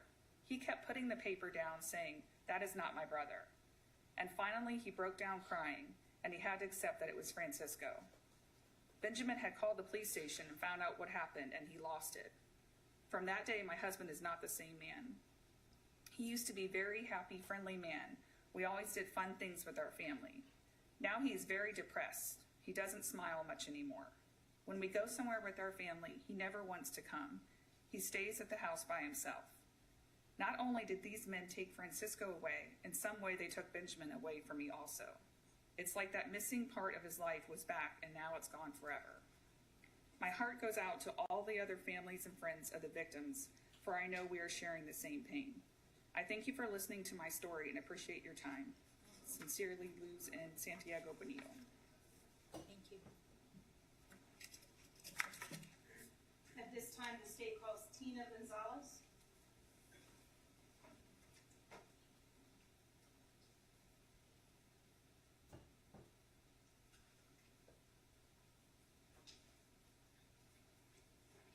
After you step to the podium, speak into the mic and stay facing towards the judge, please. Can you please state your name for the record? Agustina Tina Gonzalez. Are you related to one of the victims in this case? Yes, I am. Who is that? It's okay. It's my son, Roberto Gonzalez. Have you prepared a victim impact statement in order to express your loss to this jury? Yes, I have. Please read your statement at this time. Ms. Gonzalez, I want you to take a deep breath, okay? Thank you. And take your time. I'm sorry. No apologies. Thank you. Love you too. To know him was to love him. No greater void exists than to lose a loved one, and in our family's case, to lose two. Time as we know it has no meaning, and life has become a matter of survival, more than existence. No greater pain in my family's life than to lose a son, a brother, a grandson, cousin, nephew, uncle, friend, and father. To describe the loss of Roberto Manuel Tito Gonzalez is to describe the loss of sunshine, which warms our hearts, and its many rays of light that fills everyone with love. That wonderful smile that, like the stars on a darkened night, sky lit the world with hope. It seems like an eternity since that fateful day, and yet only hours since each of my family member relives or is reminded that he is no longer with us. We lost his grandmother shortly after he was taken from us, and every day until her last breath, she kept asking, why? Why? Maybe she is the lucky one, and if our faith holds true, is now with her beloved grandson, who not even progressive Alzheimer's was able to erase his memory or her pain for his loss. We as a family have lost track of time. We function to the best of our ability, each trying to support the other and grieving in silence, solace, and together. Work has become an escape from our reality for a couple of hours, and for some, many hours for others. But the daily reminders are many, and his loss so evident in everything we do and say. Although he was away from home, we spoke to T every day and kept him up to speed with the family happenings and sought his input, or just shared and looked forward to seeing him and getting together for the holidays. That moment never came, and neither has the meaning of the holidays for us.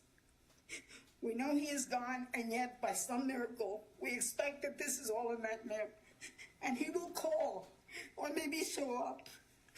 We remember the funeral preparations, the service, and yet we never got to say goodbye.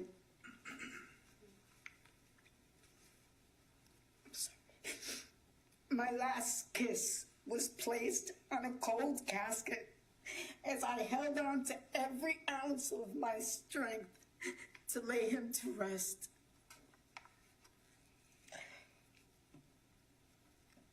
Amongst the many gifts he possessed was his ability to listen and bring solace to those who were in doubt, pain, or just required a shoulder to lean on, or lending an ear. But one of his greatest gifts was his singing, and he shared that gift with everyone, young and old, friend or stranger. His greatest love was his daughter, whom he wanted to make proud, and left for Florida to seek a better life for himself and her. The city was getting too violent and hope of change. He wanted to start a new life in Florida, the Sunshine State, he said. T felt that the environment was conducive only for positive things, and that it was there he would find his gold at the end of the rainbow. He shared of himself with his family and friends selflessly. Let's not forget his sense of humor, which helped him as well as others to deal with the happenings of life. He had a hard time finding employment when he first arrived, and yet he was happy, optimistic, and focused on his goal. We asked him to come home, and he told us we had taught him not to give up, and that good things come to those who wait. He landed a job at Burger King, and he sounded as if he obtained employment with a Fortune 500 firm.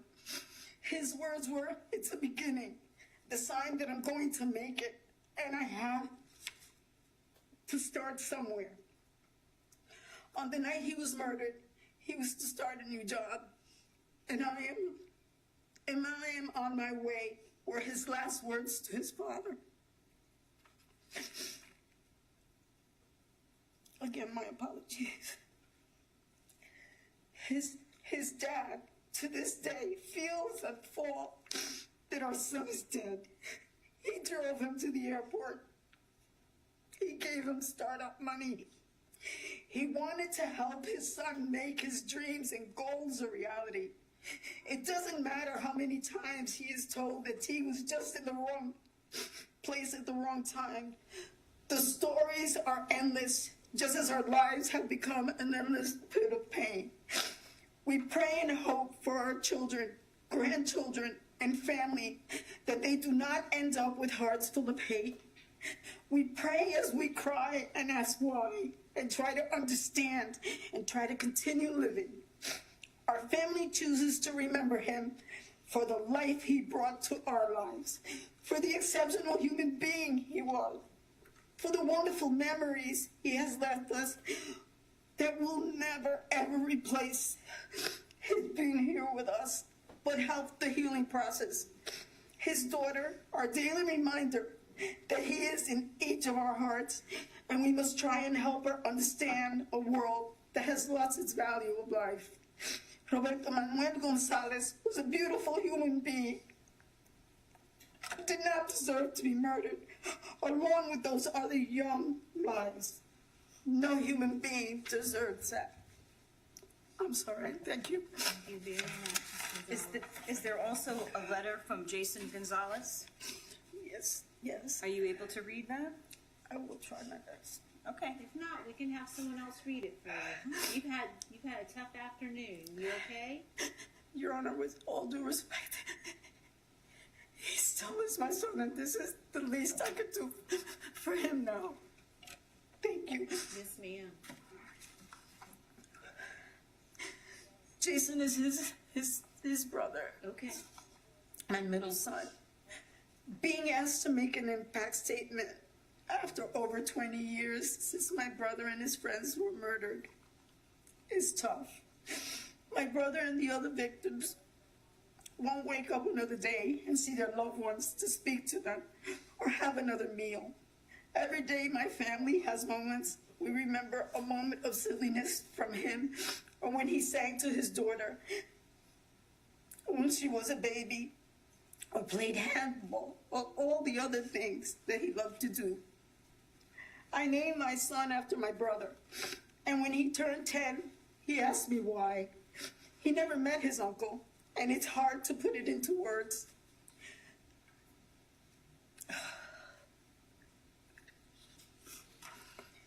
My mother spent a large amount of her career helping to establish after-school and summer programs for low-income inner-city kids. After my brother's death, that spark and energy faded. She could not put in the same energy and drive into her work. She was amazing at her job and helped so many families and kids to have better options in life. but she was never the same after losing my brother. And while still trying to be there for others, just lost a lot of that amazing energy and drive to help others.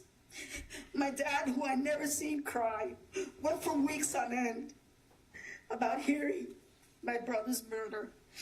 This will always be a wound that will never heal. Every birthday missed, every moment made without them, that will continue to impact our lives. Again, I thank you for giving me the opportunity. Thank you. Thank you so much. We just have some photos. You're almost done, Tina. What are we looking at here? That's tea with my granddaughter Kayla. And here? That's tea hanging out in a friend's house. Here? That's in front of our building with Kayla. Here? That's my family. That's my husband. Jason is the one that's giving the bunny ears. And then that's my daughter Barbara. And T. Here? Kayla was a little older than me, so it's myself, Kay, and T. Here? That's his grandma. Myself, Tito, and my daughter Barbara. Thank you, ma'am. Thank you. At this time, Your Honor, Vicki Schwartz will read 3 letters for the Jonathan Gleason family.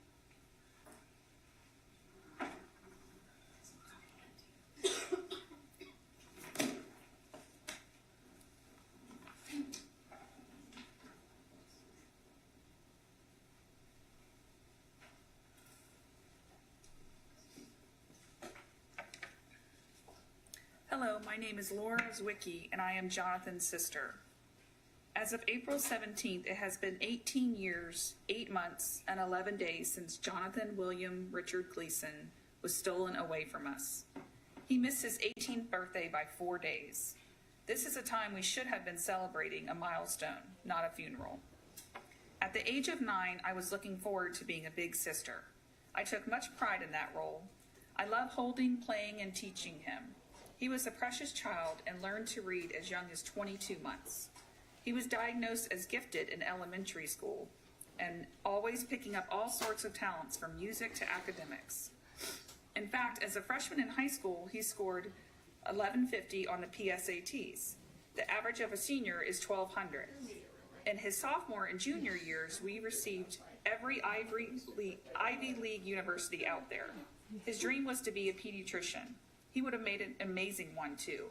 He was so charismatic. Everyone just loved him. 2 of his passions were music and theater.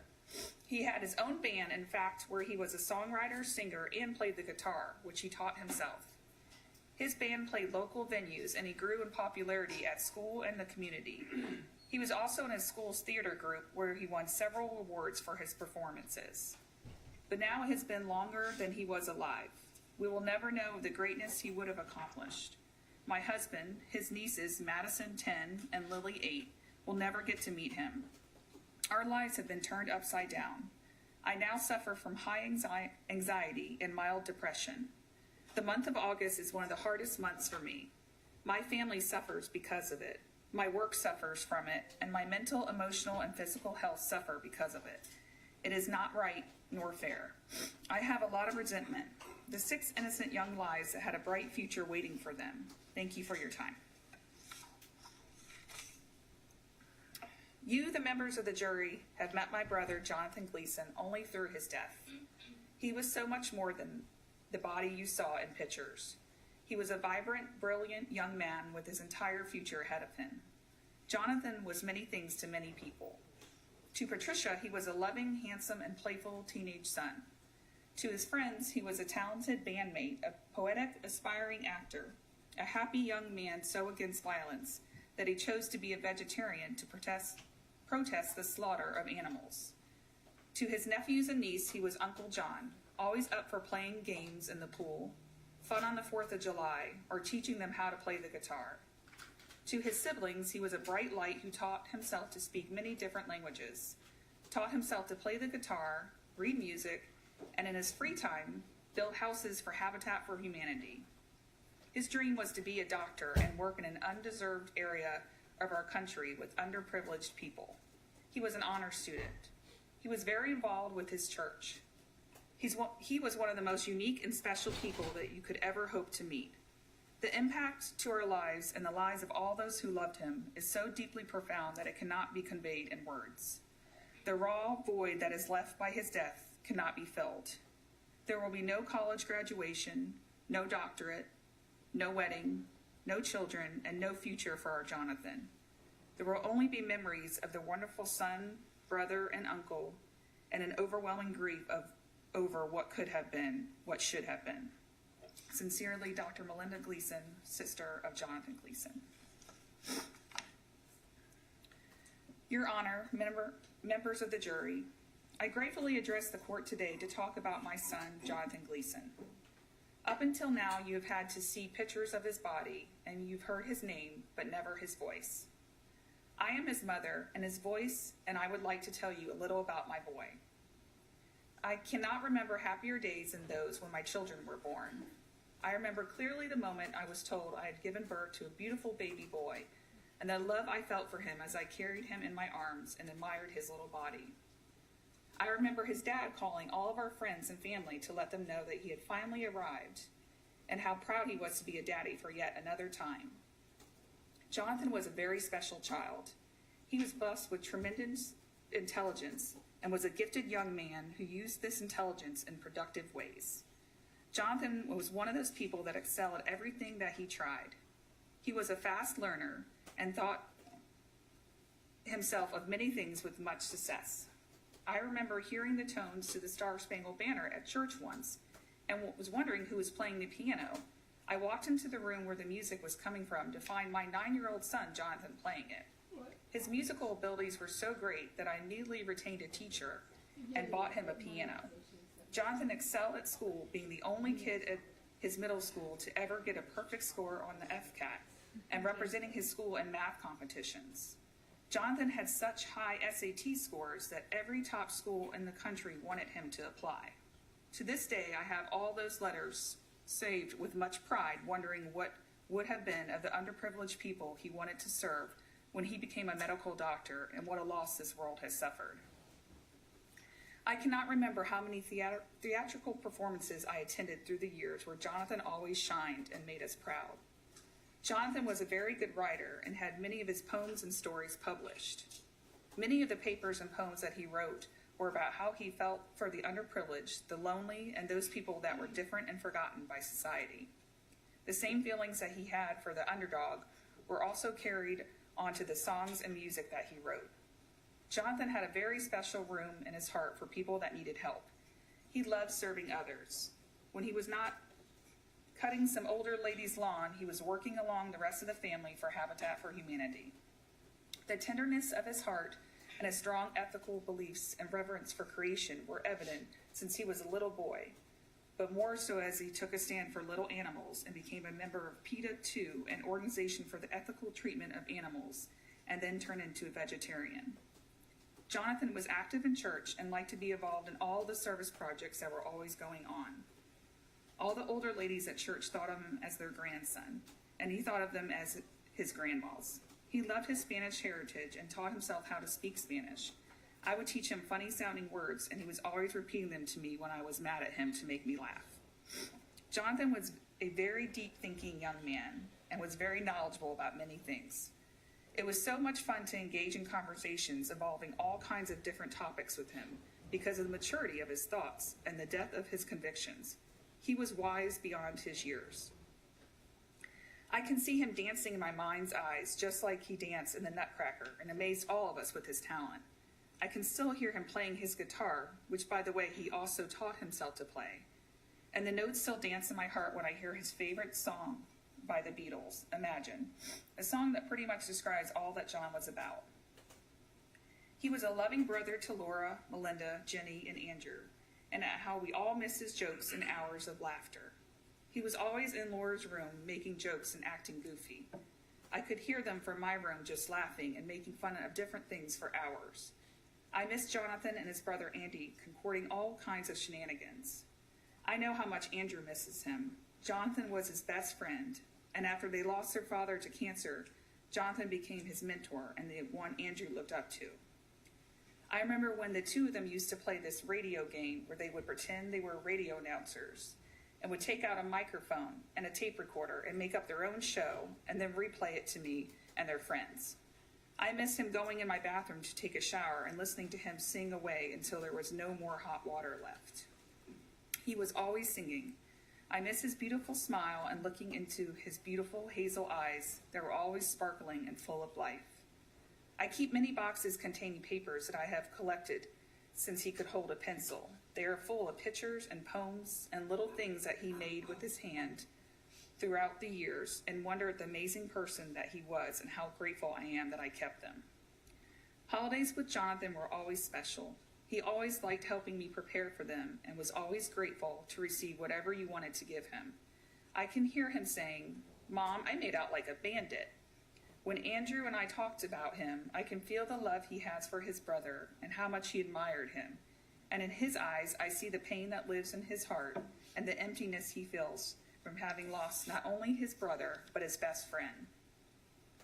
Andy has taken upon himself to continue some of Jonathan's legacies and to continue the things that Jonathan was not able to finish, and wants to make sure that his brother is never forgotten.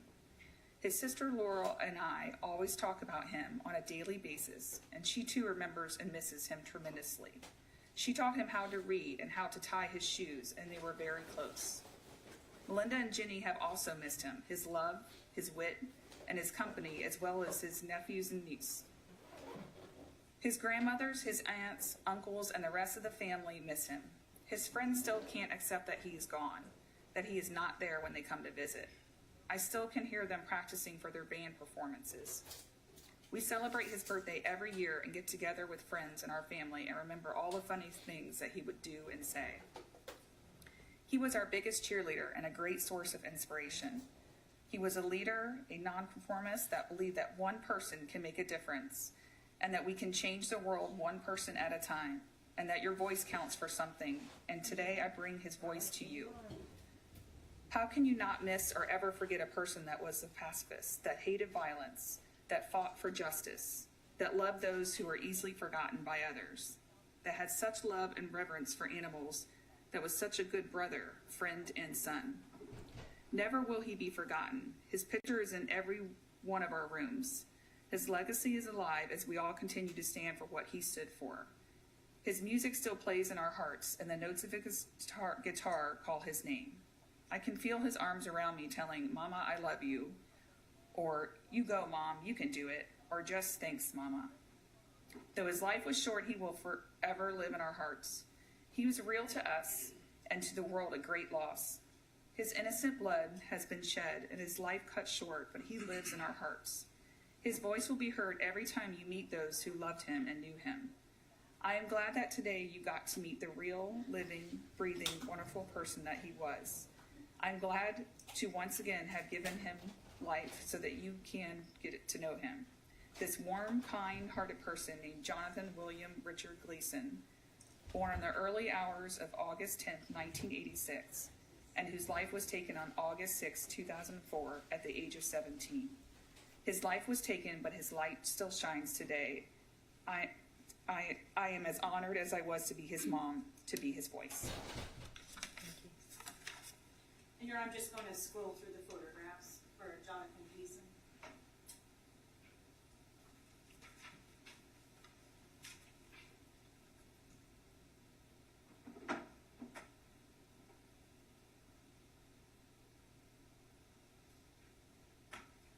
At this time, Your Honor, Vicki Schwartz is going to read the letters for Anthony Vega.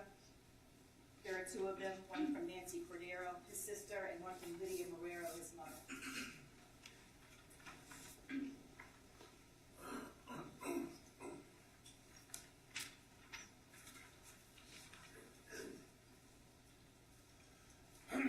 And Mr. Coates, I just wanted to ask, certainly, if there are longer letters, maybe I can give the jury a break, or are they? Actually, it's one letter, and this one should be short. It is 3 pages or 2.5 Okay. pages, but it's big. The last one, Your Honor, will be longer because there are 2 live witnesses. So if you wanted to do a break before that. Maybe we'll do that. Okay, thank you. To whom it may concern, I, Nancy Cordero, sister of victim Anthony Vega, would like to submit this statement. How does one begin to describe the impact of losing someone who was more than a brother to me? He was my friend, a confidant, a shoulder I can lean on. He was my childhood hero, my Superman. I saw him as invincible, strong, fearless, and wise. My father passed away in 2001. Losing him didn't hurt me as much as losing my brother, who was the father figure in my life. I wanted him to give me away if I got married. My brother did not or will not know I was having my 3rd child, a boy who was named Sokoto Anthony, born 20 days after my brother was murdered. The shock and grief caused me to go into labor 6 weeks premature. My statement goes out to my brother and his 6 friends. You are not forgotten. Signed, Nancy Cordero. Did you want to have a break? Oh, well, I thought there were 2 letters. Oh, there are. No, I'm sorry. There's only one. I apologize. No, that's okay. Yeah, I think this is a good time to take a break. So 15 minutes. We'll be back in 15. Thank you.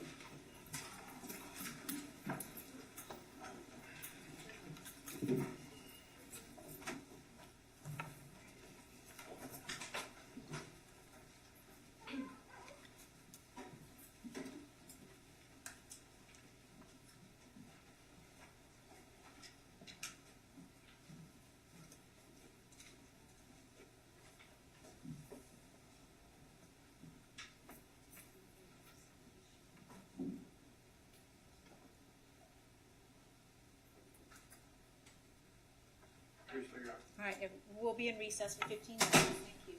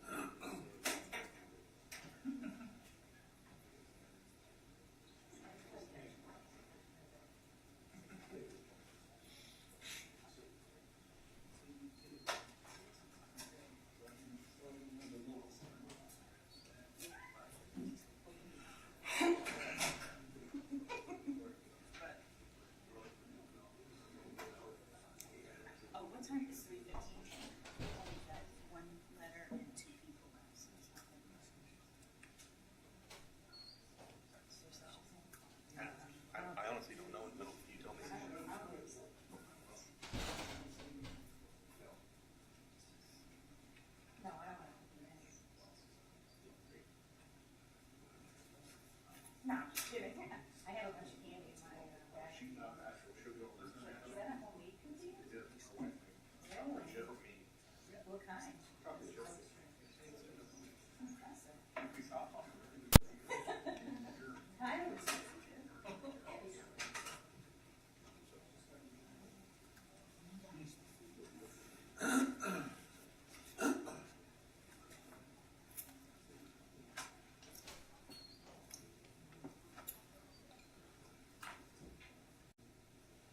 Can you text Ralph see if he'd be available at 4 o'clock?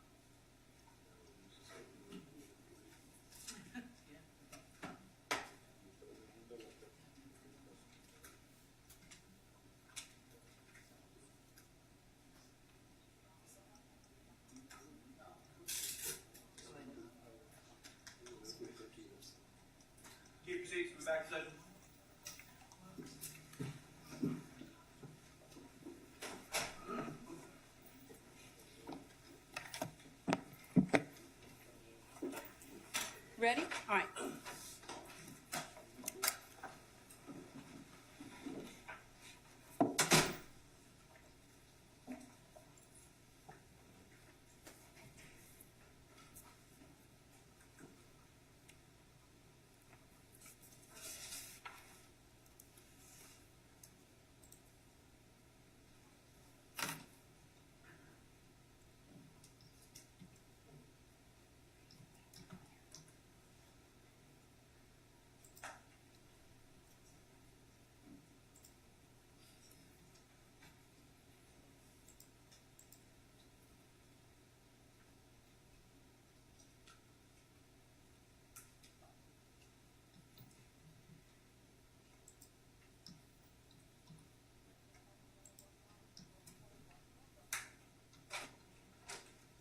Jury's coming in, folks.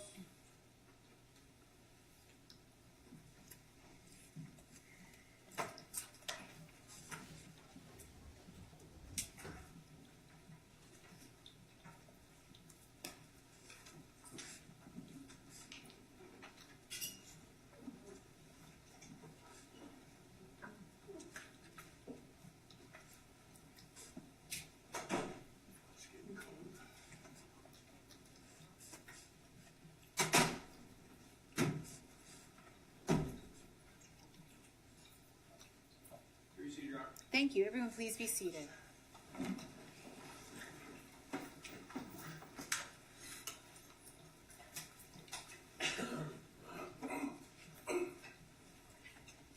Mr. Gones? At this time, Becky Schwartz will read one more letter. Lydia Marrero for Anthony Vega.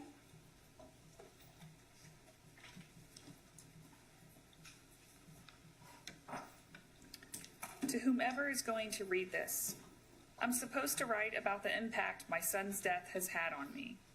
I don't know if I could put all that on paper. I'm not sure if the full impact has hit me yet. I really don't know if a mother could describe or even explain the full impact of losing a child through violence, but I'll do my best. When I was first told of his death, I was in denial. Then the shock set in, and all I could think was, not my Anthony. But as days passed, I had to start accepting it.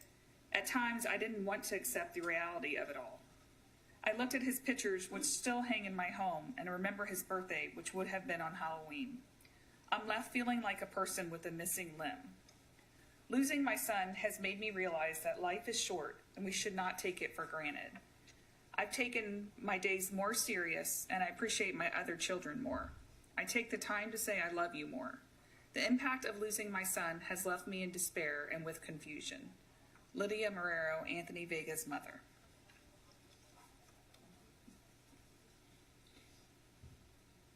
State calls Kay Shuckwit.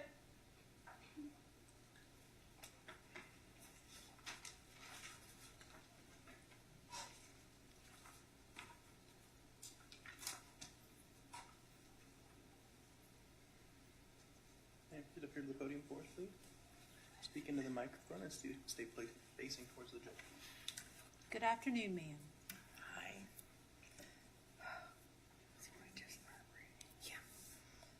I am Kay Shuckwit.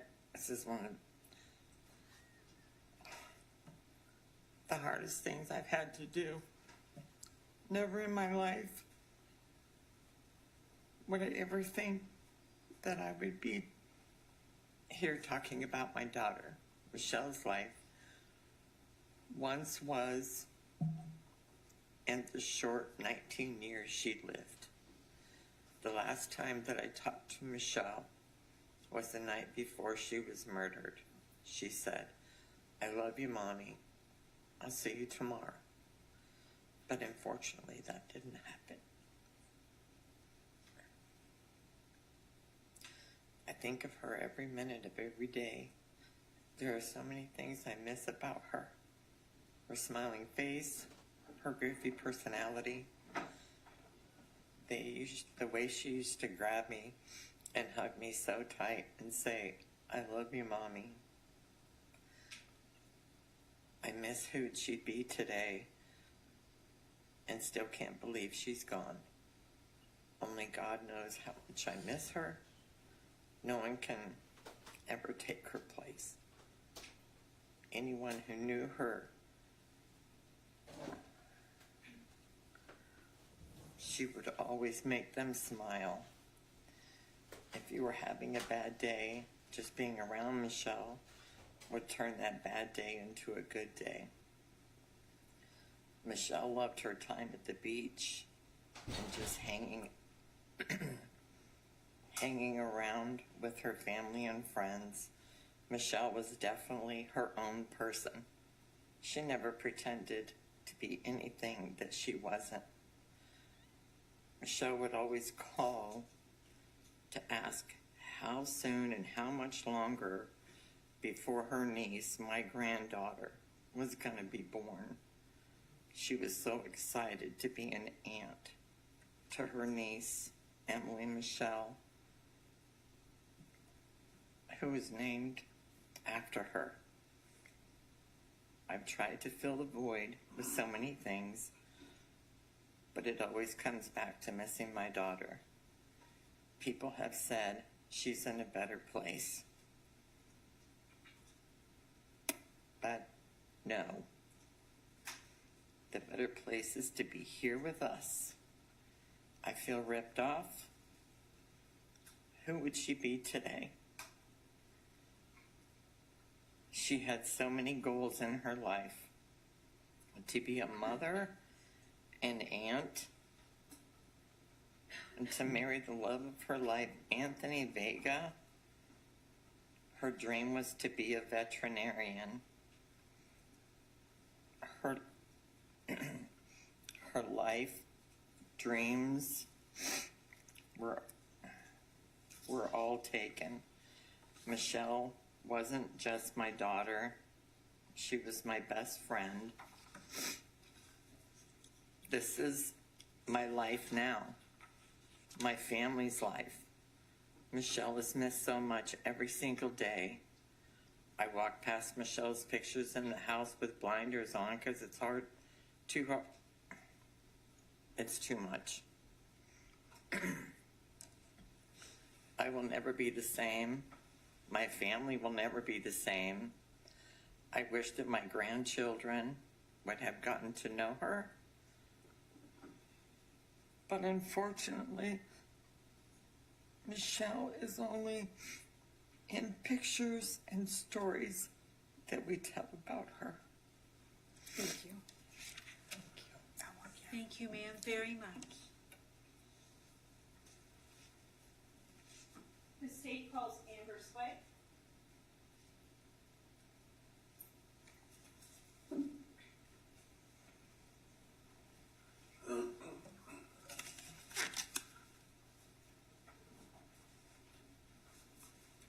Please step to the podium, speak into the mic, stay facing forward, please. Amber, can you please state your name for the record? Amber Spike. And are you related to one of the victims in this case? Yes, I'm Michelle Nathan's sister. Have you prepared a victim impact statement in order to express your loss to this jury? Yes, ma'am. Please read your statement at this time. Good afternoon. My name is Amber Spike, Michelle Nathan's sister. Michelle was not only my sister, but my best friend. She was such a happy and outgoing person, and there was never a day that went by that she didn't make us laugh. 20 years ago, on August 6th, our lives changed forever. I remember it like it was yesterday. As my mother and I always did, we went to get breakfast at Burger King, where my sister worked, only to find out that someone in her house had passed away. Never in our minds did we think that all of her friends were murdered. When we received the news, we immediately rushed over to her home to find the crime scene tape and police everywhere. Life stopped in that exact moment and hasn't been the same since. Just weeks before this, we were together celebrating my baby shower. Michelle was so excited to be an aunt. We talked about all the things we would do together with my daughter.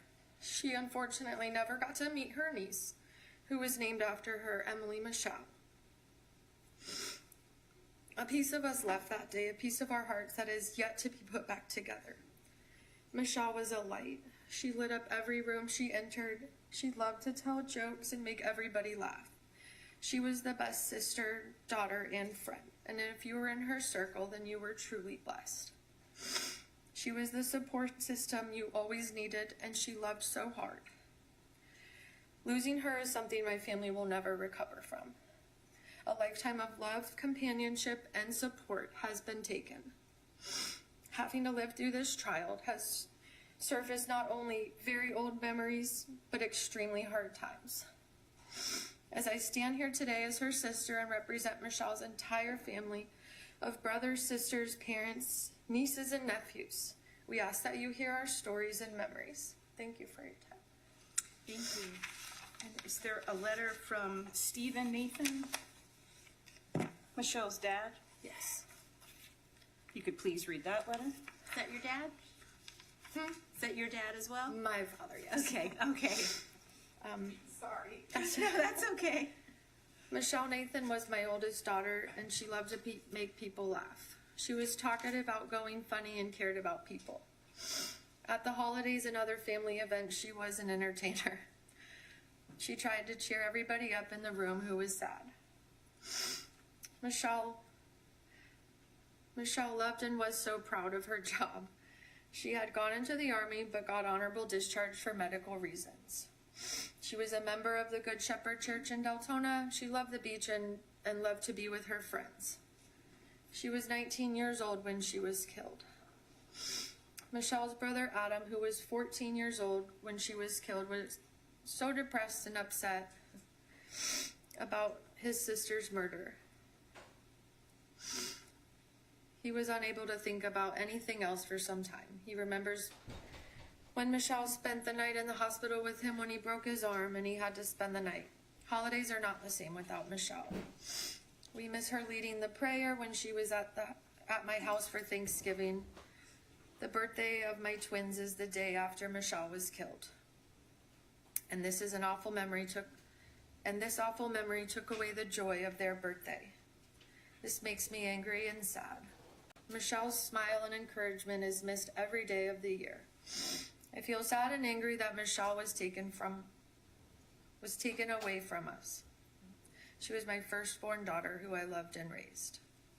Thank you. And then lastly, Judge, we just have some photographs. Thank you. Who is that there? That's Anthony Vega, her boyfriend. And here? That's my sister, Michelle. And that's all of us kids in Oklahoma. And that's me and my sister before she went into the military.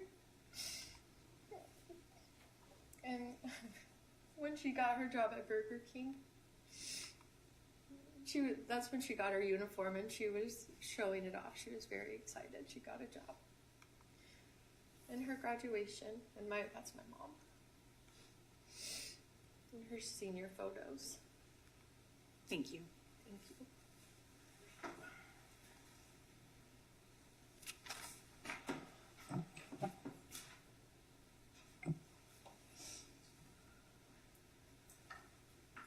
The state of Florida with rest, Judge. Thank you very much. And I think this would be, and even though we may be concluding a little bit early today, it's been a long day, and so I'm going to go ahead and have us break for the day. And please, as I always instruct, please don't view any media, listen to anything, no independent research, no discussion amongst yourselves or anyone else. We'll see you back here tomorrow morning at 8:30. Thank you all very much.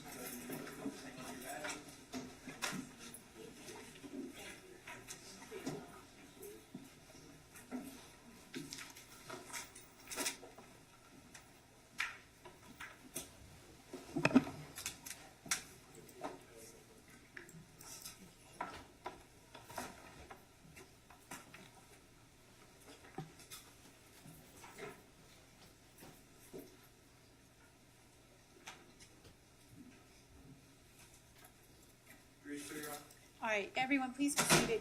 And then I just wanted, this doesn't have to be on the record, I just wanted to talk to the lawyers. So we have been live streaming. And so one of the concerns that I have is that we don't have anybody to turn it off during breaks.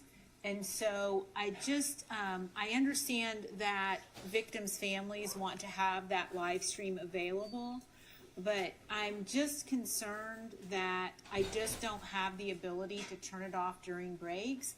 I know I'm not always, once we think we're on break, and I just, does anybody have any concerns? I can tell you just from my perspective, I'd feel more comfortable if, I've asked court admin that if they can give us an IT person to turn it off during breaks, but if not, I'm inclined to stop the live feed. Anything from the state? During breaks only? No. I don't have the ability to monitor it unless somebody from the state attorney's office wants to do that. There's just too much going on that I said to court admin, I'm not a TV producer, so I don't have the ability to monitor that, what's happening